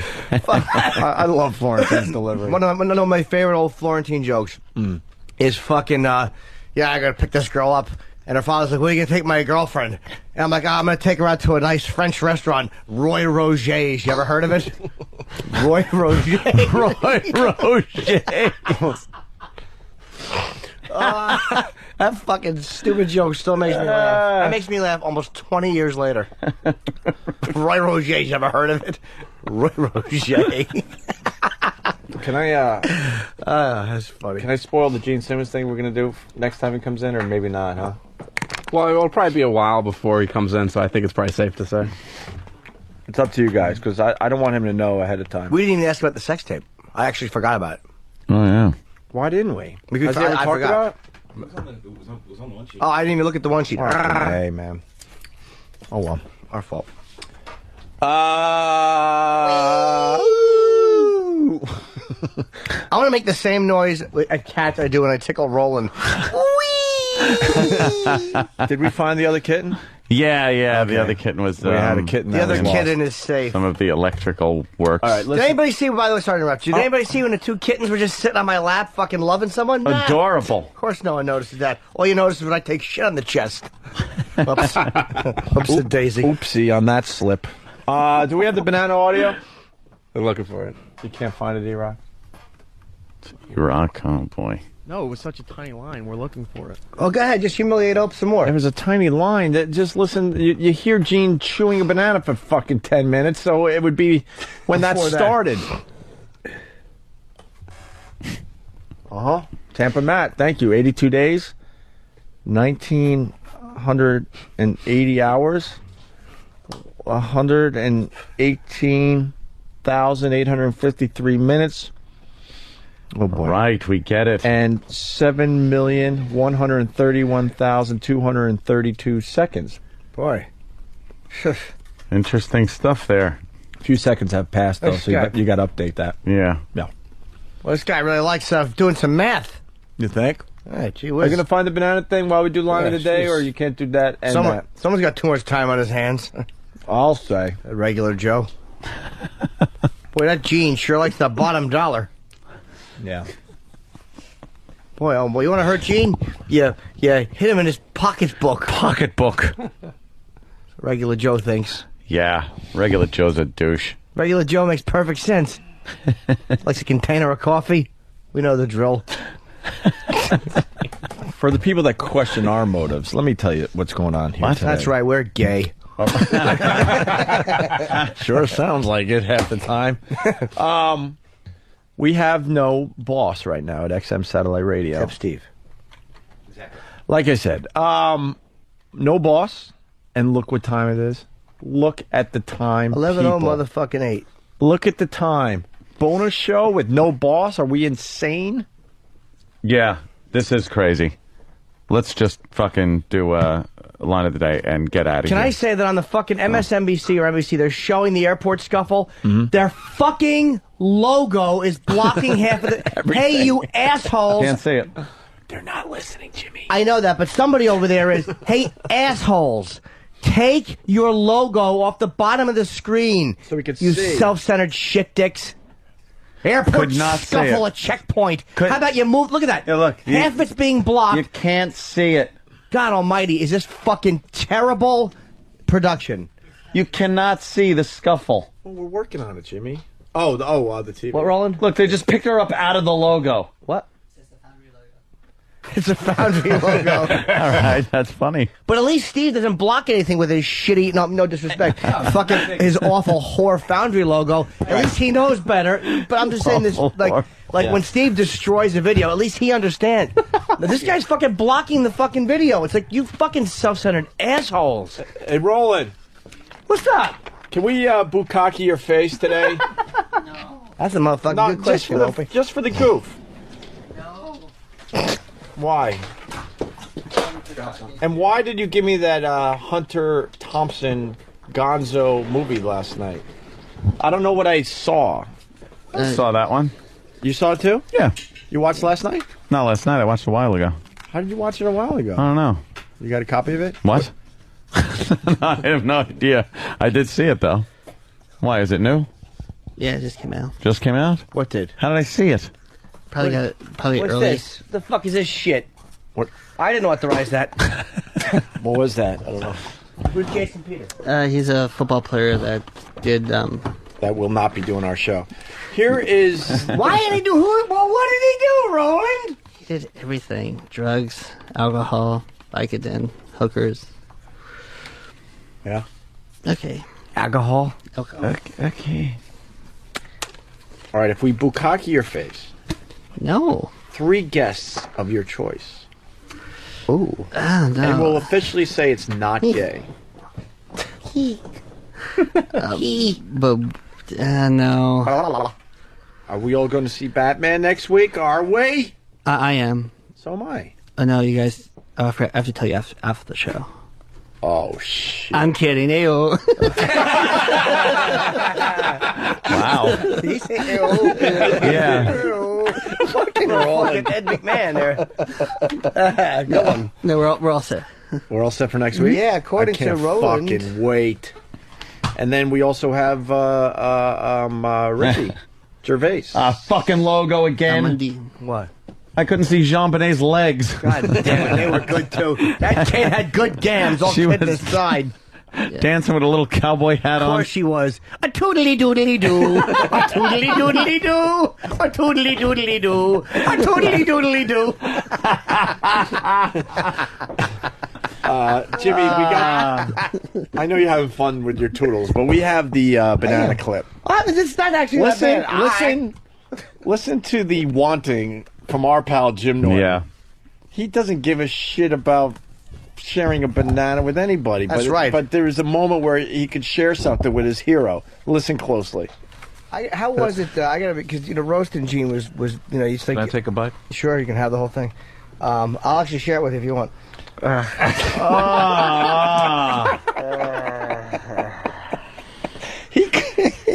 There's not even a pause there. He knew that. I'll share it if you want. Please let me share it. Something about a banana. Us sharing a banana. It was a store with a banana. I just needy. I am a little needy there, wanting, Jimmy. A little needy there, there, unloved. You saw a moment. You were fast forwarding that you would be hanging out with him as he's entrepreneuring around the world. Entrepreneuring as he's quieting keyboards all over the place. Right. That's going to be his next project, the Kiss keyboard quieter. A mold of his hand that comes out and lays slowly on top of yours. I actually have. You went from you could have the whole thing to what am I doing? I could share this with him. I know. I've actually written a finger over lips going shh. Why don't we hear that again? I don't wanna. One more time. I don't wanna. How was it? I gotta because roasting Gene was you think. Can I take a bite? Sure, you can have the whole thing. I'll actually share it with you if you want.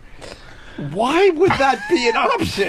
First, he's like, he goes, sure, you can have the whole thing. Like, you don't want any of the banana. And then it hit him. Like, holy shit, wait a minute. We could share this and I could eat the same banana Gene did. Here's the but worst the part. beauty of that is if you want to. Exactly. Who the fuck would want to share anything? If you want to, only if it's okay with you. I just gave you my banana. I did say if you'd want, like, he'd go, well, that sounds like a more fun option, Jim. Oh, fuck. One more time. Sure. I'm getting, more patheticness out of this clip. One more time. How was it? I gotta because roasting Gene was you think. Can I take a bite? Sure, you can have the whole thing. I'll actually share it with you if you want. Why would he want? Why wouldn't I just give it to him? Especially Gene Simmons. He doesn't want to share anything. Did you hear the desperation real quick, though? Because he goes, you can have the whole thing. I'll share it with you. Right. He went like, like before you accept the idea of having the whole thing. Wait a minute, hold it. I'll share it. And then throws it if you want. If you want. Travis was wondering if you were hoping it was going to be some Lady in the Tramp style eating of banana. Yeah. And of course, I don't know what style that is because I've never seen Lady and the Tramp. Oh, yeah, this famous scene with the two dogs eating the spaghetti, and then they meet in the middle of the piece of spaghetti, so they're kind of kissing. I know that? How about you fucking do a Motley Crue dildo reference, you fucking chick? You fucking old Jewish lady. Shut up.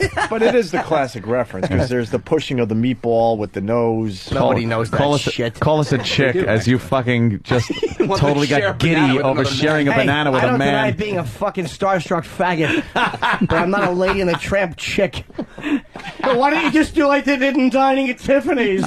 Shut up. Or Breakfast at Tiffany's. Exactly. Whatever those rich cunts did at that shitty store.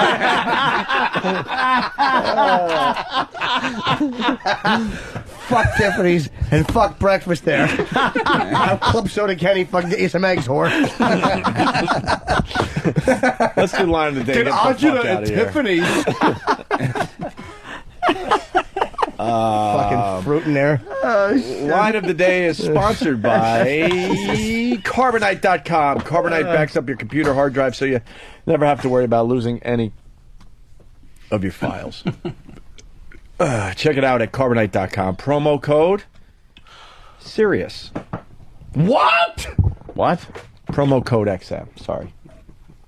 That joke didn't go over well at all. Not at all. Jim Norton. I'll be in shortly for my appointment. I'm still at work. What kind of appointment, Jimmy? What is your address?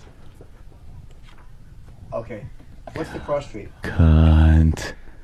Do you jerk off, guys? Do you jerk off, guys? That was my foot doctor. I don't need to call my foot doctor, cunt. Before the bitch scrape my dogs. I'm talking Jimmy. I told the bitch, I got cords. Holy shit, how fast he hung up.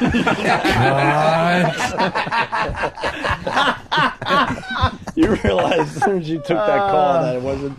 But that's why when you started asking what kind of doctor I was getting the information, Right. and I'm like, just to a stall, I just hung out, my reception dropped. Yeah. Somebody was yelling cunt and it cut everything off. Here's a runner-up line of the day. I had to try it. Of course. Because nobody calls me chicken. But I can think of someone who wants to call you douche.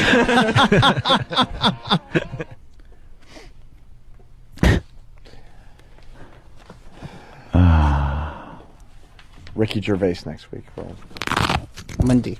Monday? Monday. I thought Tuesday. 14th. Well, do you want to go Monday? Or I can't go Tuesday. I'm going Monday. I'm going Monday because Louis C.K. is opening. And my friend is going to be seeing Joan Rivers somewhere, and she does a show with her, so I was going to try to get Joan to sign my picture with me and her together. Ooh. I was hoping that would work out. We're going to share a banana with her? I would. I'd eat one right out of her anus. Hey, Joan, do you Share want it. to... Yeah, you want to shit a banana out and I'll eat it? Boo. Boo. Another runner-up line of the day. But we heard there's a rule that you will only sign the book, and Correct. I kind of have a problem with that. That don't come. Yeah, but That was funny. That was good. Oh, and he means it. Don't come. Go fuck yourself. It's the beauty of it. He's you know. All right. Why are you smiling, Sam? Who's hurt? What's No, I'm not. Nobody's hurt. Bob has a finished prototype of the kitten armor for Kitten Wars that he's been working on all day. You made Bob. Yeah. Let's get is it funny? Well, it's dangerous. It looks deadly. It's dangerous. All right, let's get Bob in here. We haven't seen Bob in a couple Yeah. hours now. How many fucking hours of radio do we do a day? We just... Hey, Bob! It's Where Bob! the fuck is Bob? Where the fuck have you been, Bob? We I was just making the final modifications to my kitten armor. I don't know. What the fuck is that? Can we please put some of this stuff on your kitten? No! Please. Look, it's kitten armor. No, it'll hurt him. I got See the spikes Hello on Kitty it. on the side of the armor. Did you draw that Hello Kitty? No, I printed it out from the internet. Is this what you've done with your internship? That and he's learned how to speak English. Speaking an English accent. Between the hours of 7 a.m. and 9 a.m., yes, this is what I did with mine. Bravo, Bob! Unbelievable, Bob. Why are you laughing, Roland? Why is he laughing? Roland, why are you laughing? Jimmy farted. Wait, he farted. I can roll it. Poof, poof. A puffer? A little poofter. Have you sucked on any fogs today, Bob? Oh, not recently, no. Didn't suck any down. You're no. not into the fags? Oh, no, not really, no. Not the homosexuals, no. We're talking about cigarettes, Bob. Oh. They're called fags. Of course. Nope, not those either. I didn't mean to break wind in your presence. You have hair like a burn victim wig. Oh, shit. Roland loves this. It's okay. It's okay, Jimmy. I forgive you. Thank you. All right. Well, I guess. He does, doesn't he, Roland? Are we using his cat armor or what? Looks like the crooked wig someone wears with no eyelashes. You can't put it on the little kitten. It's just paper. What is that? What is that? It's just paper. Well, That's paper. That's a straw. This right here is a straw. This is just paper rolled up with tape. Roland, why you you have tears in your eyes? And how would you get it on the kitten? Like, how was it? Does it strap on? Actually, I didn't think that far ahead. I was just making. Oh. I suppose if we had, I don't know.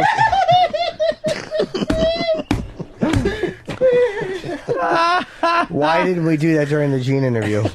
That would have been perfect.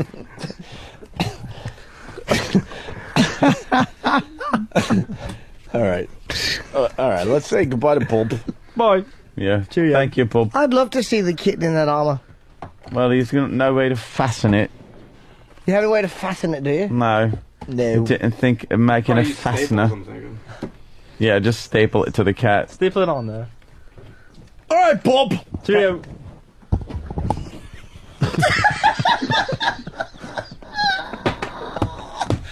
What is wrong with him?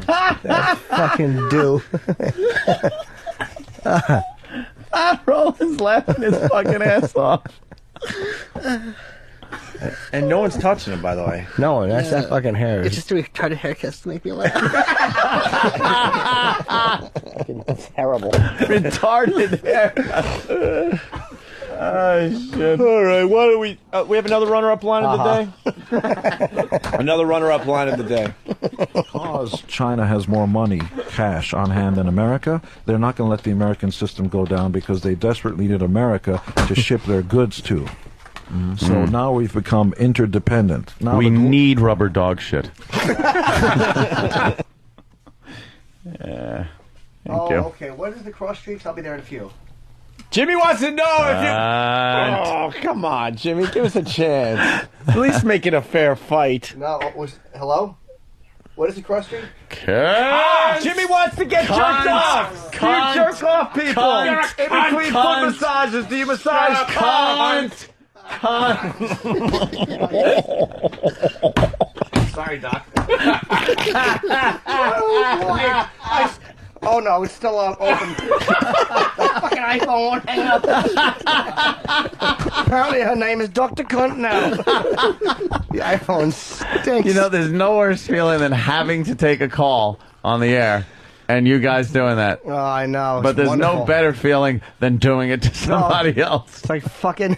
It's like winning a race. It's like crossing and feeling like a fucking little finish line thing. Oof, hold on. It's like hitting a wall while everybody else is on a roll. What's it like, Steve? It's exactly like that. What's wrong? What's wrong? Problem? I'm tired. Why? Where are you tired from? Besides not working. Exactly. Jesus. Exactly. Yes. What are you tired from? I just didn't sleep much last night. I was Why working. not? I was working. Doing what? Nothing for this show, obviously. No, never. Never. Why would I do that? Why would anyone? Why would anyone at this point? We don't have anyone. Sarcasm down. Who do we report to? Who do you report to, Steve, at this point? Still Wickland, because he's still there. I talk to him every other day. Yes. What kind of work were you doing? Oh, Exactly. I was... Wasn't working. Just jerking off. I was... Ooh. All right, here's another runner-up line of the day. Eric Singer. Peter hasn't been in the band for many years, and both Eric... How much money do you want for me to throw that fucking thing out the window? He was getting very angry with Opie. Well, what are you going to do? What are you going to do? I'm a dick. Oh, they're showing where Kiss is playing, Mount Rushmore. Really? Oh, no, fuck. That's Ted Kennedy's head. Oh, shit. They had to take a giant stone out of one of the president's heads. Oh, God. Mount Mushmore. Oh, shit. Hell yeah. Oh, damn. Mush. Oh. Did you try to get Logan on the phone? Yes, several times. What Not happened? picking up. He's not picking up at this point. No, it's just going to a voicemail. Is he even? And he's emailed, and I've tried instant messaging. Is he even in the building down there anymore? Good question. I don't... Ask Donnie. Ask Donnie Wickland. Old Donnie Wickland. What are we up to? What? All right. Here we go, y'all. Bukkake? No. A bukkake. No. What if we could prove it's not a gay act? That'd be pretty tough. Then you'd be fucking brilliant. Exactly. All right. Line of the day. Ooh. Line of it. Here comes line of the day. Line of the day.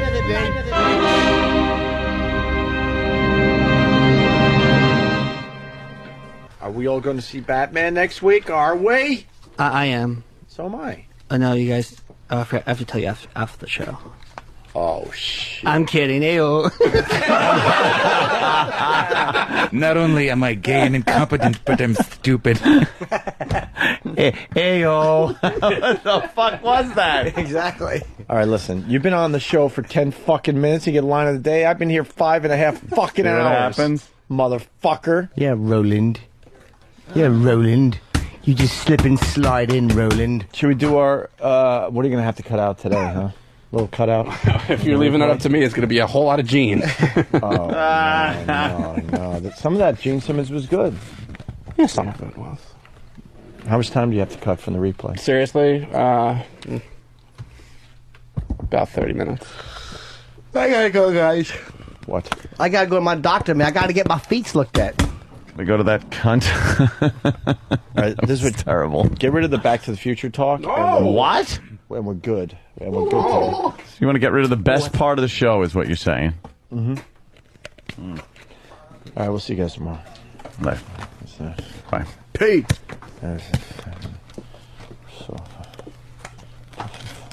What guess you got? Pitch. Hey, Roland. Yes. Who are we pitching today? Jesse Ventura wants to come back on. He really does? Yeah. When? The 20th, 29th, or 30th. Of course. No, he doesn't. Yo. Why does he want to come back on?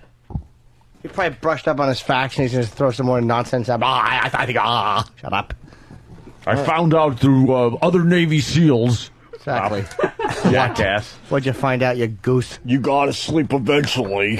That's right. Yeah. I'm going to come over your house and kill you. Yeah. That's great. That's what you want to hear from someone that's trying to get into the Senate. Death threats. Yeah, death threats. That's good. We got Solves audio everything that'll guarantee he's never a senator. All right, so Jesse's a yes. Who else? Yeah. Robert Englund. Oh, I'd say yes for him. Shit dick! He played the man with the sharp claws. He was scratching everybody, and he had Bob's haircut.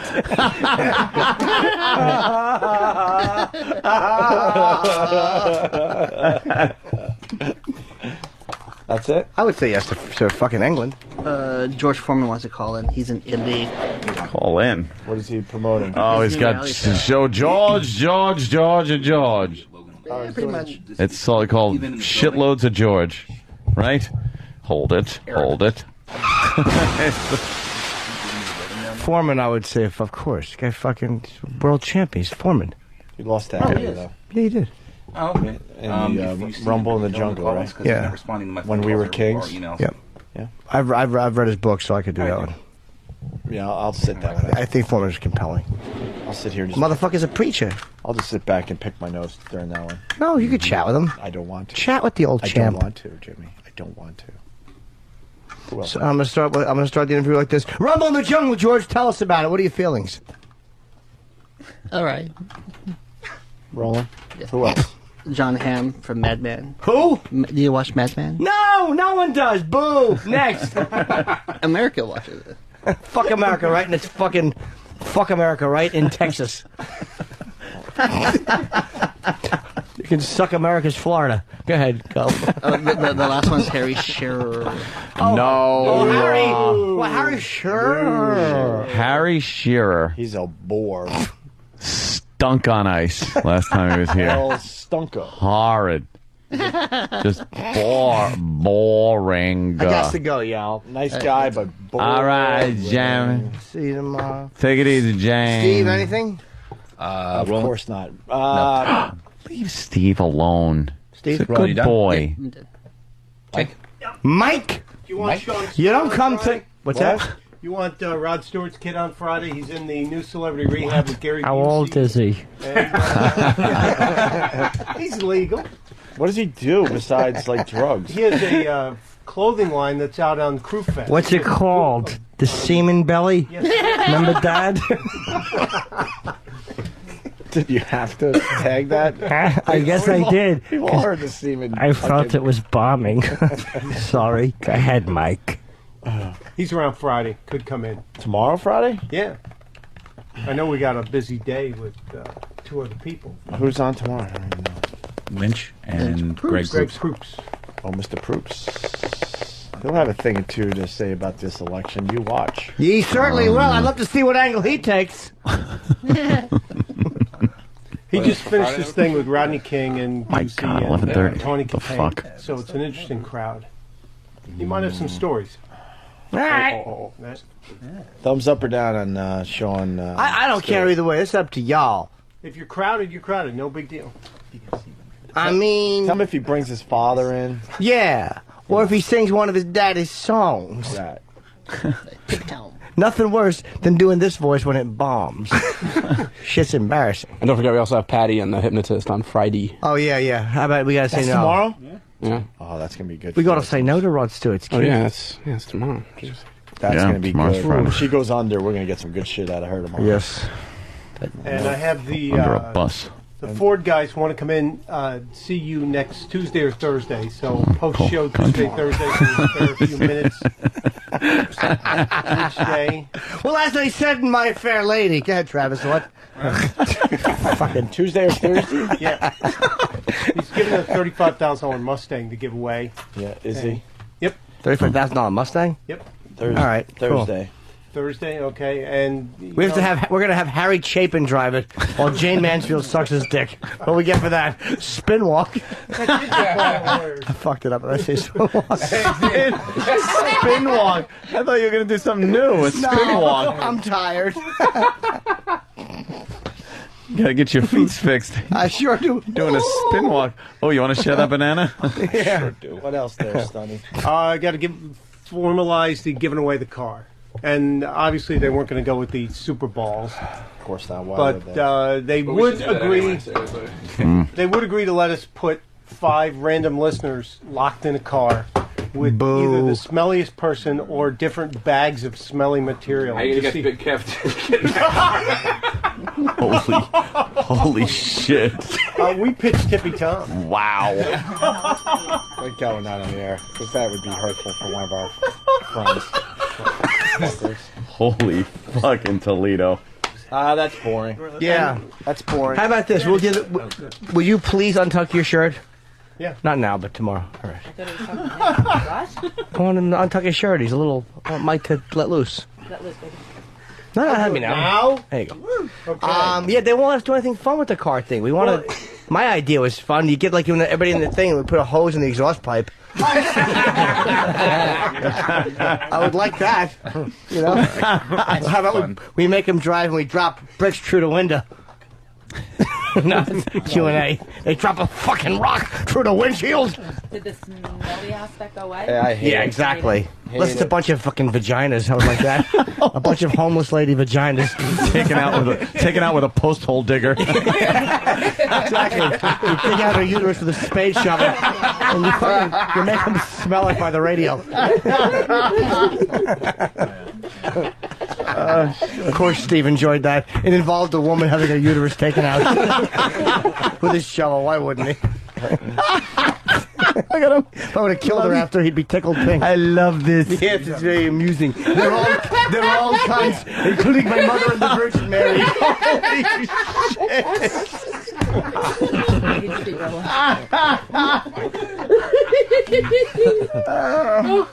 Holy Oh, it's funny. Oh, God. What else there? Well, that's a big thing. We need to, if we give it away before the virus, we can have it on stage and get the keys to the winner and do something good at the virus tour, too. Like fucking drive it like onto the stage, Yeah, maybe. sure. And then fucking right into the audience. How great would that be?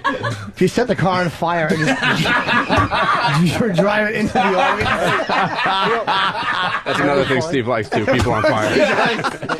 You could just throw my shirt on it. We could do something with that New York Grand Prix. Maybe we could have a Grand Prix race with them. Because we still have that guy who wants to do something with you guys. The go-karts go 50 miles an hour. It's a miniature little track. How about this? We have a race. Yeah. We race the Mustang against a quadriplegic who's blowing into a tube, and the loser gets whipped with an electric.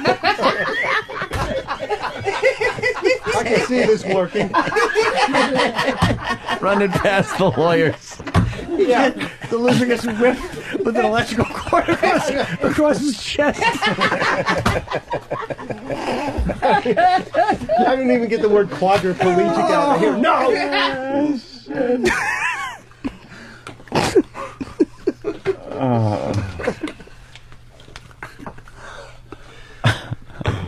So what is it, a $30,000 fine? They're actually trying to conduct a meeting here while Jimmy's just fucking imagining atrocities.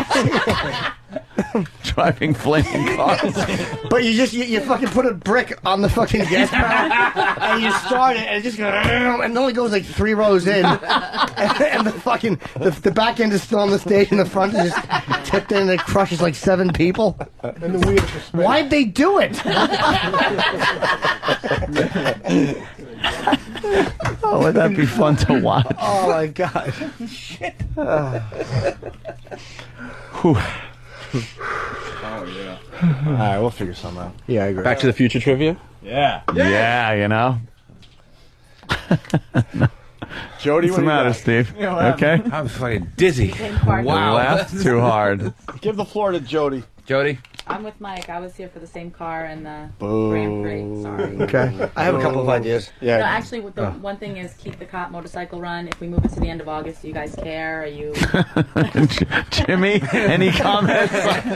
No, I don't care. They can do the motorcycle run wherever they want. I have white pointed hats. I'd like them to do it. 145th Street in a circle. Just some fucking Panzerfaust